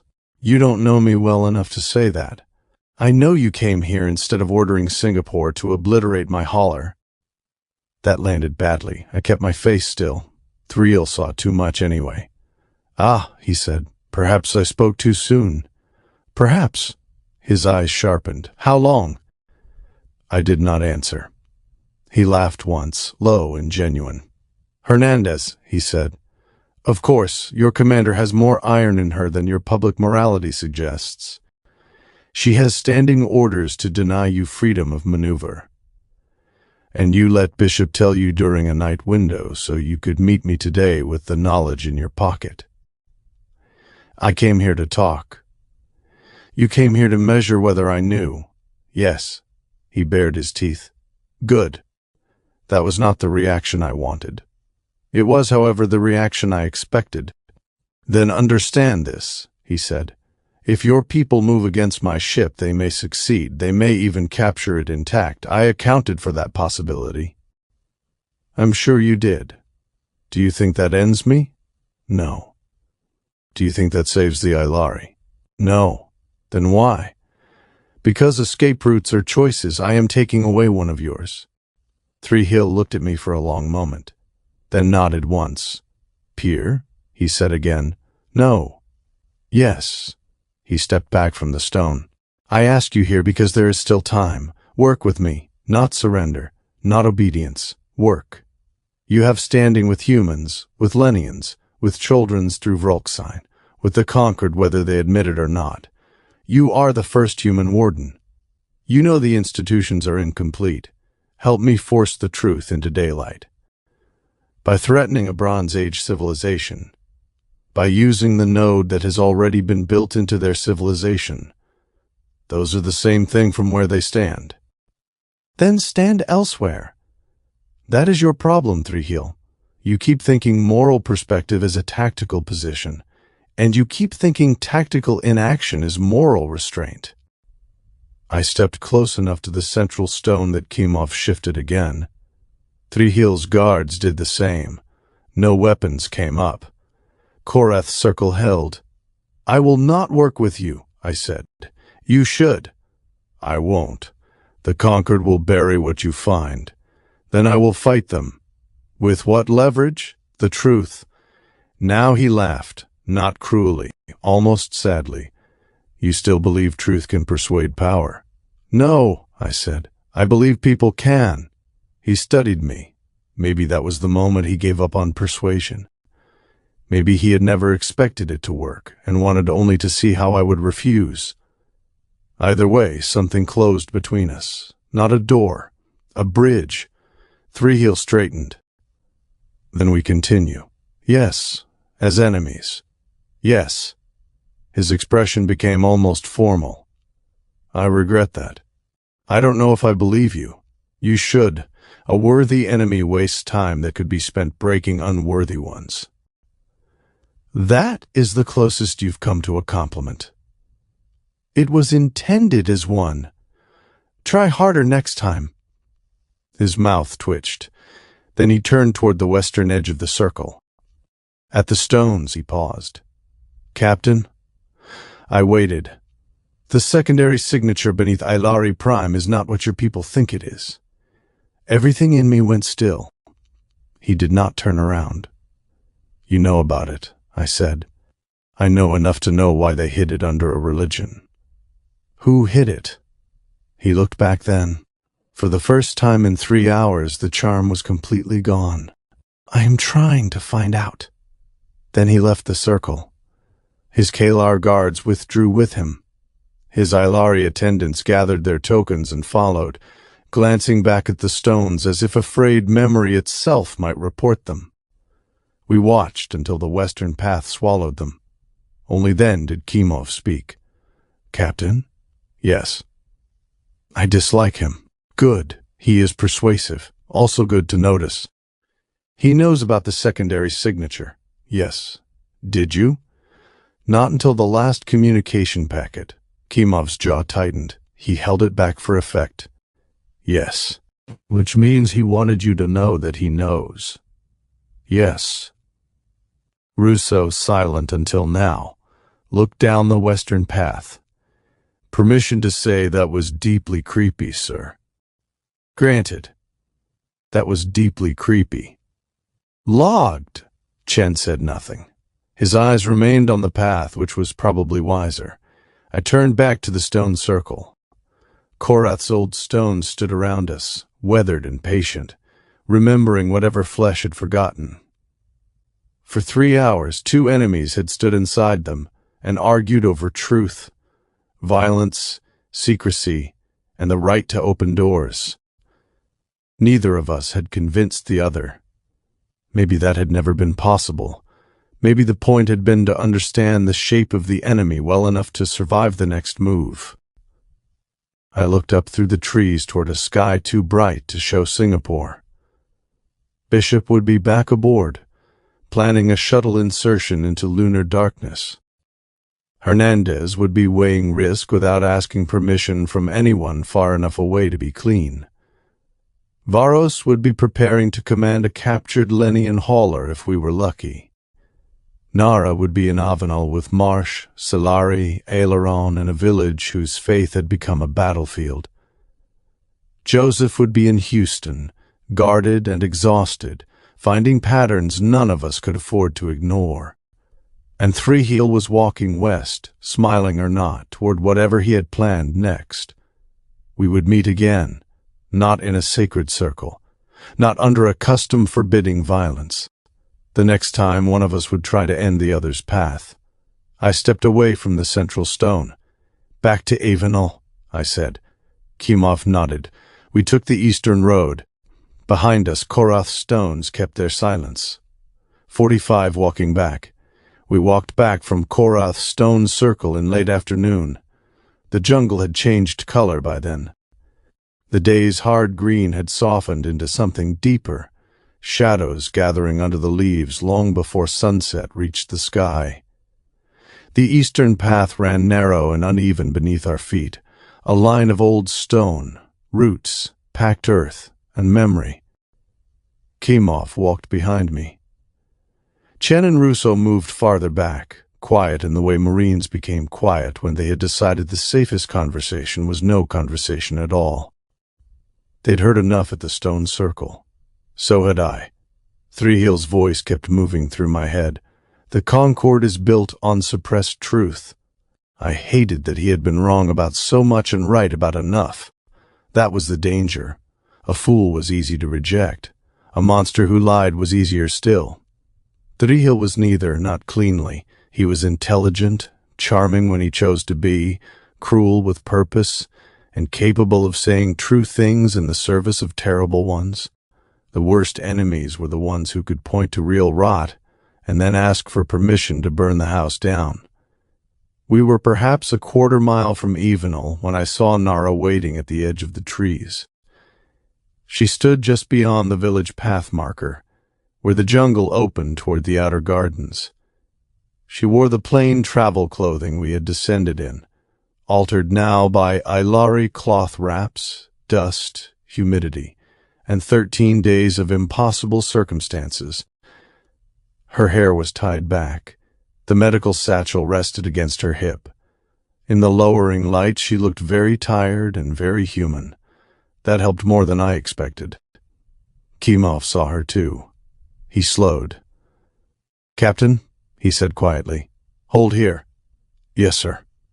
He stopped the Marines without another word. I walked the last stretch alone. Nara did not ask if I was all right. That was one of the many reasons I loved her.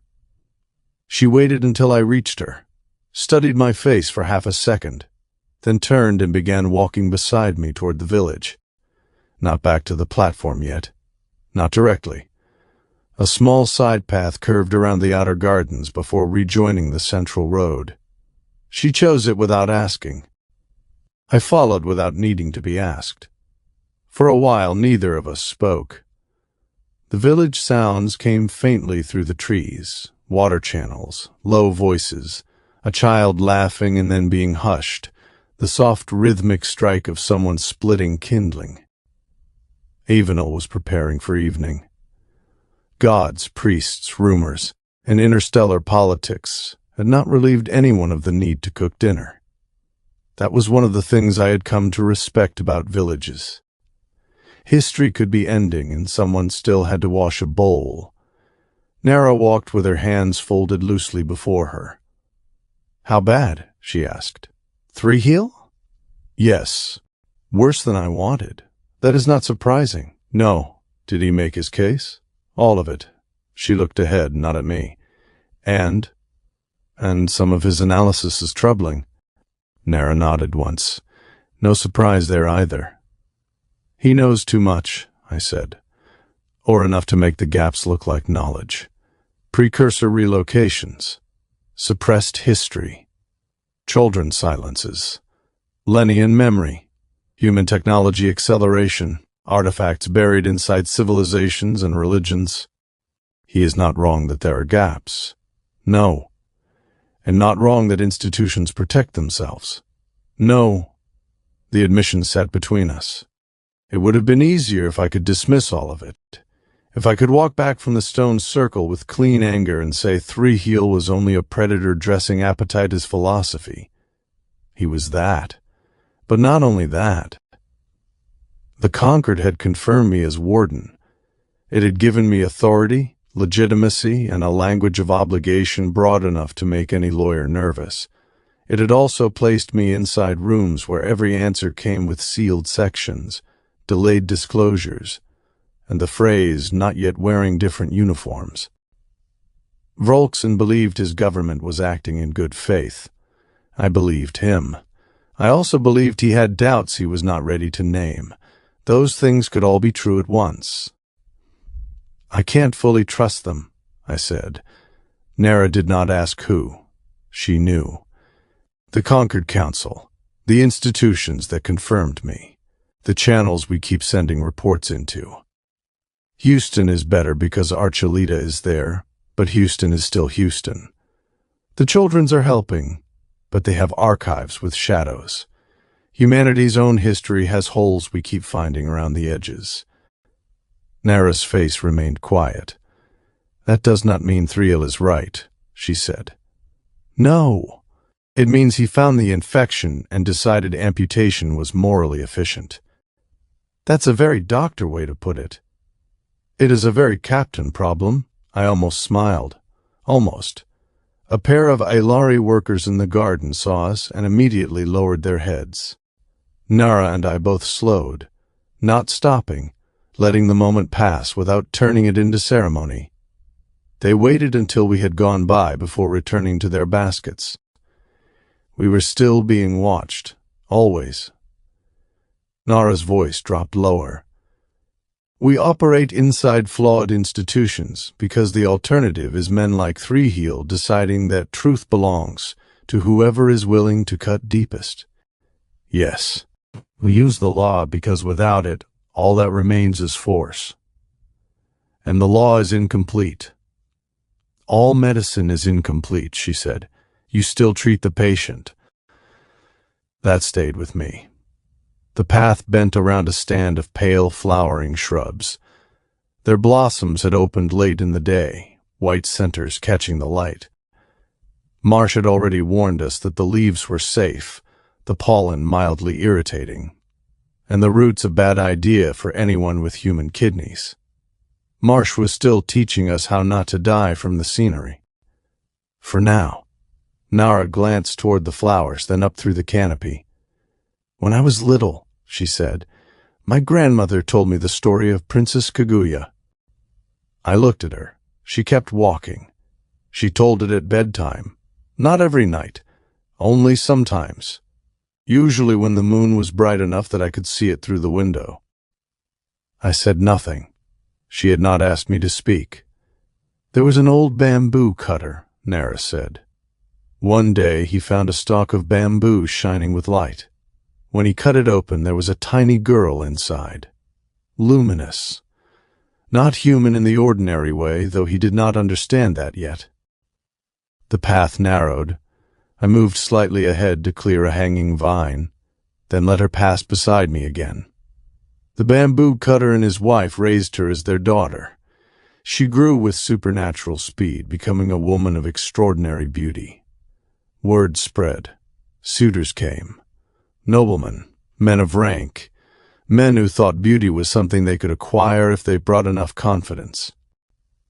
That sounds familiar across cultures. It does. Her mouth moved faintly, but the smile did not stay. She gave them impossible tasks. Bring me the stone begging bowl of the Buddha, a branch from the jeweled trees of Horai, the robe of the fire rat, a jewel from a dragon's neck, a cowrie shell born from swallows. They lied, failed, injured themselves. One died, depending on the version. Practical woman. She did not want them. No. The emperor himself heard of her. He came to see her. In some tellings they exchanged letters. There was affection maybe, not marriage, not possession, something gentler and sadder. Nara looked up again. Above the canopy the sky was turning gold. Then she began to look at the moon and weep. She revealed that she was not from Earth. She had come from the moon, from a celestial realm, and the time had come for her people to take her back. I felt the shape of it before she finished. A luminous woman from the moon. A mortal world trying to keep what did not belong to it. An army powerless against the sky. The bamboo cutter was devastated, Nara said. The emperor sent soldiers to guard the house, archers, warriors, an army. But when the celestial beings descended, the soldiers could not stop them. Their weapons failed. Their will left them. Kaguya put on the feather robe they brought her, and once she wore it, her memories of Earth and her sorrow began to fade. Nara's voice softened. Before leaving, she gave the emperor a letter and an elixir of immortality. But he did not want immortality without her. So he ordered the elixir burned on the highest mountain, the place closest to the moon. The smoke rose from the mountain, and that mountain became Mount Fuji. We walked without speaking. The story hung between the trees. I knew enough not to interrupt it with analysis. The parallels were too obvious and too delicate. Nara had not chosen the story because it matched perfectly. Stories that matched perfectly were usually propaganda. She chose it because it had weight in the right places. The moon. The woman who did not belong to the world that loved her. The soldiers who could not stop what came from above. The gift left behind. The mountain made permanent by grief. We passed another village marker, carved with water lines and a small crescent. Evenal was close now. I could smell cooking fires. Nara finally said, "I did not expect to be living inside my grandmother's bedtime story." I looked at her then.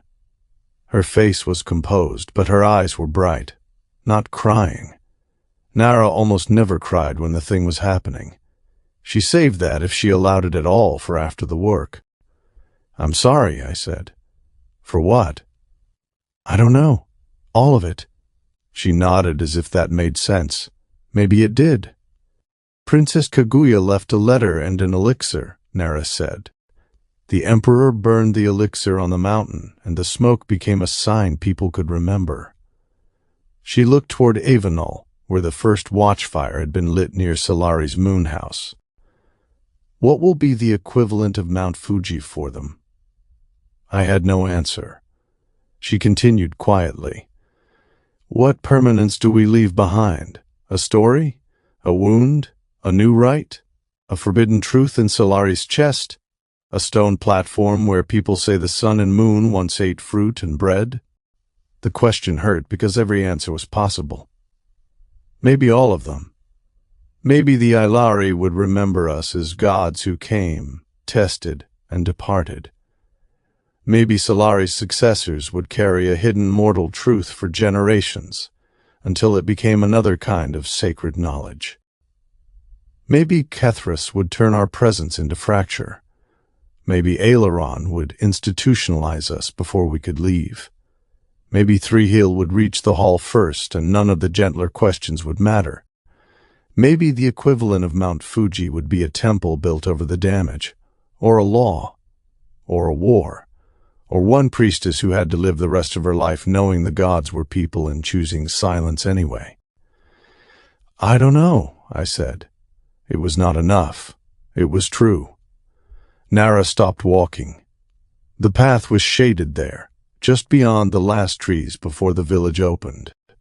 No one from Avenal could see us clearly. Kemov and the others were far enough back to give us privacy without abandoning watch. For one brief moment we were only ourselves. I took her hand. Not as Aurelian taking Selonara's hand. Not as a sign. Not as theology. As Peter Hansen, who was tired and frightened and angry and in love with Nara Himura, who had just given me a childhood story because she needed somewhere to put the impossible. Her fingers closed around mine. We stood that way in the dusk. Then we started walking again. Neither of us spoke for the rest of the way back. At the edge of the village, Aelari was waiting. She bowed when she saw us. The Aelari nearby lowered their heads. The world remembered what role it had placed on us. I let go of Nara's hand before the gesture became scripture. But she walked close beside me, close enough that I could still feel the warmth of where her hand had been. Above the village, the first evening star appeared in a sky that was not Earth's. Somewhere far beyond it, there was no Mount Fuji, no familiar moon, no grandmother's room, no childhood window. Only Singapore moving in shadow, Joseph guarded in Houston, Thrihiel walking his own road, and Aelari Prime waiting to learn what permanence we would leave behind. 46. Movie night. Hernandez did not approve movie night. Technically, she also did not cancel it. There were many forms of command cowardice. Refusing to deny the crew 90 minutes of morale before asking them to help steal a hostile freighter from the far side of a moon was not one of them. At least, that was what she told herself while standing at the edge of the mess and watching Gibby rearrange tables like a man conducting a military operation with serving trays. The planned boarding action was less than 2 days away.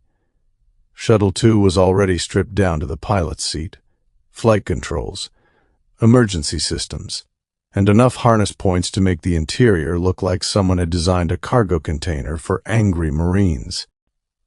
Gomez had run one simulation in the new configuration and described the handling as honest but rude. Bishop had accepted that as a useful technical assessment. Varos had disagreed and asked for numbers. That also had been useful. The remaining Marines had begun rehearsing armor movement in confined space. Petty Officer Osei had spent the afternoon with Varos, learning enough about old Lenian industrial interfaces to become dangerous in a very narrow and supervised way. Bassi had updated lunar shadow projections twice. Hernandez had reviewed the boarding plan so many times the red marker of Thrihiel's hauler seemed to pulse even when she closed her eyes. Then Gibby had announced movie night. Not requested. Announced. "Commander," he had said, appearing outside the situation room with the terrifying confidence of a cook who knew morale was also a combat system. "Crew needs to breathe before they go cramming themselves into Shuttle 2 like canned sardines with rifles." Hernandez had looked up from the tablet. "Is that your professional assessment?" "Yes, ma'am.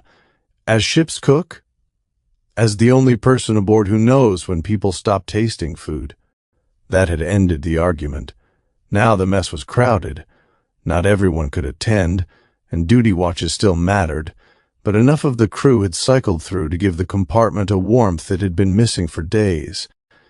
The smell of popcorn, reheated sweet rolls, coffee, and something Gibby insisted was actual lemonade if you don't insult it, softened the hard, recycled air.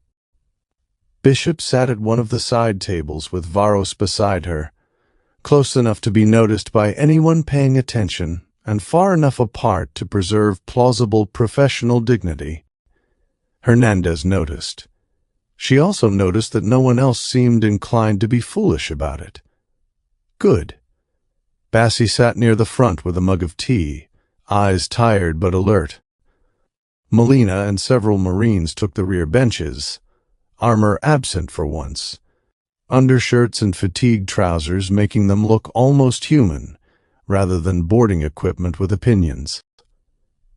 Gibby stood beneath the screen like a priest of questionable cinema.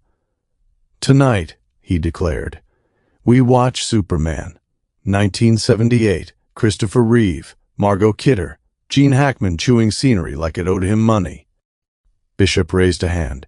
"Is this mandatory cultural education?" "Absolutely." "For whom?" "For whoever needs it." Varos considered the title. "This is the one about the flying human male in primary colors." Bishop turned to him. "That is technically true and spiritually inadequate." "Spiritually?" "Oh, you have no idea." Gibby pointed at her. "Lieutenant Commander Bishop understands. I understand that you picked a superhero movie while our captain is planetside pretending to be a sun god." "I did not say pretending." The mess went quiet for half a beat. Then Gibby grinned. Bishop groaned. "Oh, no." "Oh, yes," Gibby said. "We are thematically aligned." Hernandez should have stopped it there. She did not. Gibby started the movie. The old title sequence swept across the screen with bright credits and earnest music that filled the mess in a way modern productions often refuse to risk. Hernandez had seen the film before. Most people had, at least culturally. It belonged to that old category of movies that survived not because every frame was perfect, but because later generations kept building on its bones. Bishop leaned toward Varos as the opening played. Template for modern superhero movies for a long time. Template meaning foundational pattern? Yes. Like early hull architecture. Exactly, but with capes. Varos watched with more seriousness than the answer deserved. The film moved to Krypton. Jor-El judged criminals. Krypton doomed itself with cold grandeur. The infant Kal-El was placed in a ship and sent away as the planet died behind him. Gibby, carrying a tray of popcorn refills, paused in the aisle. "There it is," he said. Melina looked up. "There what is?" "The secular Messiah framing." Several people groaned. Gibby looked offended. "Don't groan at theology and cinema." Bishop pointed at the screen. "We are literally on a mission where the captain and the doctor are being treated as a divine pair. Maybe let the theology breathe for one evening." "That is why we have to discuss it." "No, that is why we absolutely do not." Hernandez folded her arms and said nothing. Gibby took silence as permission, because Gibby often took atmospheric composition as permission. "Look," he said, gesturing toward the screen with a popcorn scoop. "Jor-El sends his only son, Kal-El, to Earth. The child is found and raised by Martha and Jonathan Kent. That's point one. Baby sent down from the heavens, adopted into humble life." Bassie lifted her mug. "Moses also appears in that framework." "True," Gibby said, delighted. "Excellent note. But the movie leans hard into the Christ pattern, too. New Testament gives us Jesus at 3 major life points early on. First, the birth story in Bethlehem. Then later, as a boy, he goes to the temple with Mary and Joseph. His parents think he's traveling with the other one in the group, but he's still at the temple, talking theology with the teachers when they find him. Then he appears as an adult beginning his ministry in Galilee." Bishop looked at Varos. "This is Gibby explaining movies. It can go on for a while." Varos nodded solemnly. "I am preparing endurance." Gibby ignored them both. "The movie does the same kind of 3-stage framing. Baby from the stars. Teenager in Smallville learning he is not ordinary. Adult in Metropolis beginning his public ministry." "Did you just call journalism-adjacent superhero work a ministry?" one of the Marines asked. "Private Alvarez," Gibby said, "you are seeing clearly." Alvarez looked delighted and trapped. On the screen, young Clark Kent grew into adolescence, outran a train, stood in fields under wide American skies, and mourned Jonathan Kent. Hernandez watched, despite herself. There was something painfully sincere about it. The film did not wink at the myth. It trusted the audience to want goodness without irony. That was rarer than it should have been. Bishop glanced back at Hernandez. "Commander, is this now an official pre-boarding theological seminar?" "No," Hernandez said. "Can we put that in the log?" "No." Gibby pointed toward her. "Command denial. Noted." "Do not note that." "Aye, Commander." Varos leaned slightly toward Bishop. "He is teasing her." "Yes." "Because she allows it." "Correct." "Why?" "Because throwing him out an airlock would hurt morale." Varos considered this with visible seriousness. Bishop smiled. "Also illegal." "Yes, that too." The Marines at the back began to lose the battle against laughter. The film moved from Smallville to the Fortress of Solitude, crystalline and impossible, Jor-El's recorded presence teaching Clark who he was and what he was meant to do. Gibby lowered himself into a chair near the serving counter. "See? Wilderness instruction. Father's voice. Mission revealed." "Gibby," Bishop said, "I say this with affection. You are one comparison away from making this weird." "It was weird from Krypton." "Fair." "Also," Gibby added, "there's Hercules." Varos turned his head. "The Greek demigod?" "Yes, son of Zeus. Comes out of Olympus mythology. But in a lot of later popular versions, he's raised away from the divine world by farmers or humble mortal parents. Same structural idea. Heavenly or divine origin. Earthly upbringing. Strength revealed. Public deeds." Bassie smiled faintly. "You are compressing centuries of mythic variation." "I am serving popcorn and making a point. Precision is portion controlled." Hernandez heard herself almost laugh. Almost. Bishop did laugh. You picked Superman because Hansen is on the planet being Aurelian. No, Gibby said. Everyone looked at him. He held up a hand. I picked Superman because the crew needed to see somebody impossibly good do the right thing while wearing a ridiculous outfit. Alvarez called from the back.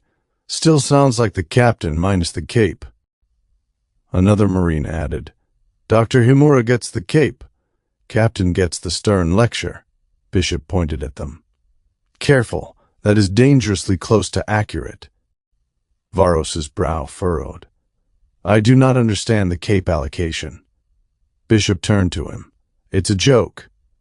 I understood that it was meant as humor. I do not understand why Himura receives the cape. Because she would wear it better. Varos paused, then nodded. That is plausible. The mess broke. Even Hernandez smiled this time, small enough that she could deny it under oath. On screen, Clark arrived in Metropolis and became both awkward reporter and impossible rescuer.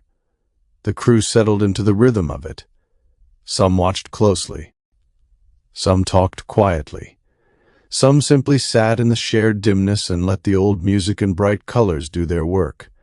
That was the point, Hernandez realized. Not the movie itself. Not Gibby's lecture. Not Bishop's teasing or Varos's careful attempts to map humor onto logic. The point was the room.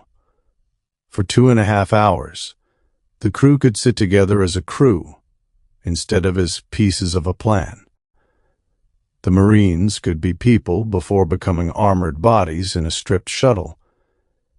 Bishop could laugh before flying Singapore around a moon with a hostile ship in play. Varos could be puzzled by jokes instead of calculating failure states in an old Lennian hauler.